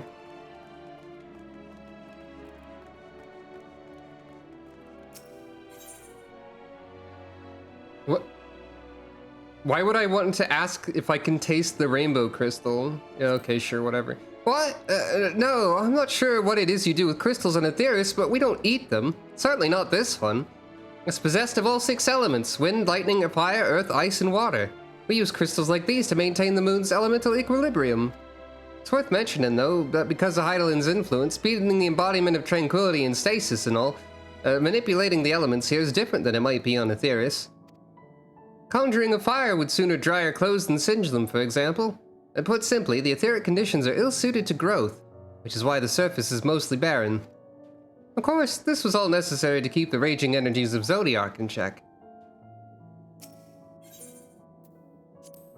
Ah, nothing like a relaxing stroll to forget one's worries, eh? Sucro would not actually ask to taste the crystal. Yeah, that would be funny. Fire, earth, wind, water. Argon. This may come as a surprise, but we didn't begin building the habitable areas until after the propulsion systems were ready. Considering how long it took, I wish we'd started sooner. Who would have thought we'd need 4,000 years to make all this? It certainly wasn't work you dare rush either. We had to create infrastructure and countless supporting systems, some of which wouldn't be operational until hundreds of years later. And then there was that brief period where our productivity came to a screeching halt, when that bizarre red satellite was sent up from Aetheris, the Allagan's mischief, I think. We thought maybe some new nefarious actor was colluding with Zodiark. All we could do was stand by and brace ourselves for the worst.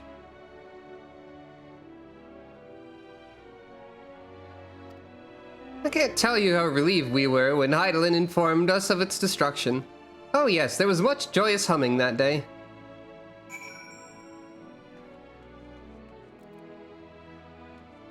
Is this the same optional dialogue that I was just looking at? Yeah, okay.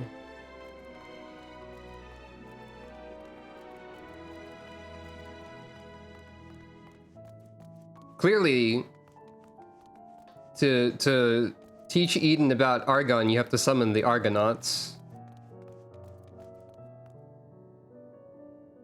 Looks directly into the camera and smiles. Say, do you notice anything peculiar about the treetops? I mean, apart from the fact that they're massive crystals, not trees. I'll give you a hint. It's the golden rings emanating from the glowing spheres. Oh, those are kind of weird, huh? Along with a device fixed near the ceiling, they fulfill a role similar to our sun, and do so better, even. Sun and similar celestial objects in the great expanse radiate energy that's harmful to your bodies.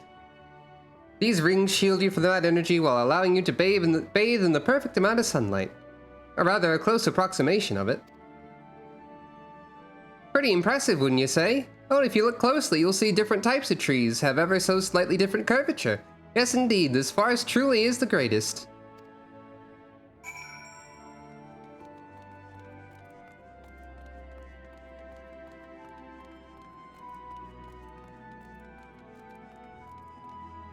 And yeah, radiation is real. There's something else I wanted to tell you about. Oh right.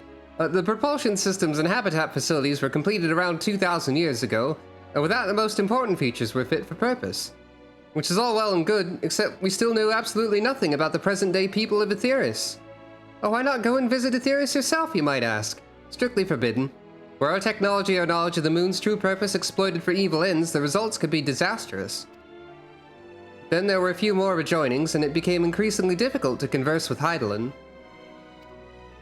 Fearful we might lose the ability to communicate with her altogether, we beseeched to find people on Aetheris we could trust to help.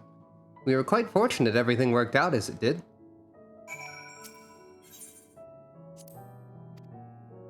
They're really taking their time revealing who is helping.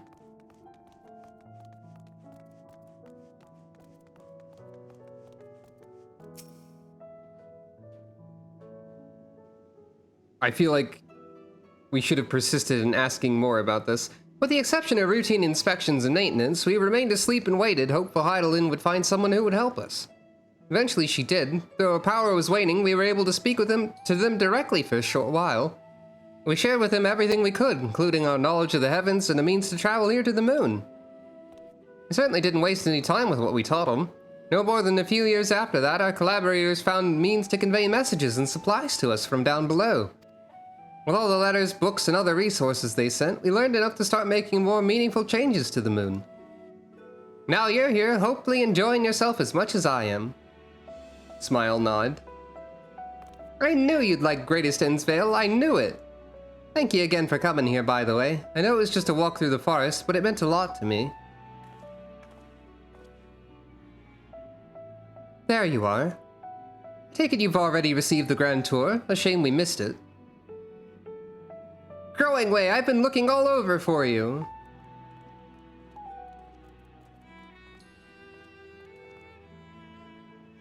Oh, is this about the teleporter to the residential area?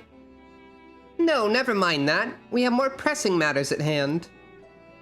I will be calling an emergency meeting shortly, and your attendance is required. Really? I can't imagine why you need me there, but if you insist. We won't be away long, so you are all more than welcome to continue looking about the burrow. Now come along, Growing Way.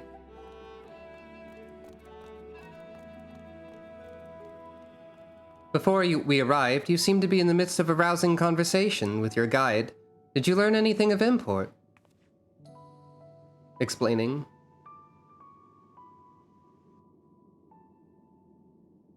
They've spent 12,000 years preparing for this?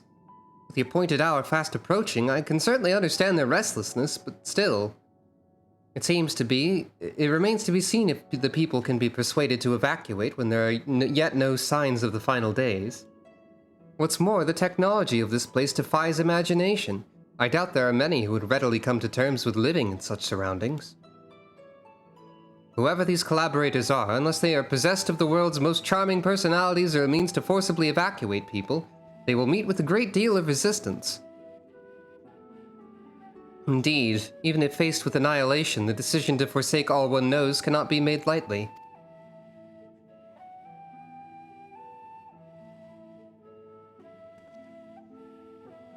Forgive me, friends, but I must beg your leave. There is another matter which yet begs for mine attention.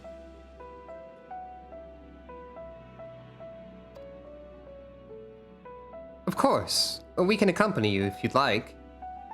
Shake head. Nay, that will not be necessary, if you will excuse me.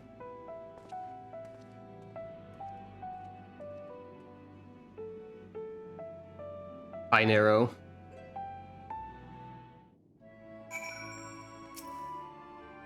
Huh, what do you suppose has suddenly tickled his fancy? It is clear now that difficult decisions lie ahead of us. Preparation for the evacuation of Aetheris is indeed crucial, but I'm not yet willing to forsake our world and its reflections, and I trust I am not alone in my reticence. The final days will make brave fools of us all. Back to old tricks. By now, Thancred can tell when his friends are up to something. Did Urianger seem strange to you? More so than usual, I mean. I know he has a penchant for keeping his own counsel, but I'd be lying if I said I wasn't worried. Would you go and see if he's alright? Y'shtola and I will remain here and see what else we can learn about the final days. If you hurry, perhaps you can catch up to him. Better for only one of us to go, in case it's a delicate matter. Hopefully I'm overthinking things.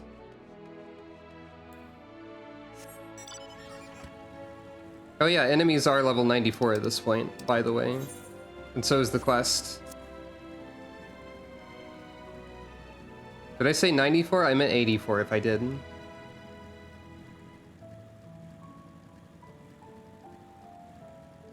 Oh, neat. Oh hey, another ether current. There's a lot of those around here. I suppose I shouldn't be surprised by that. Oh, that's a little rude.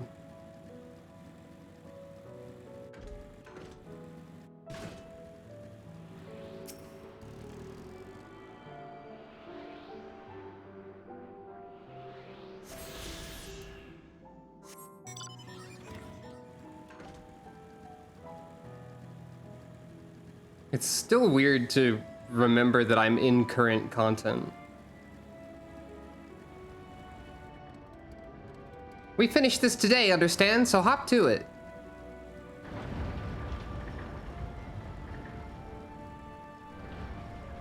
That was Aloperit speaking, and not me talking about how I'm going to do all of Endwalker right now, because that's not true.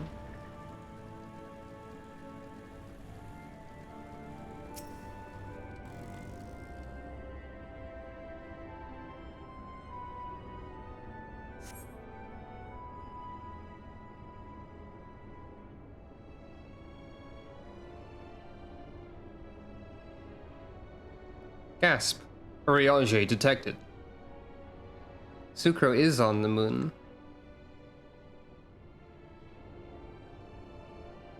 Urianger appears to be heading towards the entrance to Bestway's Burrow.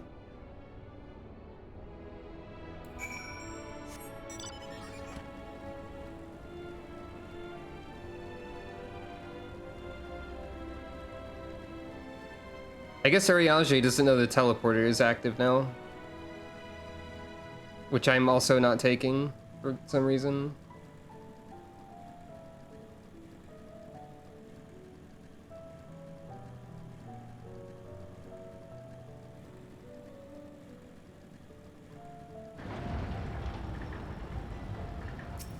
Dog is still here.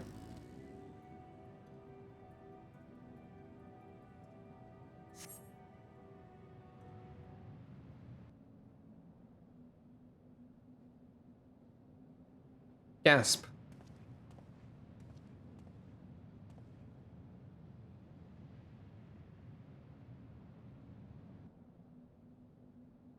Urianger ventures off into Mare Lamentorum for reasons unknown. You must tread carefully, else he might sense your presence. Is it another stealth mission? Yep.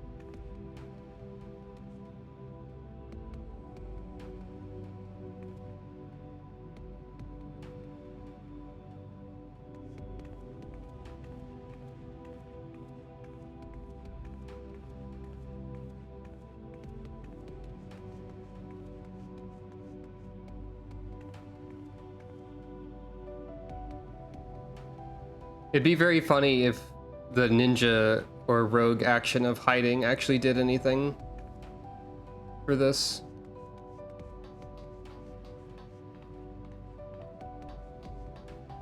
Nobody is here.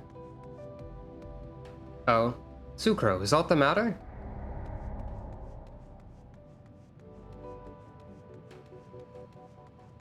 Failed.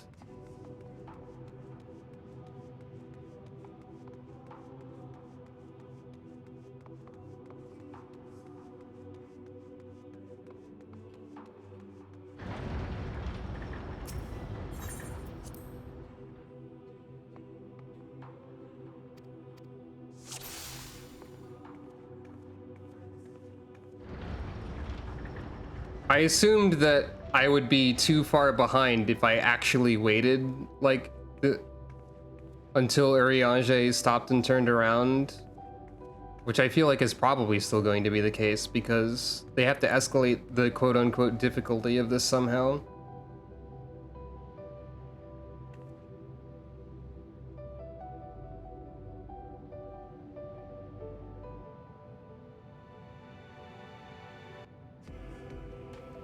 Also, I feel like the cutscene after this, whatever it is, will likely acknowledge, or rather, fail to acknowledge that I was spotted once already.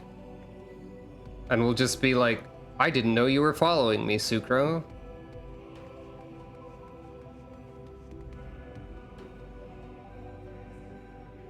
I'm going to wait here this time.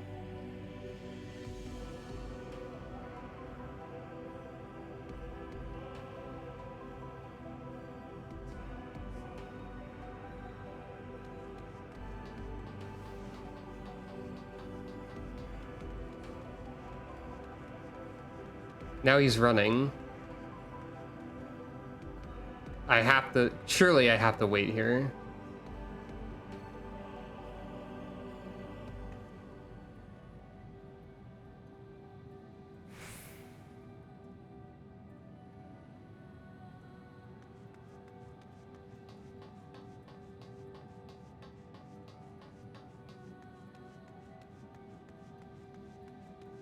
Possibly also I have to wait there.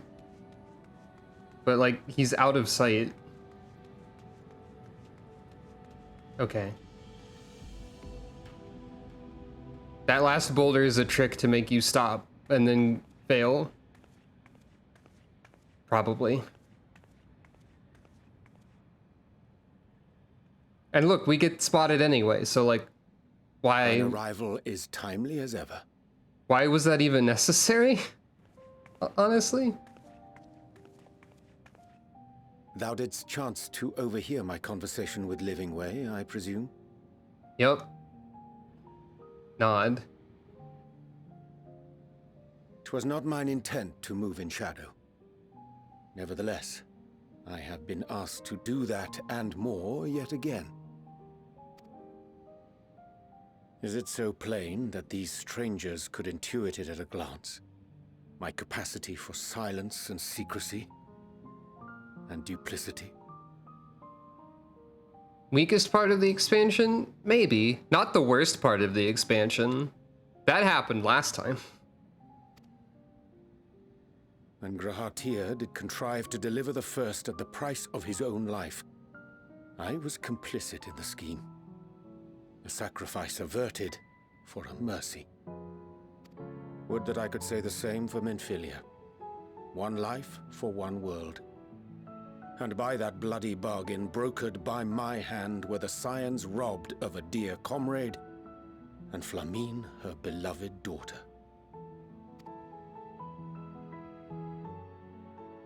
Two souls, whose selflessness was beyond measure, whose resolve was unshakable. They would not be moved even had I thought to protest. But protest I did not. Far from it. I pushed them forward. No effort did I make to seek out alternatives. Ones that would not demand such terrible costs. The planet is exactly half in shadow at the moment, by the way. This is a good scene. That resignation weigheth heavy on my mind. as does the memory of another lost to mine inaction. Dearest Moonbritter, who did face death unflinching, that we might secure a means to bring low the Ascians. It's been Moonbritta this whole time, and not Moonbrita. Oh well. In her hour of need, I did naught. Dutiful disciple of Louisoix, ever looking to the greater good. Had I shut mine eyes and bid her live instead, mayhap she would be with us today. Oh.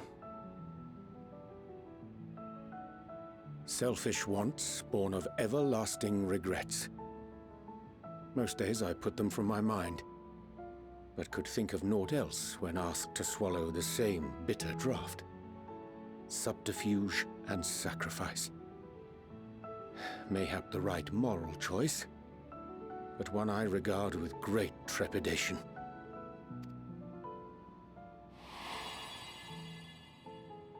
The calamity of Amarot was a tragedy beyond reckoning, one which must never again come to pass.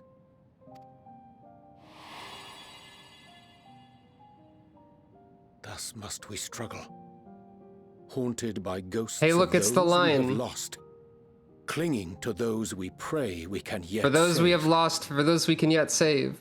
It's that line, but not that line. It's different.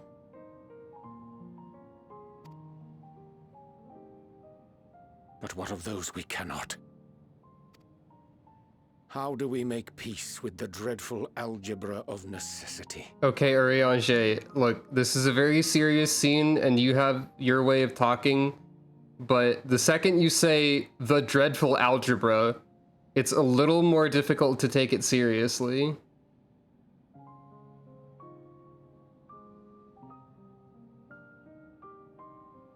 A little bit. That's just a little bit silly. Sometimes there's no right answer, or have faith in yourself and your decisions. Take heart and protect well those you can, or would that we had time to weigh the costs.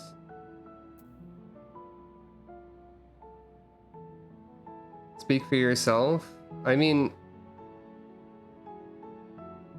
it's only a little bit silly. It's not bad or anything. It's a good scene. I didn't mean to say that it made the entire scene ridiculous.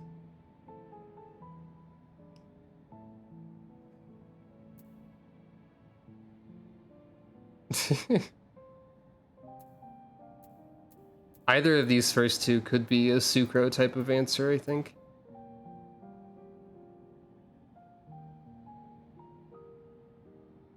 Sometimes there's no right answer.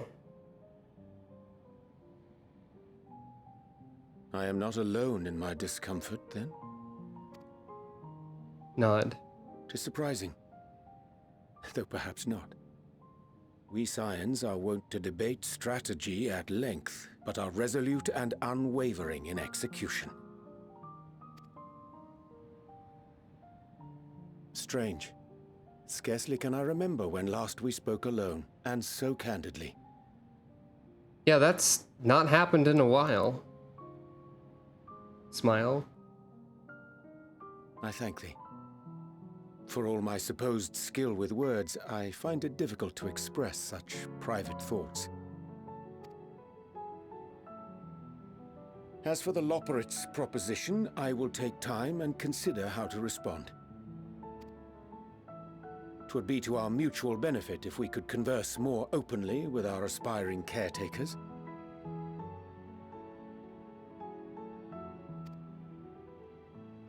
A concern I should be glad to address on the Scion's behalf. To dispense with all pretense and bare one's heart to another is a frightening thing indeed. But we cannot move forward ere we take that bold first step. A lesson I have learned many times before. And today.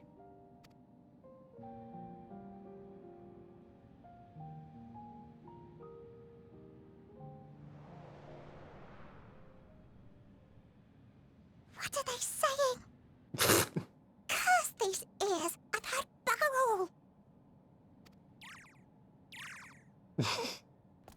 No matter. We've got our plans.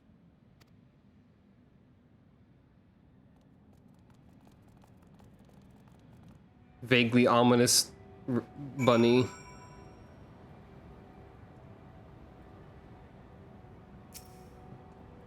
In truth, my reasoning for traveling hither was to effect a plan of mine own, a plan which may pave a way forward for us all.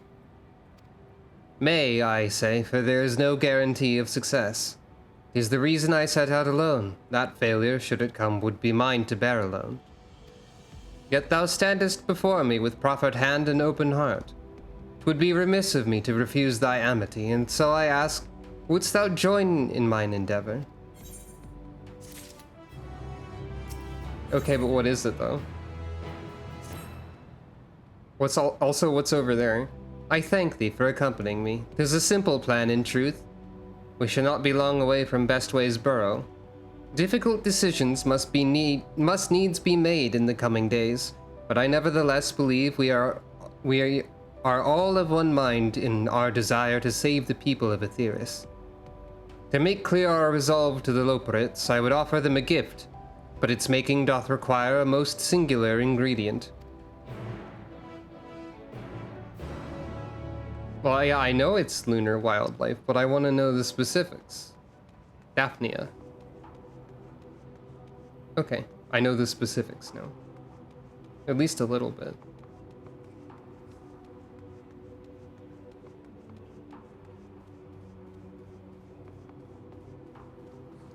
Lovingway's darlings. Ah, an abundance of sponjoy. Excellent. I chanced to spy this aggregation when crossing Zodiac's erstwhile prison. Using a spell taught to me by the Numo, I believe these shall suffice for the gift I would fashion. The magic requireth considerable concentration, however. Might I prevail upon thee to stand watch whilst I perform the incantation?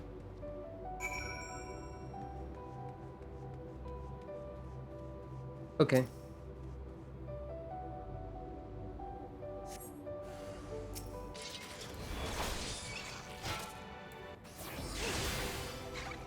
Wait, there's like battle music version of the moon theme, I think. It's not just there's no battle music here. It's like a slightly different variant, I think.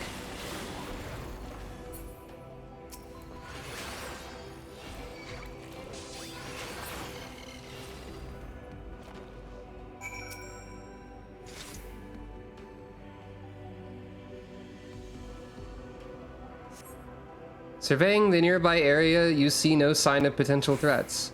This would be a good opportunity to see how Urianger is faring.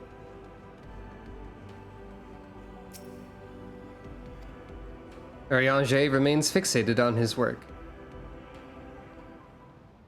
Oh, it's neat that this is the source of materials that were used in my armor. There, 'tis done. A magicked ink every ons as efficacious as that crafted by the Numo. Rare is the occasion I would conjure mine own, but it is nevertheless a most useful skill. The resulting product is admittedly possessed of no preternatural properties, but its hue is one of mine own choosing, which I pray the Loporrits will appreciate. Sucro, Urianger, oh thank goodness, I thought you'd been eaten or had perhaps fallen into a crater. No, I was guessing that was Thancred for some reason.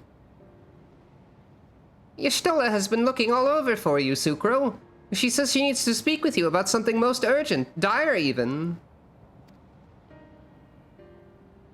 She was also quite clear that she wishes to speak with Sucro alone, which means, I am afraid, you must stay behind, Urianger.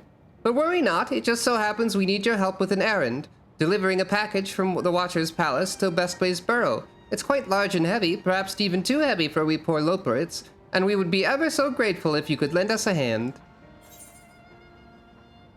Well, I suppose I should be going then, or how about an extra pair of hands before I can go and meet with Y'shtola, or that's convenient, suspiciously convenient. It is suspicious. Are you insinuating I would betray the trust of Heidelind's chosen, or worse, do anything to risk getting on Y'shtola's bad side? She's clearly not one to be crossed, nor made to wait. Now off with you. Worry not, Sucro. I shan't be long.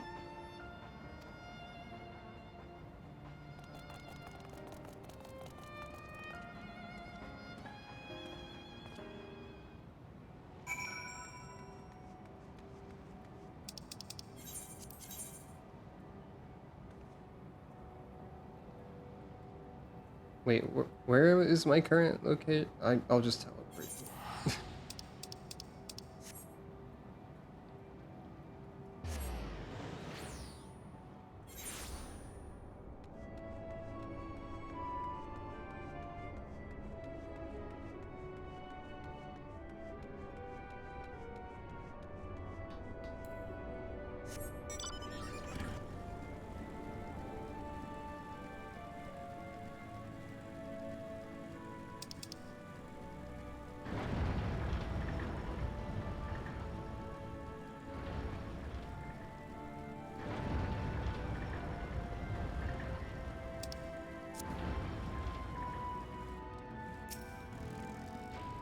Are there truly more of your kind coming? I'd rather not be doing all this work for nothing, you know. This is either mopping way or moping way.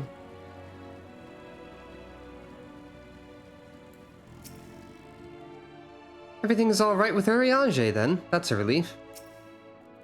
Oh, back so soon? Oh, Sucro, we thought you'd be away for far longer. Yeah, it wasn't a dire emergency. I said no such thing. But as you are here, I could use your assistance with one small matter. Running Way, a companion of Growing Ways, apparently has much to tell us of the final days. The problem, however, is that he's determined to live up to his name, refusing to stay still long enough for us to hold a conversation. Is there anywhere he's likely to stop and rest, or perhaps there's a way to slow him down? Oh, what's the rush?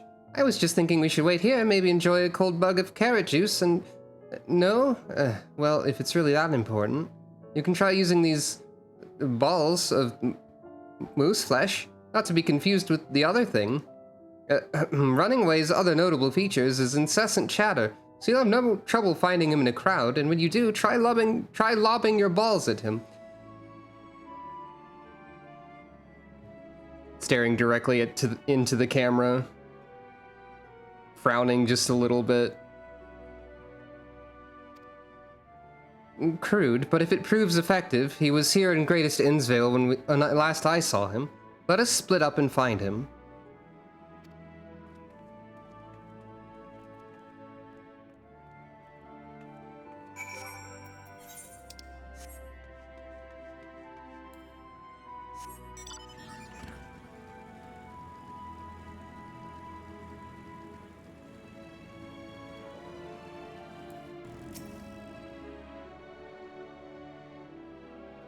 Hey look, it's this minigame.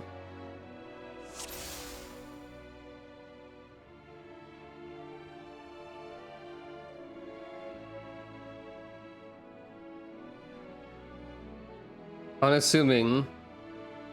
Well, you're not running. But like, maybe. What happened? Okay, that's incorrect.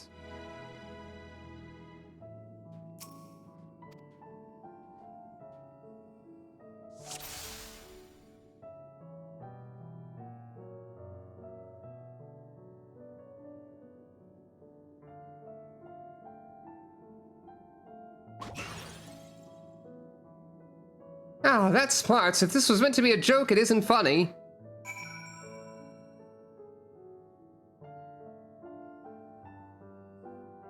Hooray.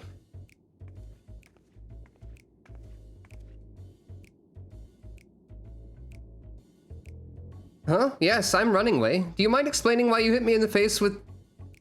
item?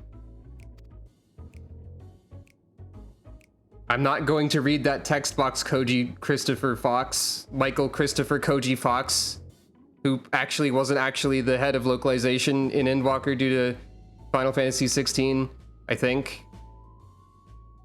I forget the name of the localization director for Endwalker because I don't think it's him. I'm highly knowledgeable about the final days. Nod.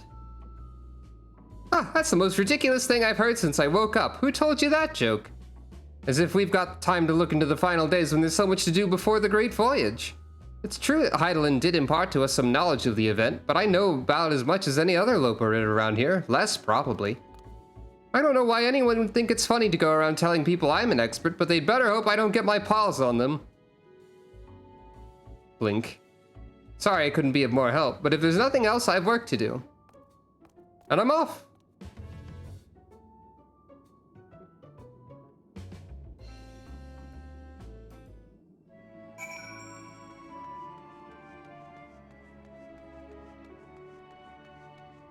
Yeah. Seems to be the case.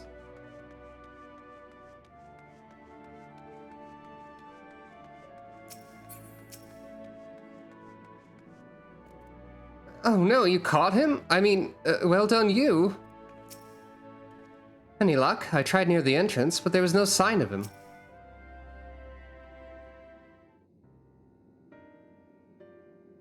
I could find neither hide nor hair of him. How did you fare? Found him, and he's not an expert, and the localization team needs to think about what they did. So he knows no more than the others. Care to explain yourself, Growing Way? Well, you see, I misremembered. Yes, that's it, I misremembered. Terribly sorry about that. Afraid I'm drawing a blank, though. Try as I might, I can't remember who I was thinking of. On an unrelated note, what of Urianger? I assume you spoke with him earlier, but did he say when he'll be returning? Explain. On his way to the Watcher's Palace with Livingway.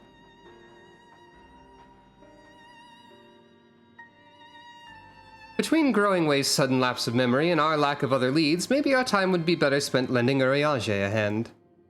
What? Now hold on a moment. It's all coming back to me, yes, I remember. The information you're looking for is in the archives. Yes, that's where you'll find all sorts of useful knowledge, including that pertaining to the final days. Various shrugging and shaking of heads and whatnot.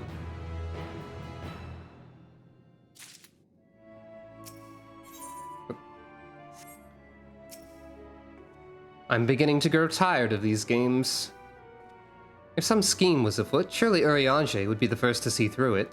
Then again, he does tend to give others the benefit of the doubt. Oh, what to do? I promised Livingway I would help, but... no, I promised I'd help, so that's what I'll do. The archives are on the second floor of the main plaza, the eastern wing. Follow me. I suspect the Loperits are up to something, but if there's aught to be learned at the final days, I think it best we play along. For now, at least. Nod.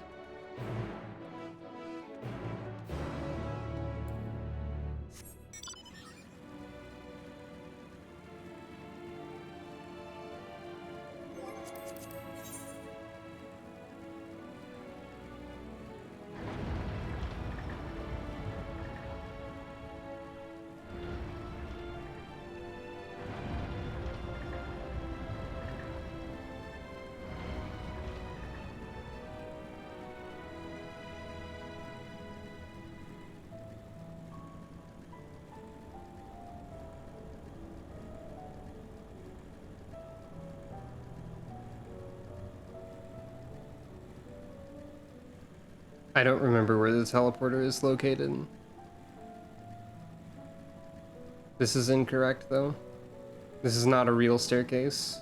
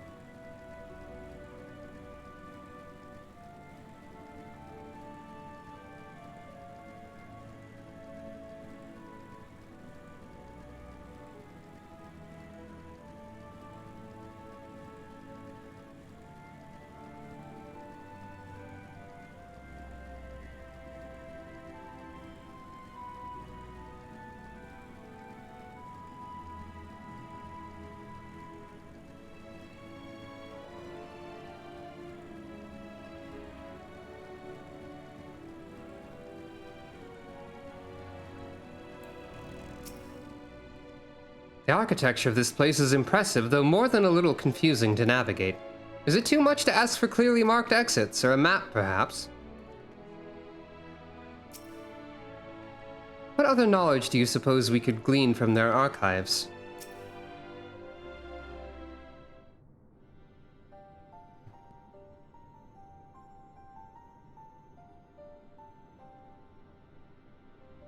The archives are right through this door, but it seems to be locked.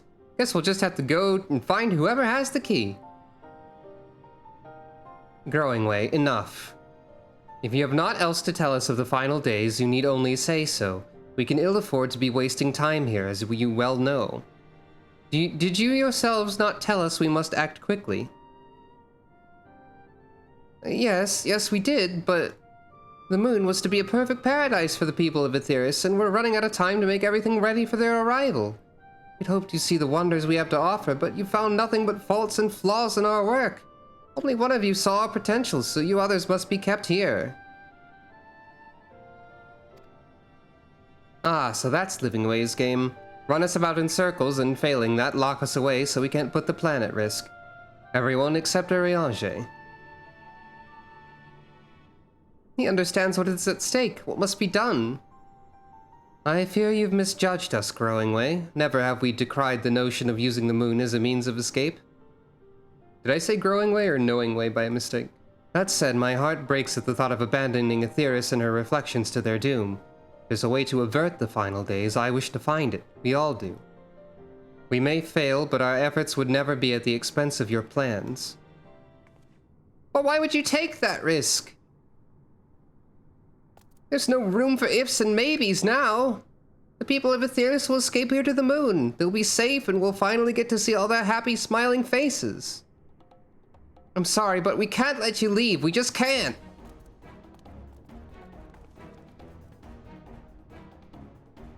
Do what you must, but try not to hurt them. I'll be back in a moment. Don't do anything rash while I'm gone.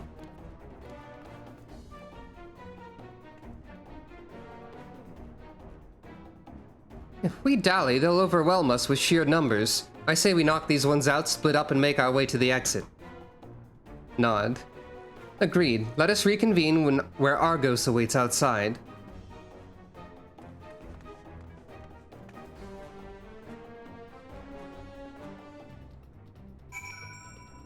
I didn't expect to be fighting the Loperids.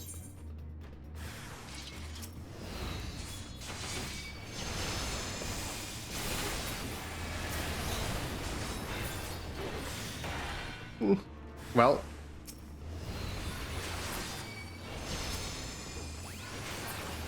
Wait.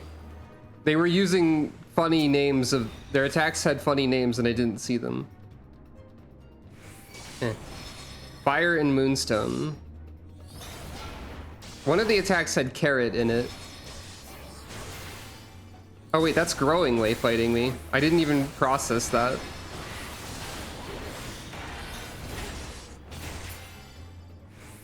We have to save them. Sorry, Growing Way. Okay, I had to check where I was going. Carrot and Ruin.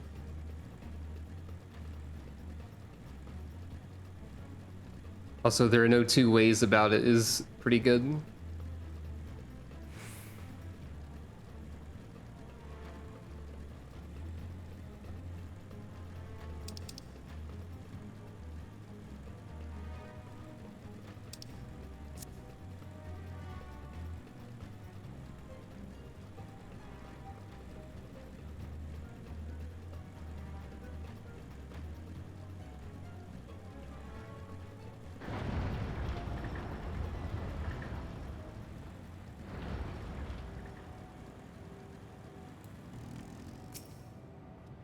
There you are. Didn't rough them up too badly, did you?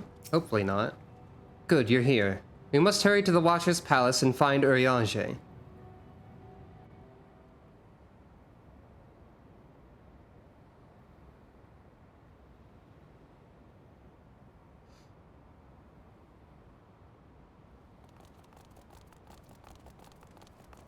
And what, pray tell, do we seek at the Watcher's Palace?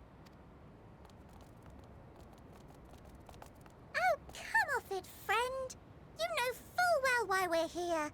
The time has come for you to return to Aetheris and help your brethren prepare for their journey here and beyond. Forgive me, Living Way, but I cannot in good conscience proceed with this plan. Huh? But what about the final days? The death and the doom? Oh, we have to hurry before it's too late.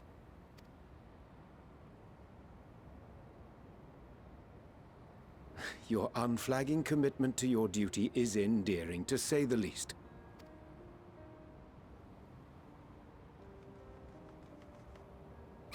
Oh, bugger! Extremely cartoon reaction. Pretty good. Be at ease. They bear you no grudge, nor do I. How could we, having come to understand your purpose? For millennia, you and yours worked tirelessly towards the singular purpose of this heavenly vessel's construction. An arduous feat by any measure. Imagine if they gave that emote to player characters. That would be something. It's clear you have spared no effort. Why, your very names are a testament to your dedication.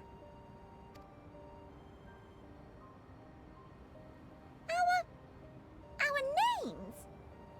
I'm not sure I understand what you're getting at. Names are an expression of the self. A declaration of one's hopes and aspirations. Are they? I mean, yes, if you choose them yourself, but like a lot of people don't. A lot of people are just given names, so I don't know if they express anything really related to... Never mind. Thancred reacting to that is pretty good, though. Uncomplicated nomenclature doth ensure clarity of purpose. Something about Urianger talking about clarity of purpose through uncomplicated names in a very flowery way is kind of funny also. There can be no doubt that your love for the people of Aetheris is boundless and pure.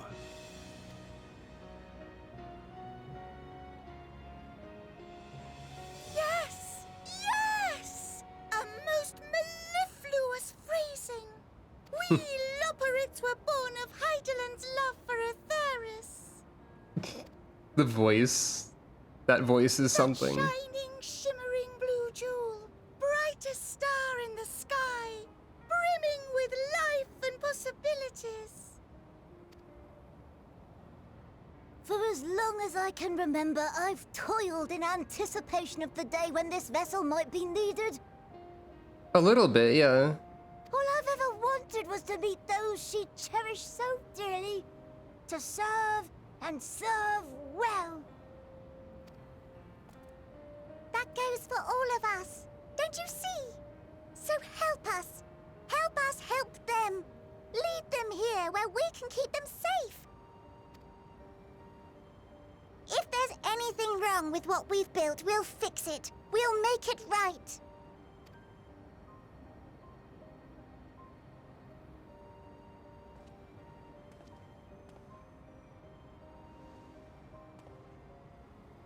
Your works want not for repair.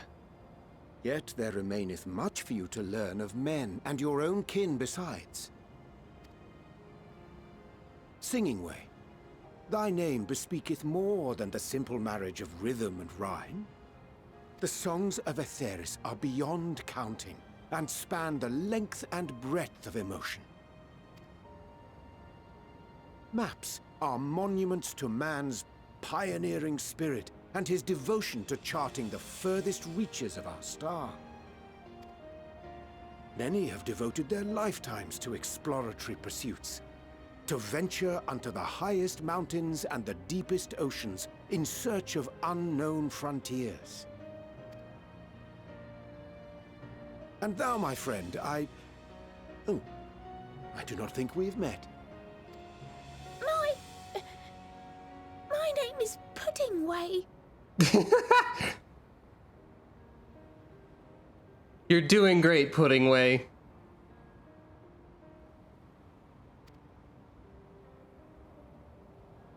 Puddingway. Yes, indeed. A name of deep and abiding significance, I'm sure.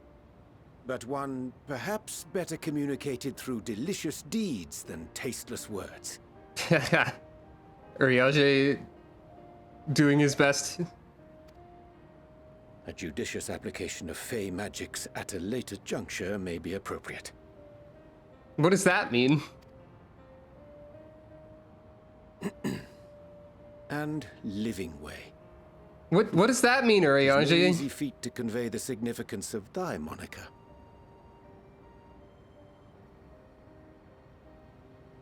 I think you could easily have said something poetic about pudding without saying something vague and concerning.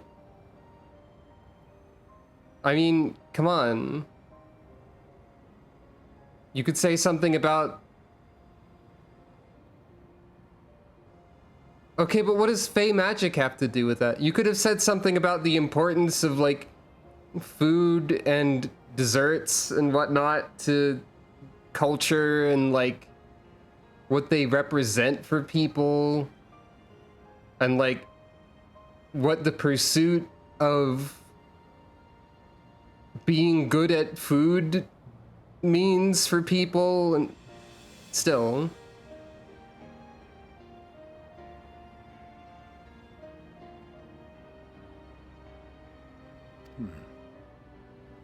When I was a bookish boy, a dear friend of mine was fond of peppering me with questions as I read, to my occasional annoyance.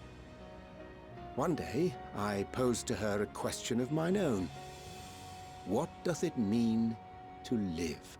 it could have been like stealing people's names or like deleting memories or something, which is worrying to me. Urianger, don't do that to Puddingway. I'll cry. After much contemplation, she proffered this answer. The anticipation of a half-read story's conclusion. The hope today's mistake may serve as tomorrow's lesson. Yeah, you could say something like that about Pudding, probably. The wish that a new acquaintance may one day call thee friend. She believed it to be all these moments and more. I want to understand, but... I, too, still labor to find mine own answer. 'Twould be my pleasure to assist you and yours in embarking on a journey of self-discovery and enlightenment. For thee.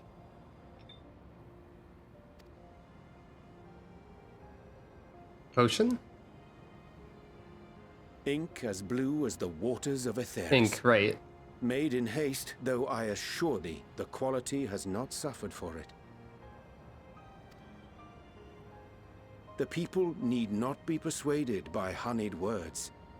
Nay, I have faith they shall do what is right in due course. Until they do, I beg your patience, friends. And with that ink, let us fill the empty pages of Livingway's compendium. An open exchange of ideas will surely afford you all a better understanding of modern man, and with it, ideas for improvements and renovations. But more importantly, it shall empower us to together find a way forward.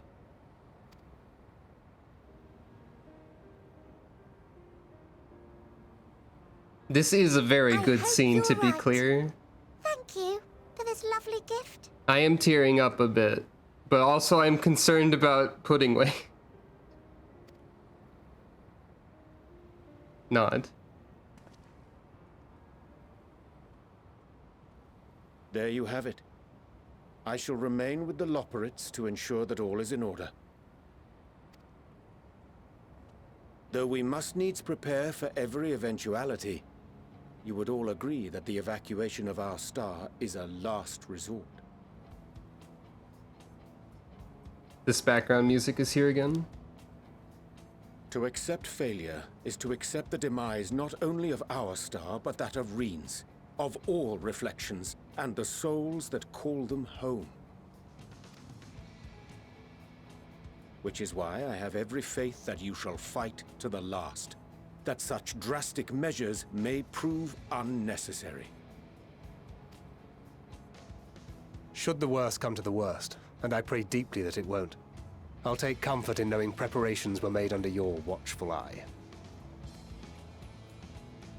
Aye, thou mayest be assured that if calamity cometh, not a soul will be left behind, if being the operative term.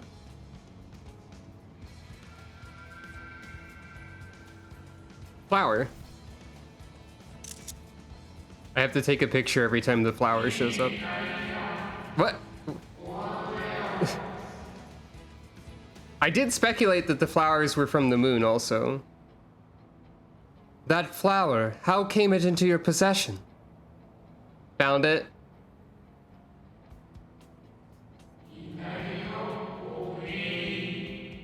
How very like her.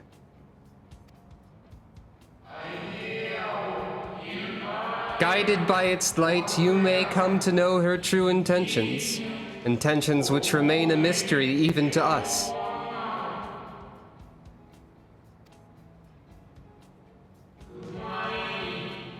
In our time, we called it Elpis. You would do well to remember the name. I don't know why, but that sounds really significant and vaguely familiar. Flower is not from Moon, but from the past. Why does Elpis sound super familiar? And why is this text box like so... Like, this text box somehow affected me and I don't even know why. Mega Man Zero? I did play the first one of that. Flower. I hate to interrupt, but... Elpis is an ancient Greek term meaning the spirit of hope.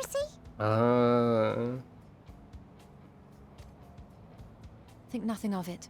We haven't been the most gracious of guests. Do convey our apologies to Growing Way and the others. But of course! And when next we welcome more guests from Aetheris, we'll have learned to be much more hospitable hosts. Oh, and circling back to the matter of inappropriate secrecy, we ought to discuss our benefactors. Yeah. Agreed. The Charlean Forum, yes? Okay. Y'shtola also figured it out. What? How did you know? They're the only other extremely secretive people. The more obvious it became. The Forum's aims align closely with those of your anonymous patrons. A telling coincidence would be an understatement. Yeah, okay, fair enough. I would have pushed for an answer because I like clarity and things being known instead of assumed. But still. Though had we not taken it upon ourselves to peruse certain restricted tones in Labyrinthos, we might still be unaware of their plans.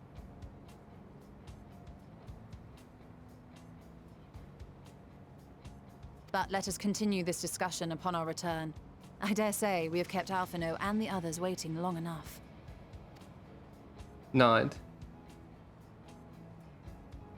I wouldn't assume that everyone figured it out, but I guessed it pretty quickly, and Y'shtola evidently figured it out.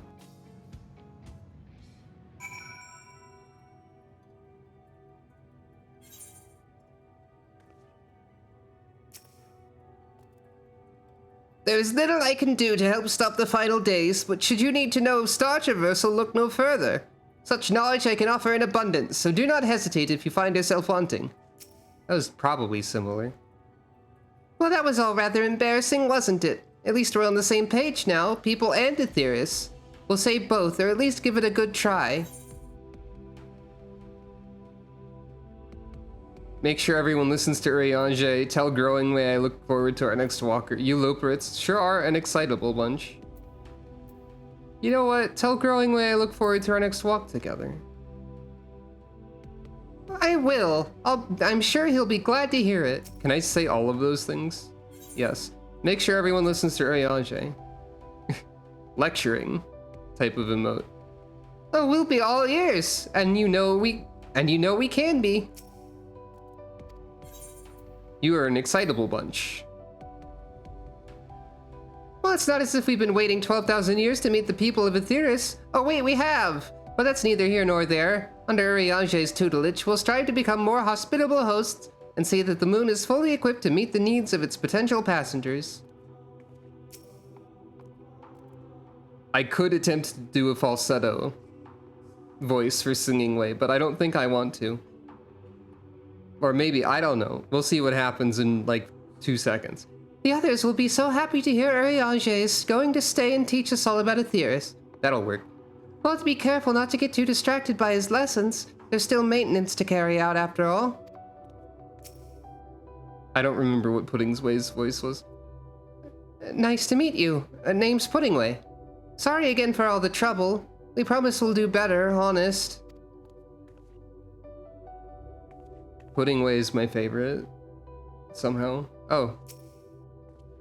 I chanced to spy you crossing the chasm, and I feared something was amiss. But all is well, and more importantly, I've been given the opportunity to behold a wonderful sight. Keep the Elpis close, and its light will be your guide. A declaration of hopes and aspirations. I hadn't thought of it that way before.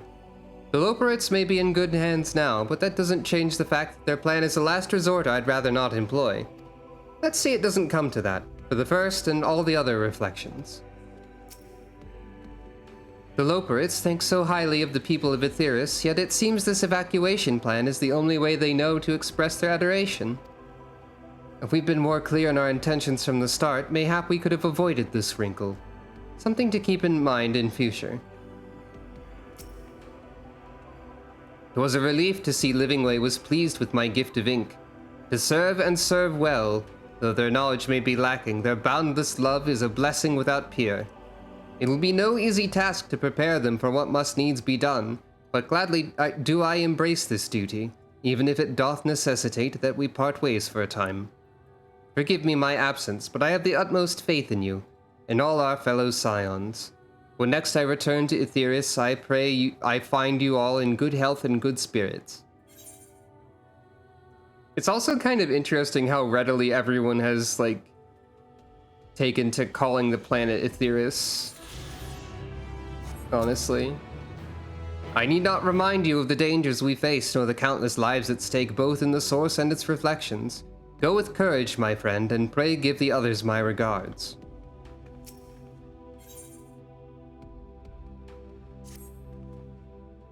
With the Loperites in Urianger's capable hands, we needn't worry about affairs here in our absence. Knowing now the face of their earthly collaborators, there is much to discuss with Alphino and the others. Let us return to the Tower of Babel. Our battle for the star will soon begin in earnest, and we must be prepared.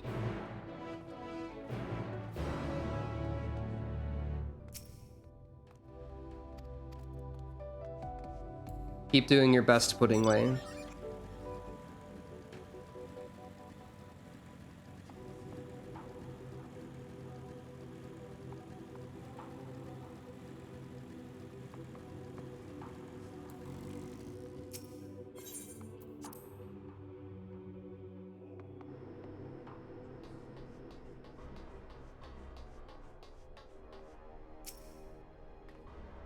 I'd forgotten how cold it was here in Garlemald, a testament to the Loperites' ingenuity that I felt no such discomfort on the moon.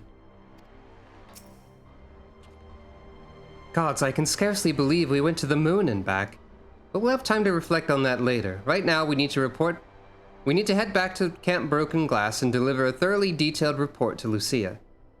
I'd like very much to know how everyone is getting on here as well. They'd only just begun to treat the tempered prisoners when we left. I share your curiosity, but warning our allies of the final days is of greater importance. I speak not only of the contingent, of course. The heads of state of every nation must know what we've learned. We know not when or where or in what manner the final days will begin to manifest, and so we must see that everyone is prepared. Agreed, though we may wish to stress the importance of discretion lest the public be sent into a panic. Not that anyone in a position of responsibility should need to be told as much, but it bears repeating. Anyway, first things first, to Camp Broken Glass. Nod. I feel in my bones in upcoming several cutscenes will play in sequence, but I have no idea if that's going to happen.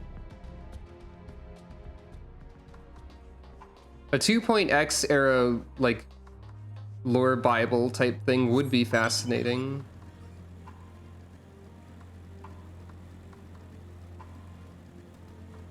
The Heart of Sabik.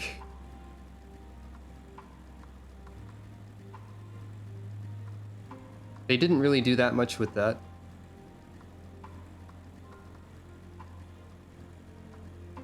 I feel like the impact of returning from the moon would be greater if I wasn't also a gray and white, like, area. But I guess they can't do much about that one.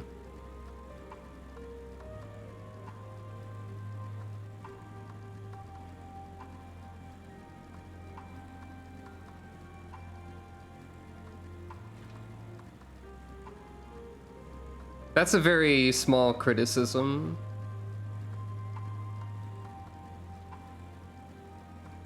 It's just an observation, I suppose.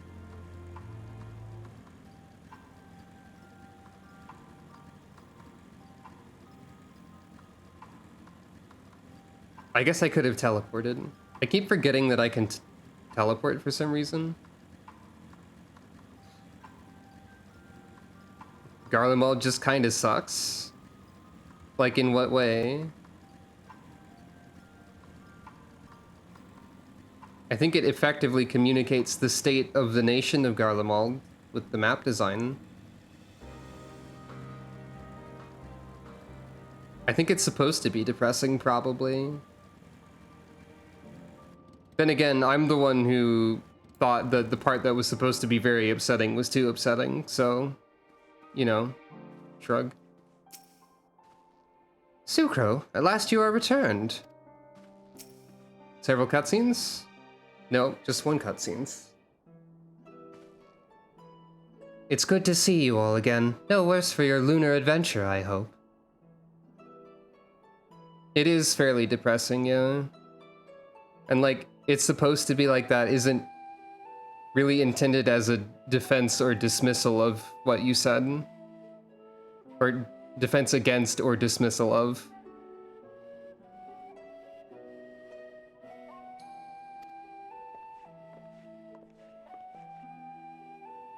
We've done what we can for now, and believe me, we intend to tell you all about it. But before we do, might you tell us what's become of Garlemald in our absence? Nod. We succeeded in subduing the Tempered inside the Tower of Babu. We took many alive, but combined with those who were already in our custody, the number requiring care has grown exponentially. The inclement conditions here have made it difficult, if not impossible, to treat them all here, and so we have petitioned the aid of the allied nations.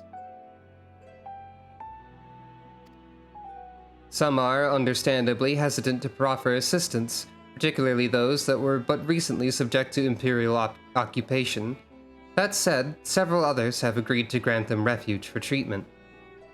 As far as Garlemald, like, as far as this being a little bit of like a cop-out or something, they've been talking about how Garlemald has been falling apart for a while. So, like, it's not sudden, at least.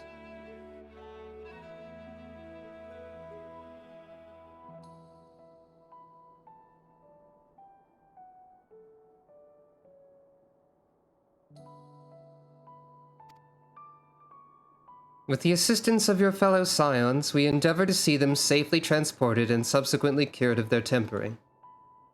Will all the tempered be relocated? Shake head. Not all, no. We have sufficient shelter to attend to those whose treatment has begun, and enough healers have volunteered to remain until their patients have recovered. Eulis is one such patient, though he is not yet fit to receive visitors. Truth be told, it was a miracle he and those in his company were not harmed in the chaos. If not for Alphino and Alize's timely assistance, I dare say none of them would be with us today. Smile. In light of recent developments, have the Alliance leaders come to any decisions regarding Garlemald? Shake head. Given the tremendous ramifications of what has happened here, it will take time to determine what must be done. In the meantime, they intend to work with the Eastern Alliance to keep a close watch over the provinces. We have other news to share. Shortly after Anima was defeated, we received reports that each and every tower has vanished. For Mercy, the process was apparently not quite as violent as that you experienced in Thavnair. Those who were trapped within them have been rescued and are receiving treatment. To hasten this endeavor, the Beast Tribes have received instruction in the magics needed to cure tempering. 2 or 3 streams away from role quests. Interesting. I actually had a question. Do I have to go and do the level 80 post Shadowbringers quests for the jobs I wish to do the role quests on? Because I haven't done all of those yet, and I probably should. But I would want to do them off camera because without the context of the entire quest line, they don't really mean anything. I don't need to do those. Okay. Also, as far as like this whole part with like when we finally get to fight Garlemald, it's already destroyed. I feel like we're spending a lot of time in Garlemald, so it still works as like a resolution to all of the build-up to like see and spend a lot of time on like, the fallout of everything that's happening, if that makes any sense. Even if we're not the ones to have like destroyed the Empire or whatever. Master Matoya is no doubt thrilled the Mother Porksy affords her so many visitors. Yes, we are grateful for her ongoing efforts, as well as those of our comrades near and far. As for the contingent, several of our members have been granted leave to return to their homelands after the transfer of Tempered has been completed. Nod. Lucia and I will remain, along with a small force to continue offering aid to those here in Garlemald. The Empire may be no more, but there are yet those who call these lands home. Nod. I believe that accounts for recent events here, so what of the moon and the Telophoroi? Nod. Explaining a whole lot.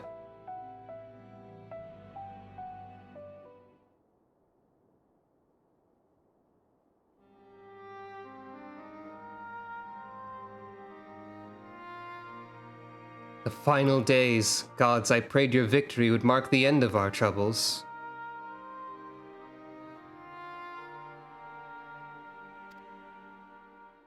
There's still much we do not know, but the Alliance leaders must be told. Would you be willing to contact them in our stead? Nod. Yes, of course. I will send word forthwith. We'll also release your fellow Scions from their present duties that they may return to Sharlayan. Your energies are better spent finding a means to avert the coming apocalypse. Speaking of your fellow Scions, you'll be happy to hear that Mistress Kryle, though still on the mend, has been moved to the Baldessian Annex and given into Tataru's care. Thank you. I look forward to seeing them both upon our return. Let us be on our way, then. Nod. One last thing, if I may. After your confrontation with Zodiark, you said Xenos took his leave, and in all likelihood, he has returned here to Garlemald. I have a mind to dispatch scouts to try and ascertain his whereabouts, but first wish to ask if you believe there is merit in doing so. If they found him, they would not likely live to tell the tale. If you're expecting a trail of destruction to follow, you won't find one, or an admirable but futile endeavor. If you're expecting a trail of destruction, you probably won't find one. Nod. Aye, you are the only foe he considers worthy. And even if my men found him, but who but you could even hope to bring low that monster? Pray forget I entertain the notion. While on the subject of Xenos, the 10th Legion has made an official proclamation. They denounce the Crown Prince and condemn his role in the Empire's downfall. His very title has become a source of shame among his former subjects, and its continued use serves only to hinder relations with foreign nations. For this reason, he's been declared as Xenos Viator Galvus, outcast and enemy of Garlemald. Interesting. Because we mentioned last time that in the Garlean hierarchical system or whatever, the closer to Z, the higher the rank usually, but Viator is definitely an exception to that rule.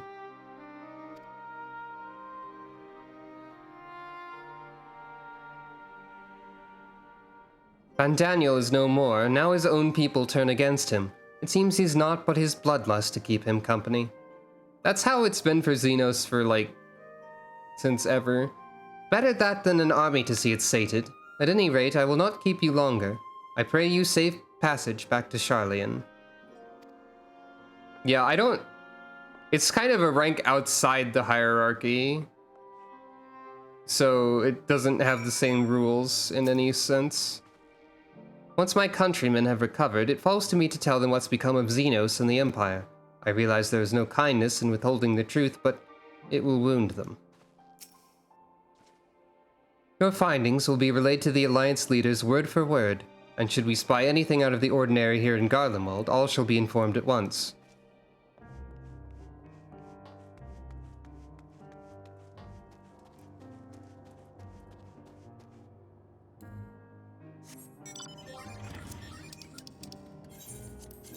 Oh.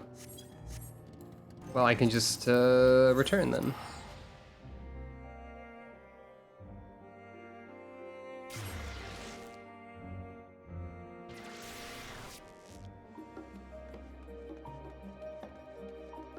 I like that it's snowing in Sharlayan right now. It's an accidental, thematic holdover from Garlemald.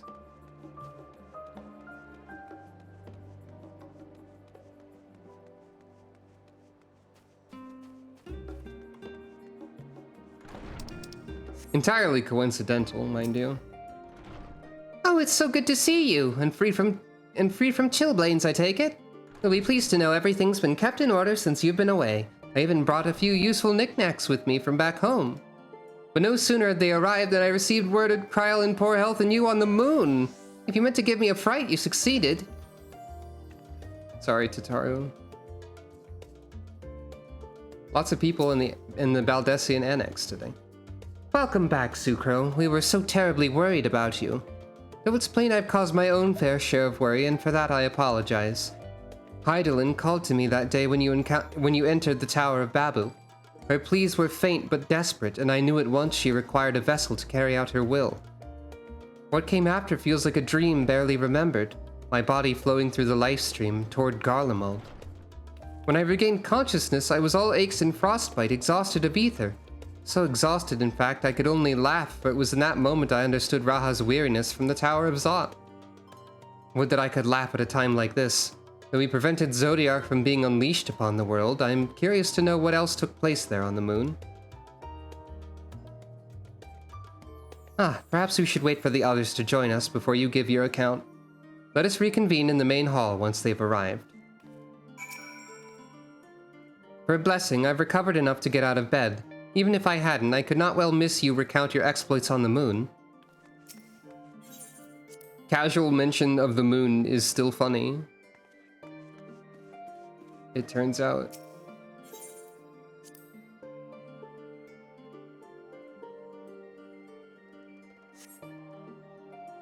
I still keep expecting several cutscenes, but there are not any warnings of the sort.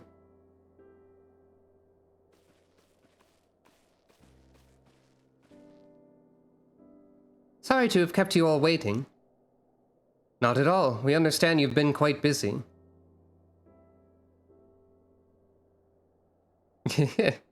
Casual mention of the moon count would be a lot to keep track of. Questioning head tilt. Will Urianger be joining us? Shake head. Duty keeps him away, I'm afraid, though Sucro can probably explain why better than I. Also surprised this isn't, voiced.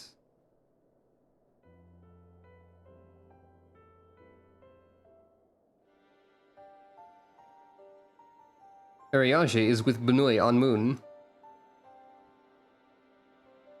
The final days, as befell Amarat. And we are to escape via the moon? What of the source and its reflections? I have no intention of standing by while the world falls to ruin. So how do we stop this? Mariachi is with... What? Okay. That's very silly of the captions. Unfortunately, we have no answers at present. If the celestial currents have grown stagnant, as was the case in the time of Amarat, the solution would be to alter the flow of ether throughout the entirety of the star.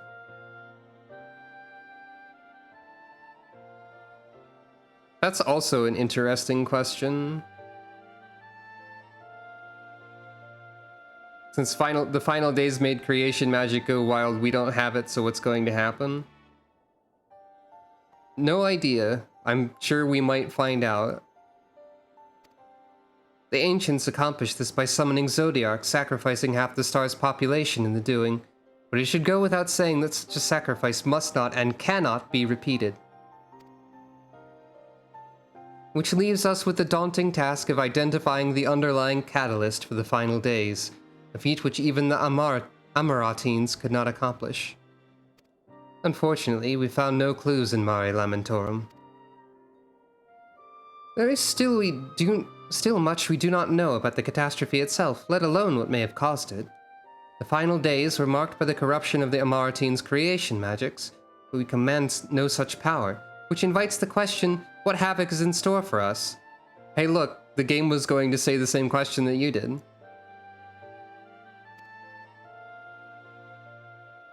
If we knew that much, perhaps we could draw some parallel with the events of the past and thereby form some semblance of a plan. Perhaps we should start with the Forum then. Having worked with the Loporits in secret all this time, there is surely more they can tell us. Forgive the interruption, but I have urgent news. The Forum is holding a public assembly in the plaza outside. Some sort of announcement. What is Father up to now? There's only one way to find out. Nod.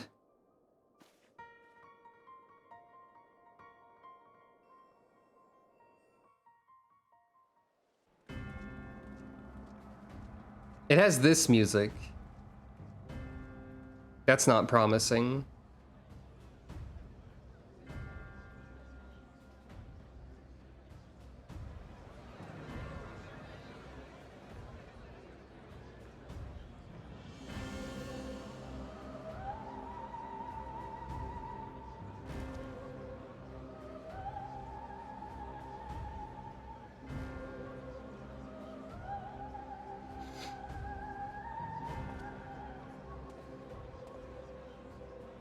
Order! Order, I say!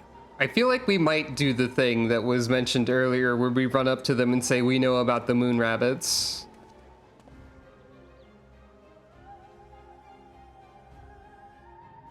I feel like that might Thank you all happen. for gathering here on such short notice. We have to go to the moon. Don't ask any We questions. must speak of grave affairs and their implications for the future of Sharlayan, nay, of this very star. Said affairs concern all citizens, and so we have called for a public assembly.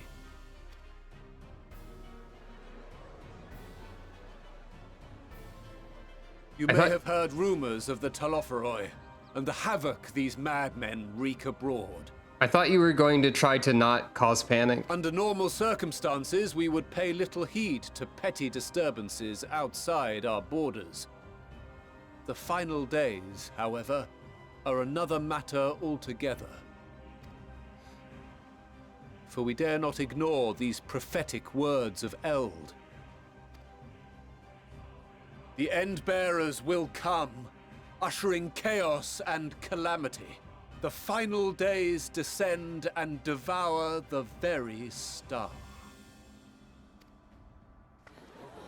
You're definitely going to cause panic. I've never heard this prophecy.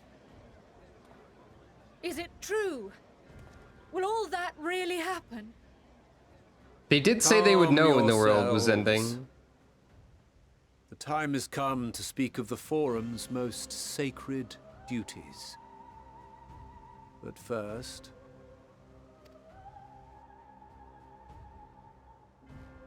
Nod. First, a book. Give voice to the voiceless. Let bindings be unbound. By unanimous decree, I declare the enchantment broken.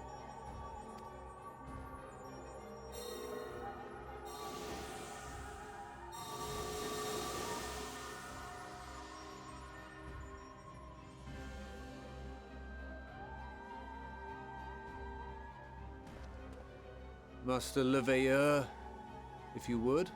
Staring sideways at which line? For Dark Knight reasons? Very well. Give voice to the voiceless? Is that a Dark Knight connection there? 270 years ago, our forebears began an expedition in the Dravanian hinterlands, in search of a route to access the ethereal sea. This much is public knowledge. Their findings, however, I guess would become Frey, the Forum's yeah. most closely guarded secret.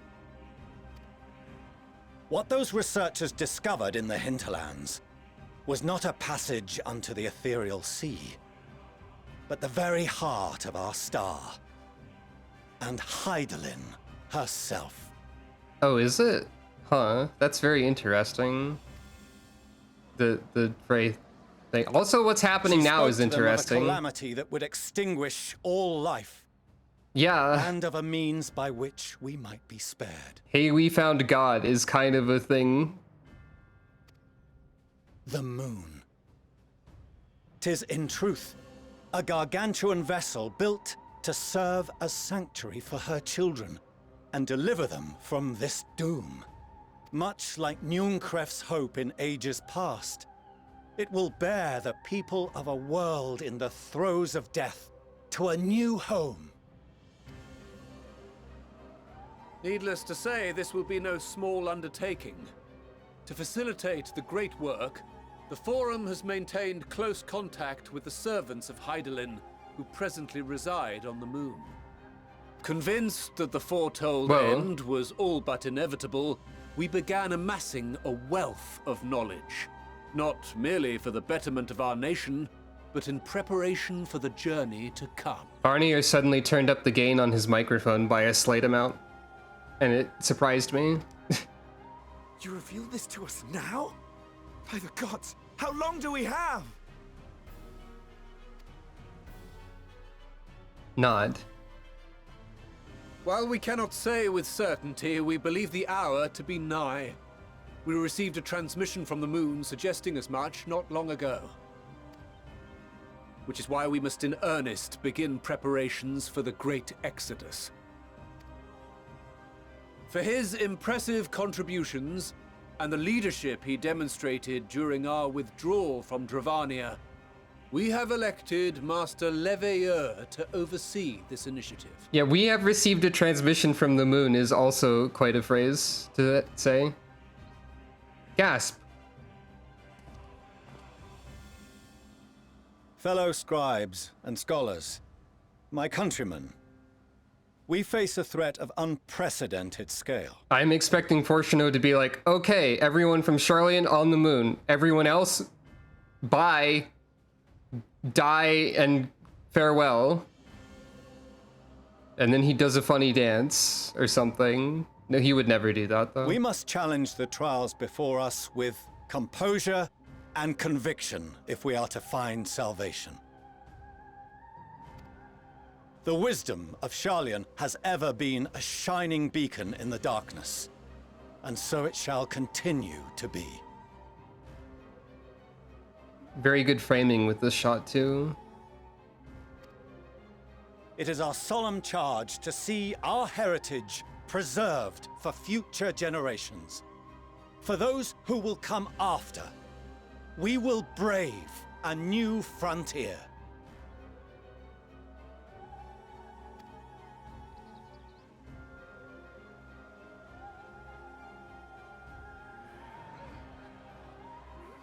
And they all immediately agree, I guess. Administrative edicts will be relayed to all major institutions ere long. In the meantime, carry on with your duties. With that, I hereby call this assembly to a close. I'm surprised that nobody in the crowd was like, what do you mean we have to leave on the moon? Everyone just immediately agrees to all of this and believes it.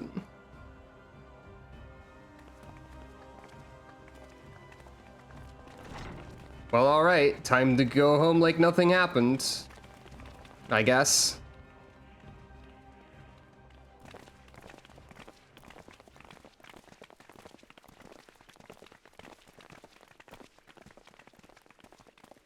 I mean, that's probably also possible. Do you remember what Mother told us when we visited home? That it wasn't until after we were born that Father seemed to lose himself in his work. If that great work of his was the evacuation of this star, then... Yes. It wasn't for his benefit.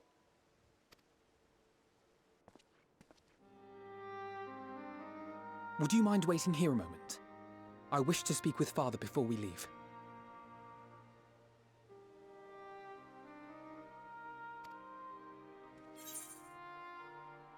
Take your time or keep it civil, eh? Take your time.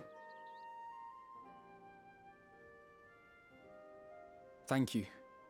I shan't be long. If it's all the same to you, I have a few choice words to share with Father as well. Yeah, I guess that's true.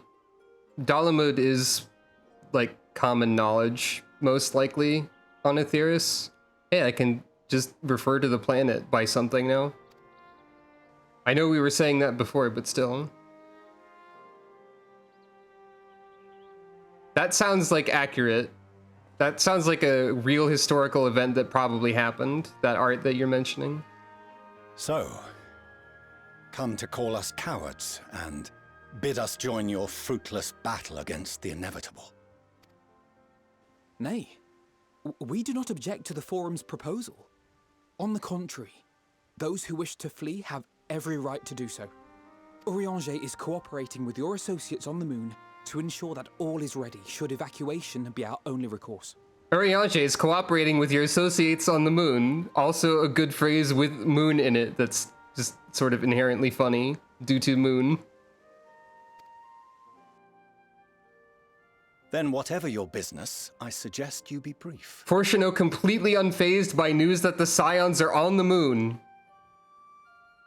Unless he has like a delayed reaction later. Though we cannot boast the boundless wisdom of Sharlayan, we have first-hand knowledge of foreign cultures and have conversed with no small number of peoples. These experiences have taught us fundamental truths that cannot be recorded in any tome nor charted on any map. The beating heart of this planet is its people, many of whom would give anything, even their lives, to protect the lands they love. I mean, like, you can say that, but I don't know if you can plan to not freak out. I guess it would vary from person to person. I think you'd be, like, at least a little bit surprised, But what is of all I those mean. unwilling or unable, for whom escape will never be an option? What would you have them do? To ignore the plight of those one might conceivably save is not wisdom, Father. It is indolence. Louis Soir.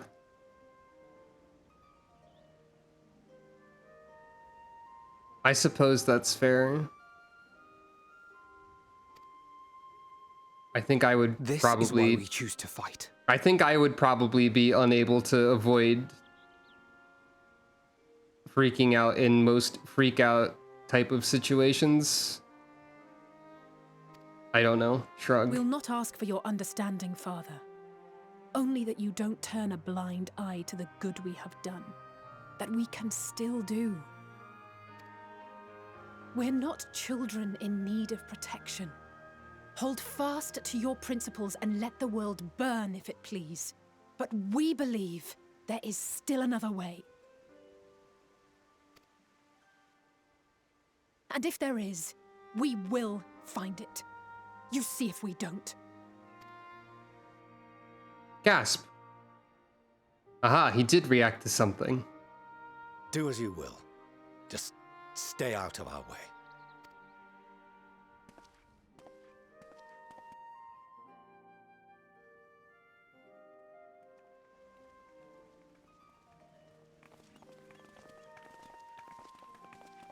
Were he not so consumed with self-righteousness, he might tell you how proud he is of you both. Bold words call for bold action. And there'll be no turning to your father should plans go awry. As if I ever would. So long as there are those who wish to stay and fight for this star, we have to do what we can to help them.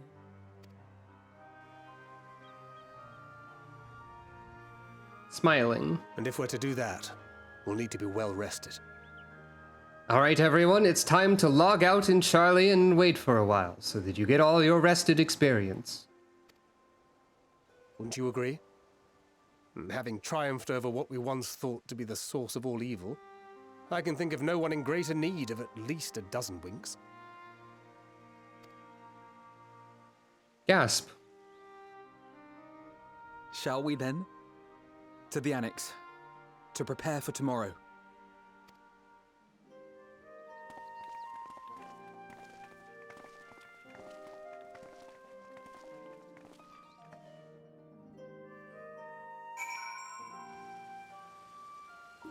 I'm pondering the possibility of a fantasy setting where the apocalypse is impending and everyone is expecting something that's some sort of like grand spectacle of destruction that they could perhaps potentially in any way anticipate, fight against, or prepare for. But then when the apocalypse happens, everything just disappears in one frame and that's it. That would be very depressing. But imagine if there was an apocalypse where everything just suddenly ceased to exist abruptly with no warning. I don't know why I'm thinking about that. That's kind of scary. Kryl tells me the Forum made a rather momentous announcement. So there's to be a great exodus, is there? I'm reminded of my narrow escape from the Isle of Val. The realization, the running, the mixture of relief and regret after. Why me, I ask myself. Why me? Why us? Why now? Why wonder? There's no use for fretting over the cosmic morality, or lack thereof. We're here and we'll get through this together. And who knows, maybe my luck will rub off and grant everyone a narrow escape. There's no harm in praying for as much. Oh, but enough of my rambling. I'm sure you're exhausted. Your chamber awaits.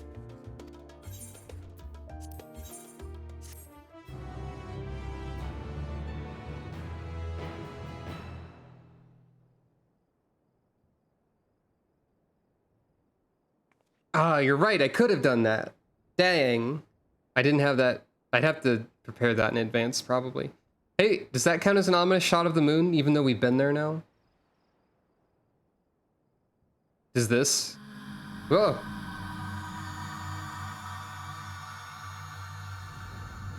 No, this is not a reassuring shot of the moon at all, actually, it turns out. That count goes back to 0 now.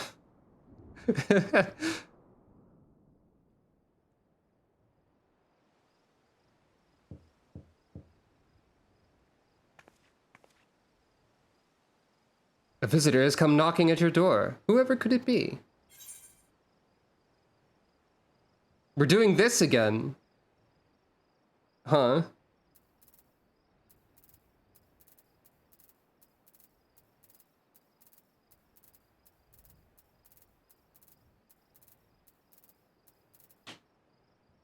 Whomst.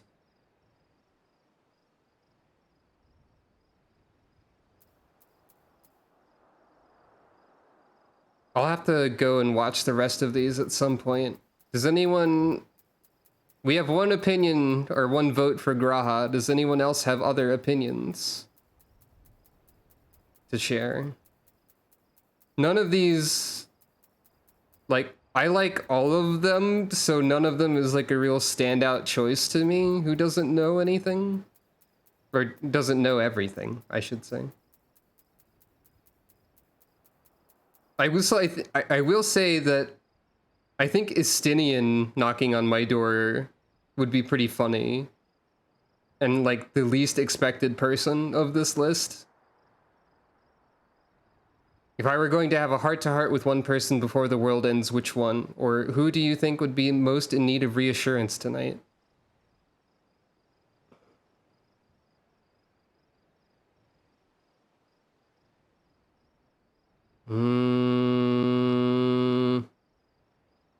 Where's the option for pudding way?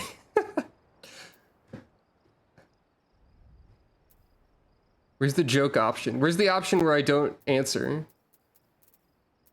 I really don't know.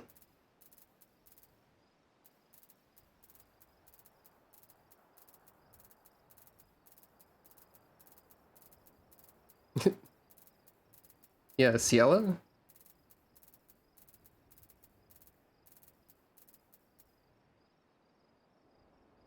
That's true. Banker did seem worried about that.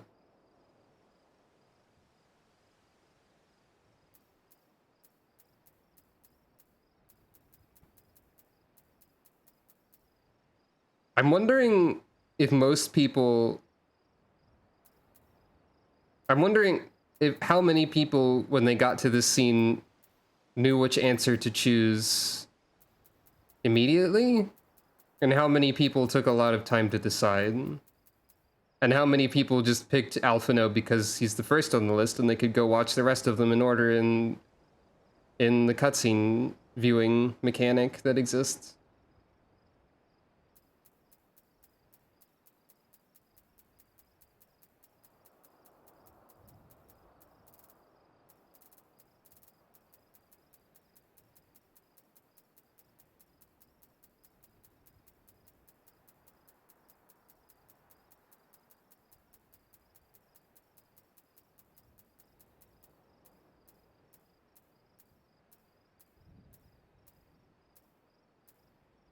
I have my eyes closed.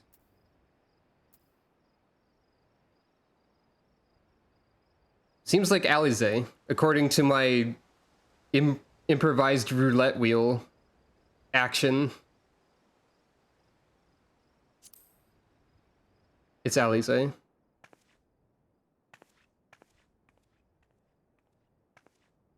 I closed my eyes and pressed the button until I lost count of where I was, which was instantly, and then kept pressing it for a while. Hey, what's up? Craving a midnight snack, were you? I did consider bringing a few sweets, but decided this wasn't an appropriate occasion. What's up? I couldn't sleep. Had a few things on my mind. I know it's late, so I'll try not to talk your ear off. It's Xenos. I keep thinking back to Garlemald when he'd taken control of your body. I chose the worst answer because we're bringing this up again. Da da da da da da. An altogether terrifying experience, to say the least. It was the worst experience, and one that served Alize. as a harsh reminder. I hated it so much. No one, no matter how strong or quick or clever, is invincible. Not even you. Nuh-uh, I have an invincibility ability that works sometimes. It's on cooldown, but I can be invincible if I want to. And as much as it might seem at times that you are... So there. One misstep. One mistake. And that's that. I kind of do want to see every version of this scene. Even though I know you've heard it 1,000 times before, I'm going to tell you to take better care of yourself. Because you really, really should. It's not actually the worst option. I just don't want to... I just didn't want that event to be brought up again. Yeah, we went with Alize because I couldn't decide, so I closed my eyes and pressed down on the D-pad like 1,000 times, and then picked whatever it landed on. And then Alize brought up the part from last stream that I hated immediately. But it was to lead into, you really need to take better care of yourself, which I do appreciate her saying that. It goes without saying that we're all committed to this fight. But that doesn't mean that we need to throw our lives away. You know how I feel about noble sacrifices. Nod. Right, that's settled.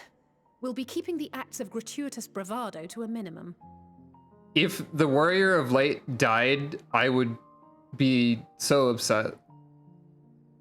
If I had to make a new character to replace Sucro with, I would make Sucro again and then uninstall the game and then go outside and sit for like 3 hours. And I never go outside. I occasionally go outside, I guess. Anyway. I think I I'm... looked Father in the eye and swore we'd find a way to avert this tragedy. Knowing that these are voiced, honestly, and like are presented as like major important kind of scene, I'm actually thinking I will go and view all of these immediately. If I had to read them myself, I don't think I would have, because I'm running out of energy a little bit. It wasn't a promise just for him. It was a promise for you, too. Wait, what was the promise? Sorry.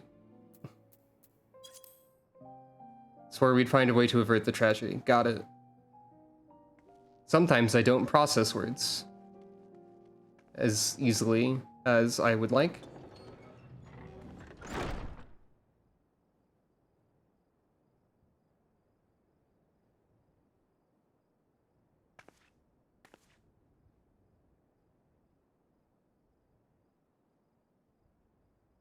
Guess we're gonna have to see the ominous moon like a billion times too, in order to see all of these. A short while earlier in the Alamegan Quarter. Hey, this really was several cutscenes without a warning. Hey, is that... Hey there, Jarun Tia. Thank the gods Red that Mage. tower is gone. The sight of it was enough to make me sick. They just casually put Zarun Tia in this cutscene. Rune. Contingent, more like. Word is, they fought their way into Garlemald and toppled the bloody thing themselves. Not just the one, neither. All the towers have up and vanished. Aye, I heard the same. Commander Aldin and his troops helped keep casualties to a minimum, too. Eh? But is it true? They brought back tempered Garlean soldiers. As Commander Aldin tells it, they've a treatment for that now. But don't you worry. Cured or not, they've no plans to bring them into the city proper. I see. Well, that's a relief then. The background music of this cutscene does not imply that anything I know we've is a brothers and relief. sisters among the lot, but I can't say I'm eager to welcome them home. Wait, who's this? Won't need to think about it for a while yet. But to be looked after in Alagana for the time being.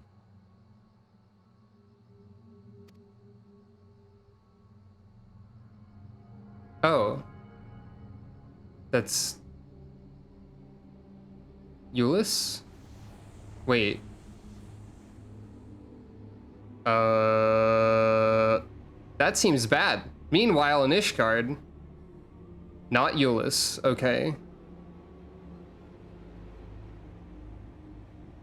Okay. Resembled Euless from what I could see of them, which was not much. Similar haircut and hair color, I think, and like skin tone and stuff. Oh hey, it's Dark Knight NPCs and also Erenville. A mission of paramount importance. Yeah, Sidirgu and Riel.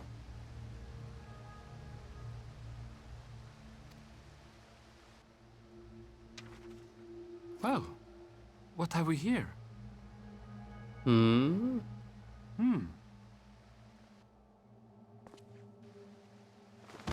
Yeah, this doesn't seem good. Hey, seems like are you all right? Bad things might be happening.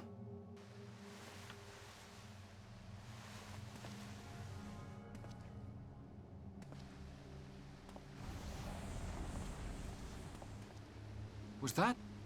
No. The shadows play tricks, nothing more. Erenville has an idea of what that could have been. Erenville's gonna be like way more important than he seemed at first. towers are gone. Like even more, And the Garlean threat is abated. isn't he? Yet,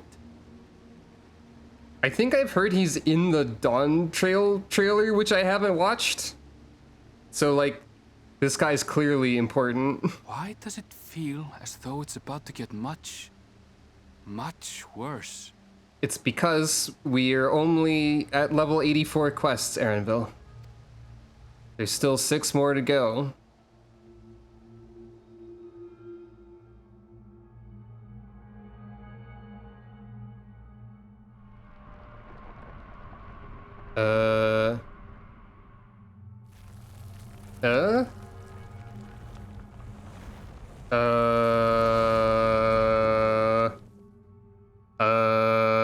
I'm concerned by this.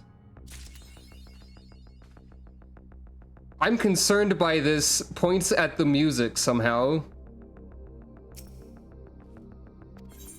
I'm going to go look at cutscenes. Thank you. Oh no. This music persists in the end room? Oh no. There's no safe in room zone.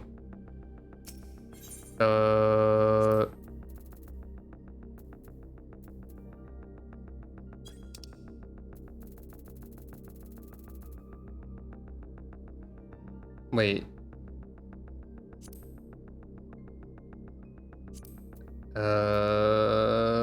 Is that 2? Yes.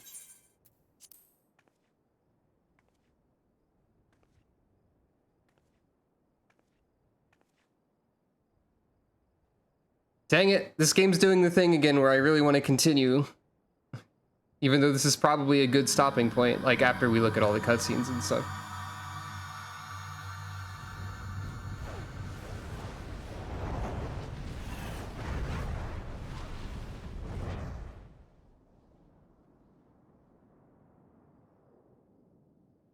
Moon. Normal. It's Alphino! Crowd cheering.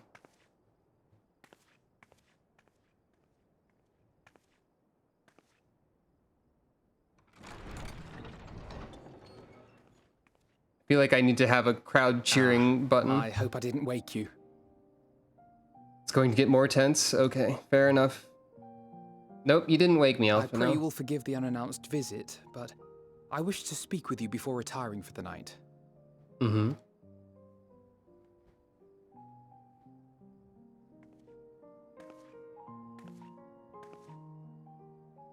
About Garlemald, and the time we spent with the people of Tertium. Okay, so we are all going to talk about different things, potentially, or at least some of us. Dangerous though it was. Some of them. I'm glad we had the opportunity to treat with Euless and Quintus.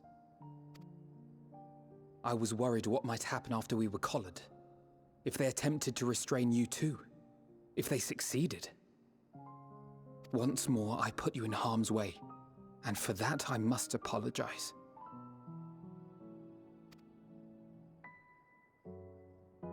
Or rather, I should thank you for trusting in me time and time again. After all our journeys together, I dare say I've used every expression imaginable to convey to you my gratitude. Nevertheless, I hope these words of mine still carry some small weight. Smile. Tomorrow, our fight continues.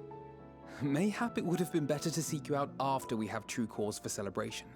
If the choice I made in the cutscene does not have a canonical, like, specific impact to something that happens later in the story, I'm gonna say that the funniest canon for this sequence of events is that everybody, one by one, knocks on Sucro's door without knowing that anyone else has.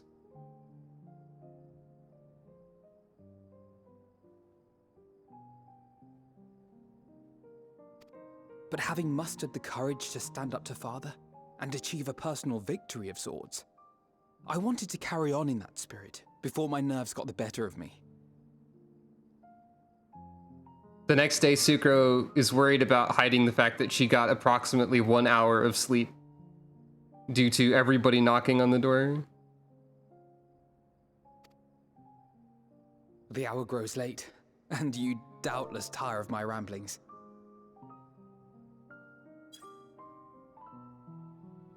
I have a letter for Orenvold to finish, but we'll be off to bed shortly. Sleep well. I don't know if Sucro would drink coffee. I've never tried coffee, so I don't really have a opinion about coffee.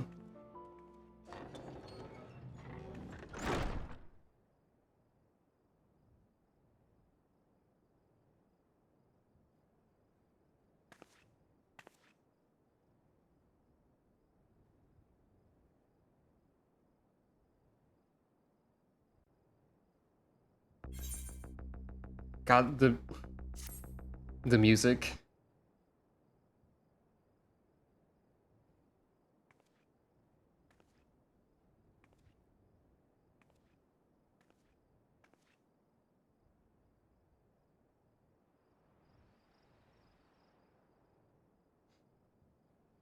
I don't know if part of everybody knocking on the door in a row includes Sucro looking at the moon and seeing this like 6 times.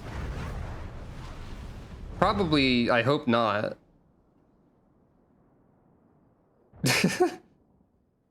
I do not think she would eat raw coffee beans, and I did not know that Shadow the Hedgehog did this. But I believe it. Thancred? Is this Thancred?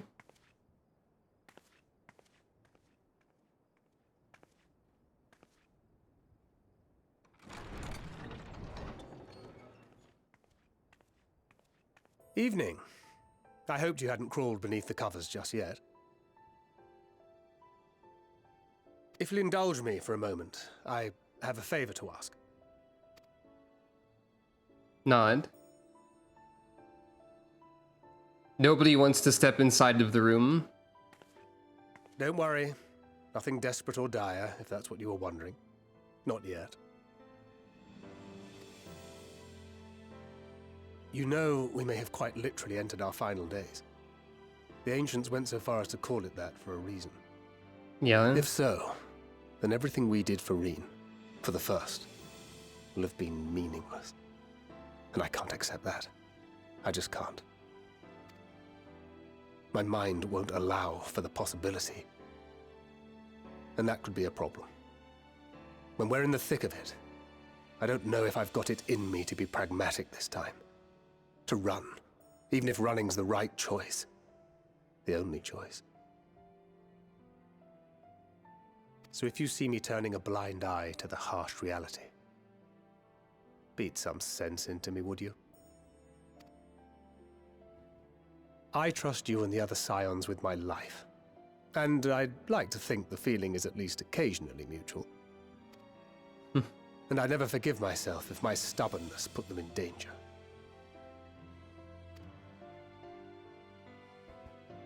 Gods, listen to me.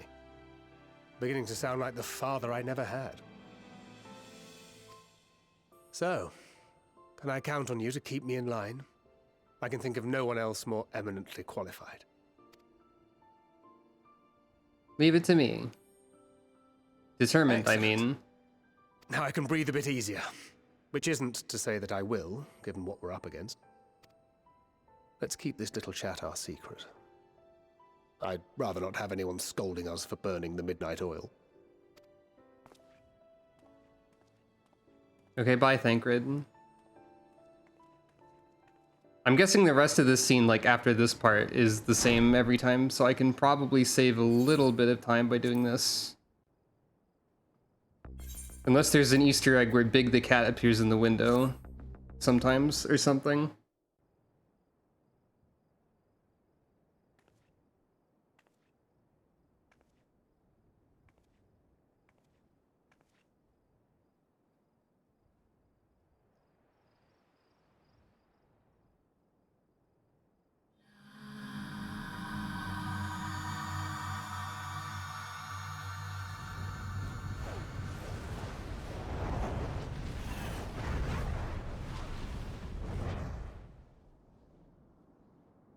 Everyone wants to talk to me and the moon keeps yelling at me. How am I supposed to get any sleep?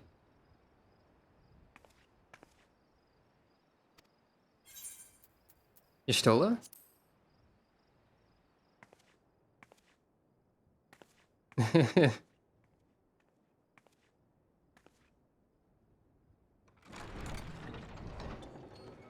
Everyone might get that weird shot of the lower half of their face, I guess.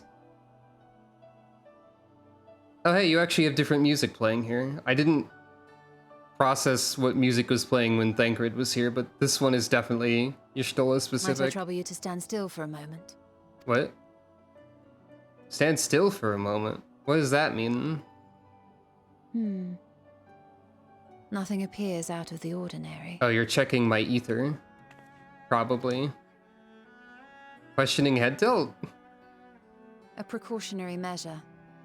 You will recall that serving as a vessel for abundant light in the First very nearly ended poorly. In your recent battle on the moon, you were almost certainly exposed to similar, if not greater, forces. Fortunately, from what I can see, you and your ether are none the worse for wear. You know what? That's fair. Thanks Would for that checking mean up you're on here me. to confirm my assessment. You doubt your You assessment? actually found yourself in a direct confrontation with Zodiark. As if Xenos gallivanting about in your body was not misfortune Do we have to enough. mention that? Did you so grossly offend every single deity in a past life that they saw fit to place a curse upon your soul? It's starting to sound like, or seem like that, isn't it? Gasp. Forgive me. That was in poor taste. I recall vividly how battered and broken it was in the depths of Amarot. Would that you could have seen it with your own eyes. Mayhap then you would understand why the greater part of me is glad you did not. It was a horror beyond description. Promise me you will be careful, that you will seek my counsel if you feel unwell. Everyone also gets this camera angle of the character looking directly at the player, basically. Not. That puts my heart at ease, if only a touch. I suspect it will grow colder as the night wears on, so do be sure to stay warm. Sleep well. May the shadows keep you. Oh. She did the Knight's Blessed thing. And yeah, Y'shtola this is like very honest and direct for, like, Y'shtola is not the most like cryptic or anything, but this is more like direct than she usually is and like open about stuff, which is very interesting. Everyone cares so much for Sucro.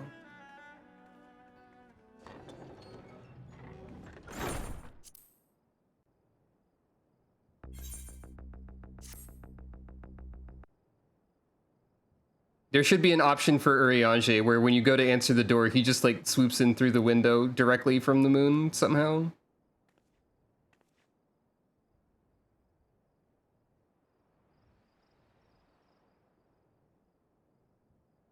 She does do that, that's true.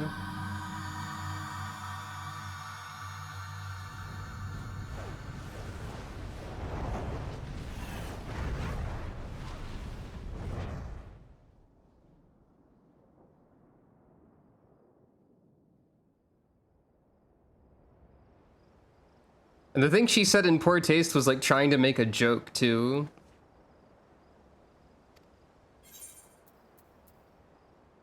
Graha? Why do I have to add the Tia after Graha? Why can't I just say Graha? Oh, he's so nervous and fidgety. Oh, apologies. I You also get your theme? If you could spare a moment before bed. He's so worried.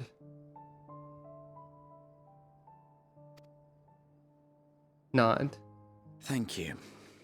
I fear this may be the last quiet night we have to talk for quite some time. It's not that quiet. The moon keeps screaming. I mean, what?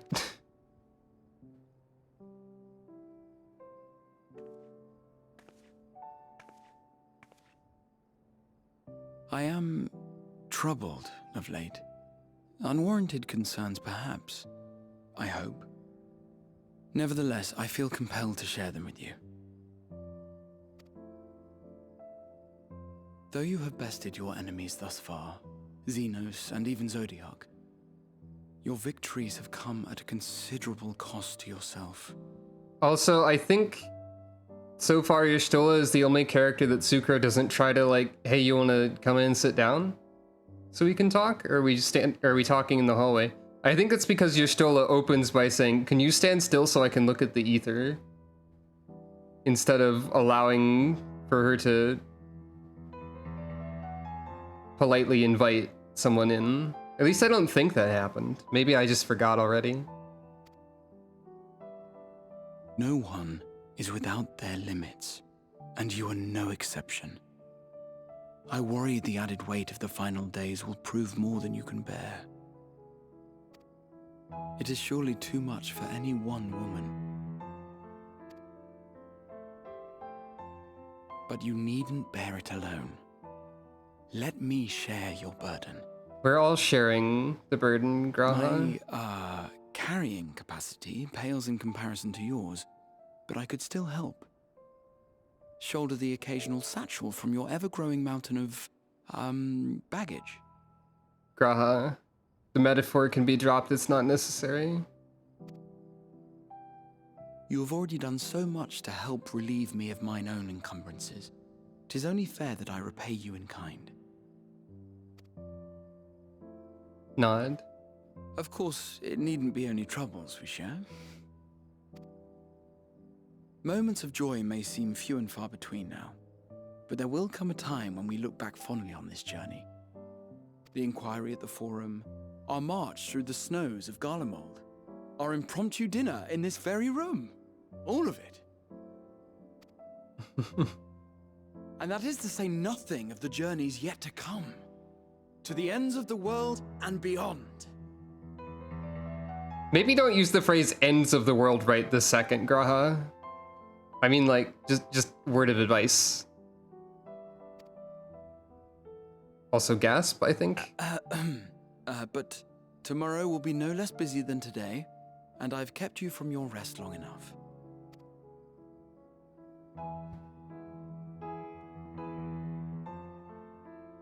Sleep well, my friend. Graha gets 2 camera angles of looking directly into the camera.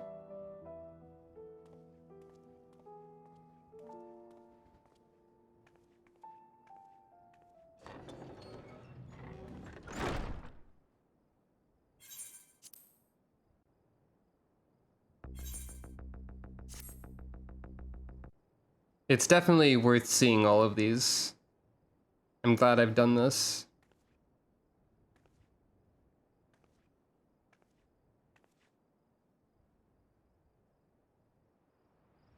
The pain of the pain. I think you meant the pain of the past probably, but that's funny. Dang it, Moon.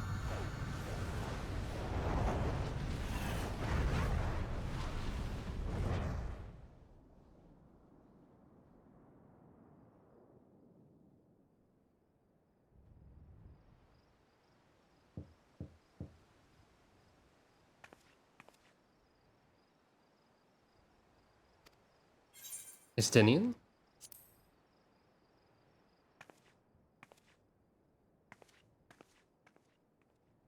Something about Estinian knocking on the door is just kind of funny. There's the weird shot again. Oh hey, you're not wearing your armor. I thought you slept in your armor. You're alone. Good. Hey, you get this theme. Maybe everyone did have their own theme and I just didn't realize it for a while. The twins thought now would be a wonderful time to pay a visit to my chambers. Rather than listen to them bicker over tonight's snacks and tomorrow's plans, I seized the first opportunity to make my escape. Elusive jumped right out the window. To their credit, they decided against intruding on your peace and quiet. Okay, so if you select Estinian here, Estinian directly states that they do not visit you.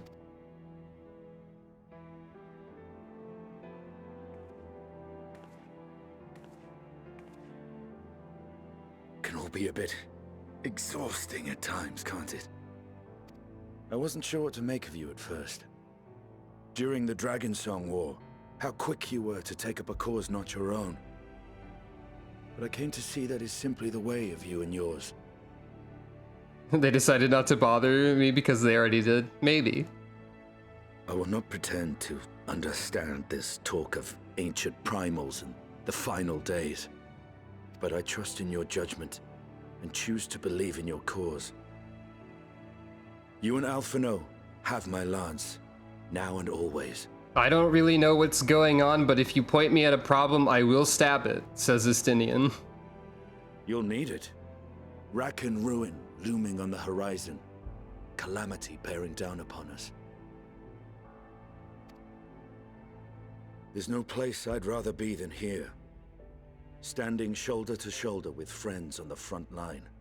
So do not hesitate to send me against your enemies. I'll make them rue the day they met me.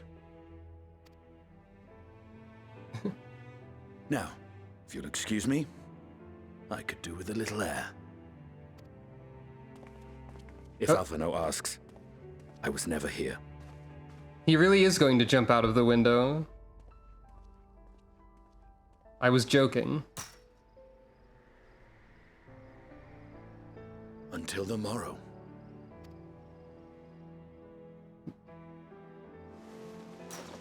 Here I go. I will note that there is no sound effect of him landing. He's still in the air. We can assume.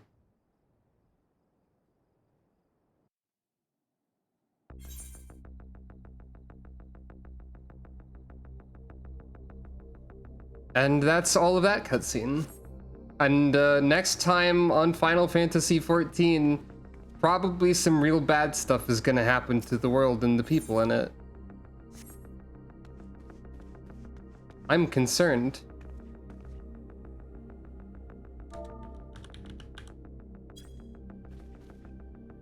But for now, Sucro will get at least 1 hour of sleep after talking to 15,000 people.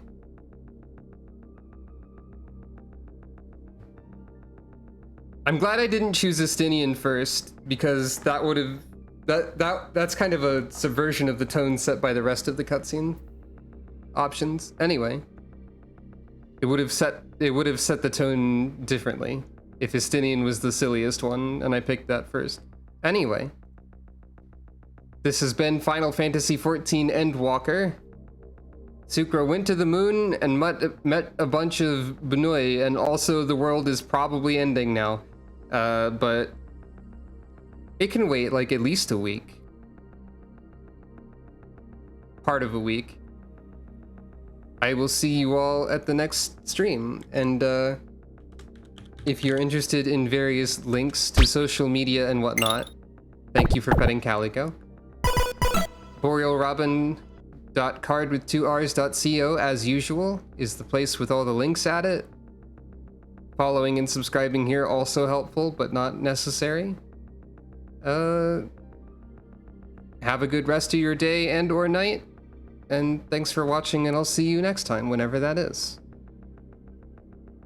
Good night, everyone.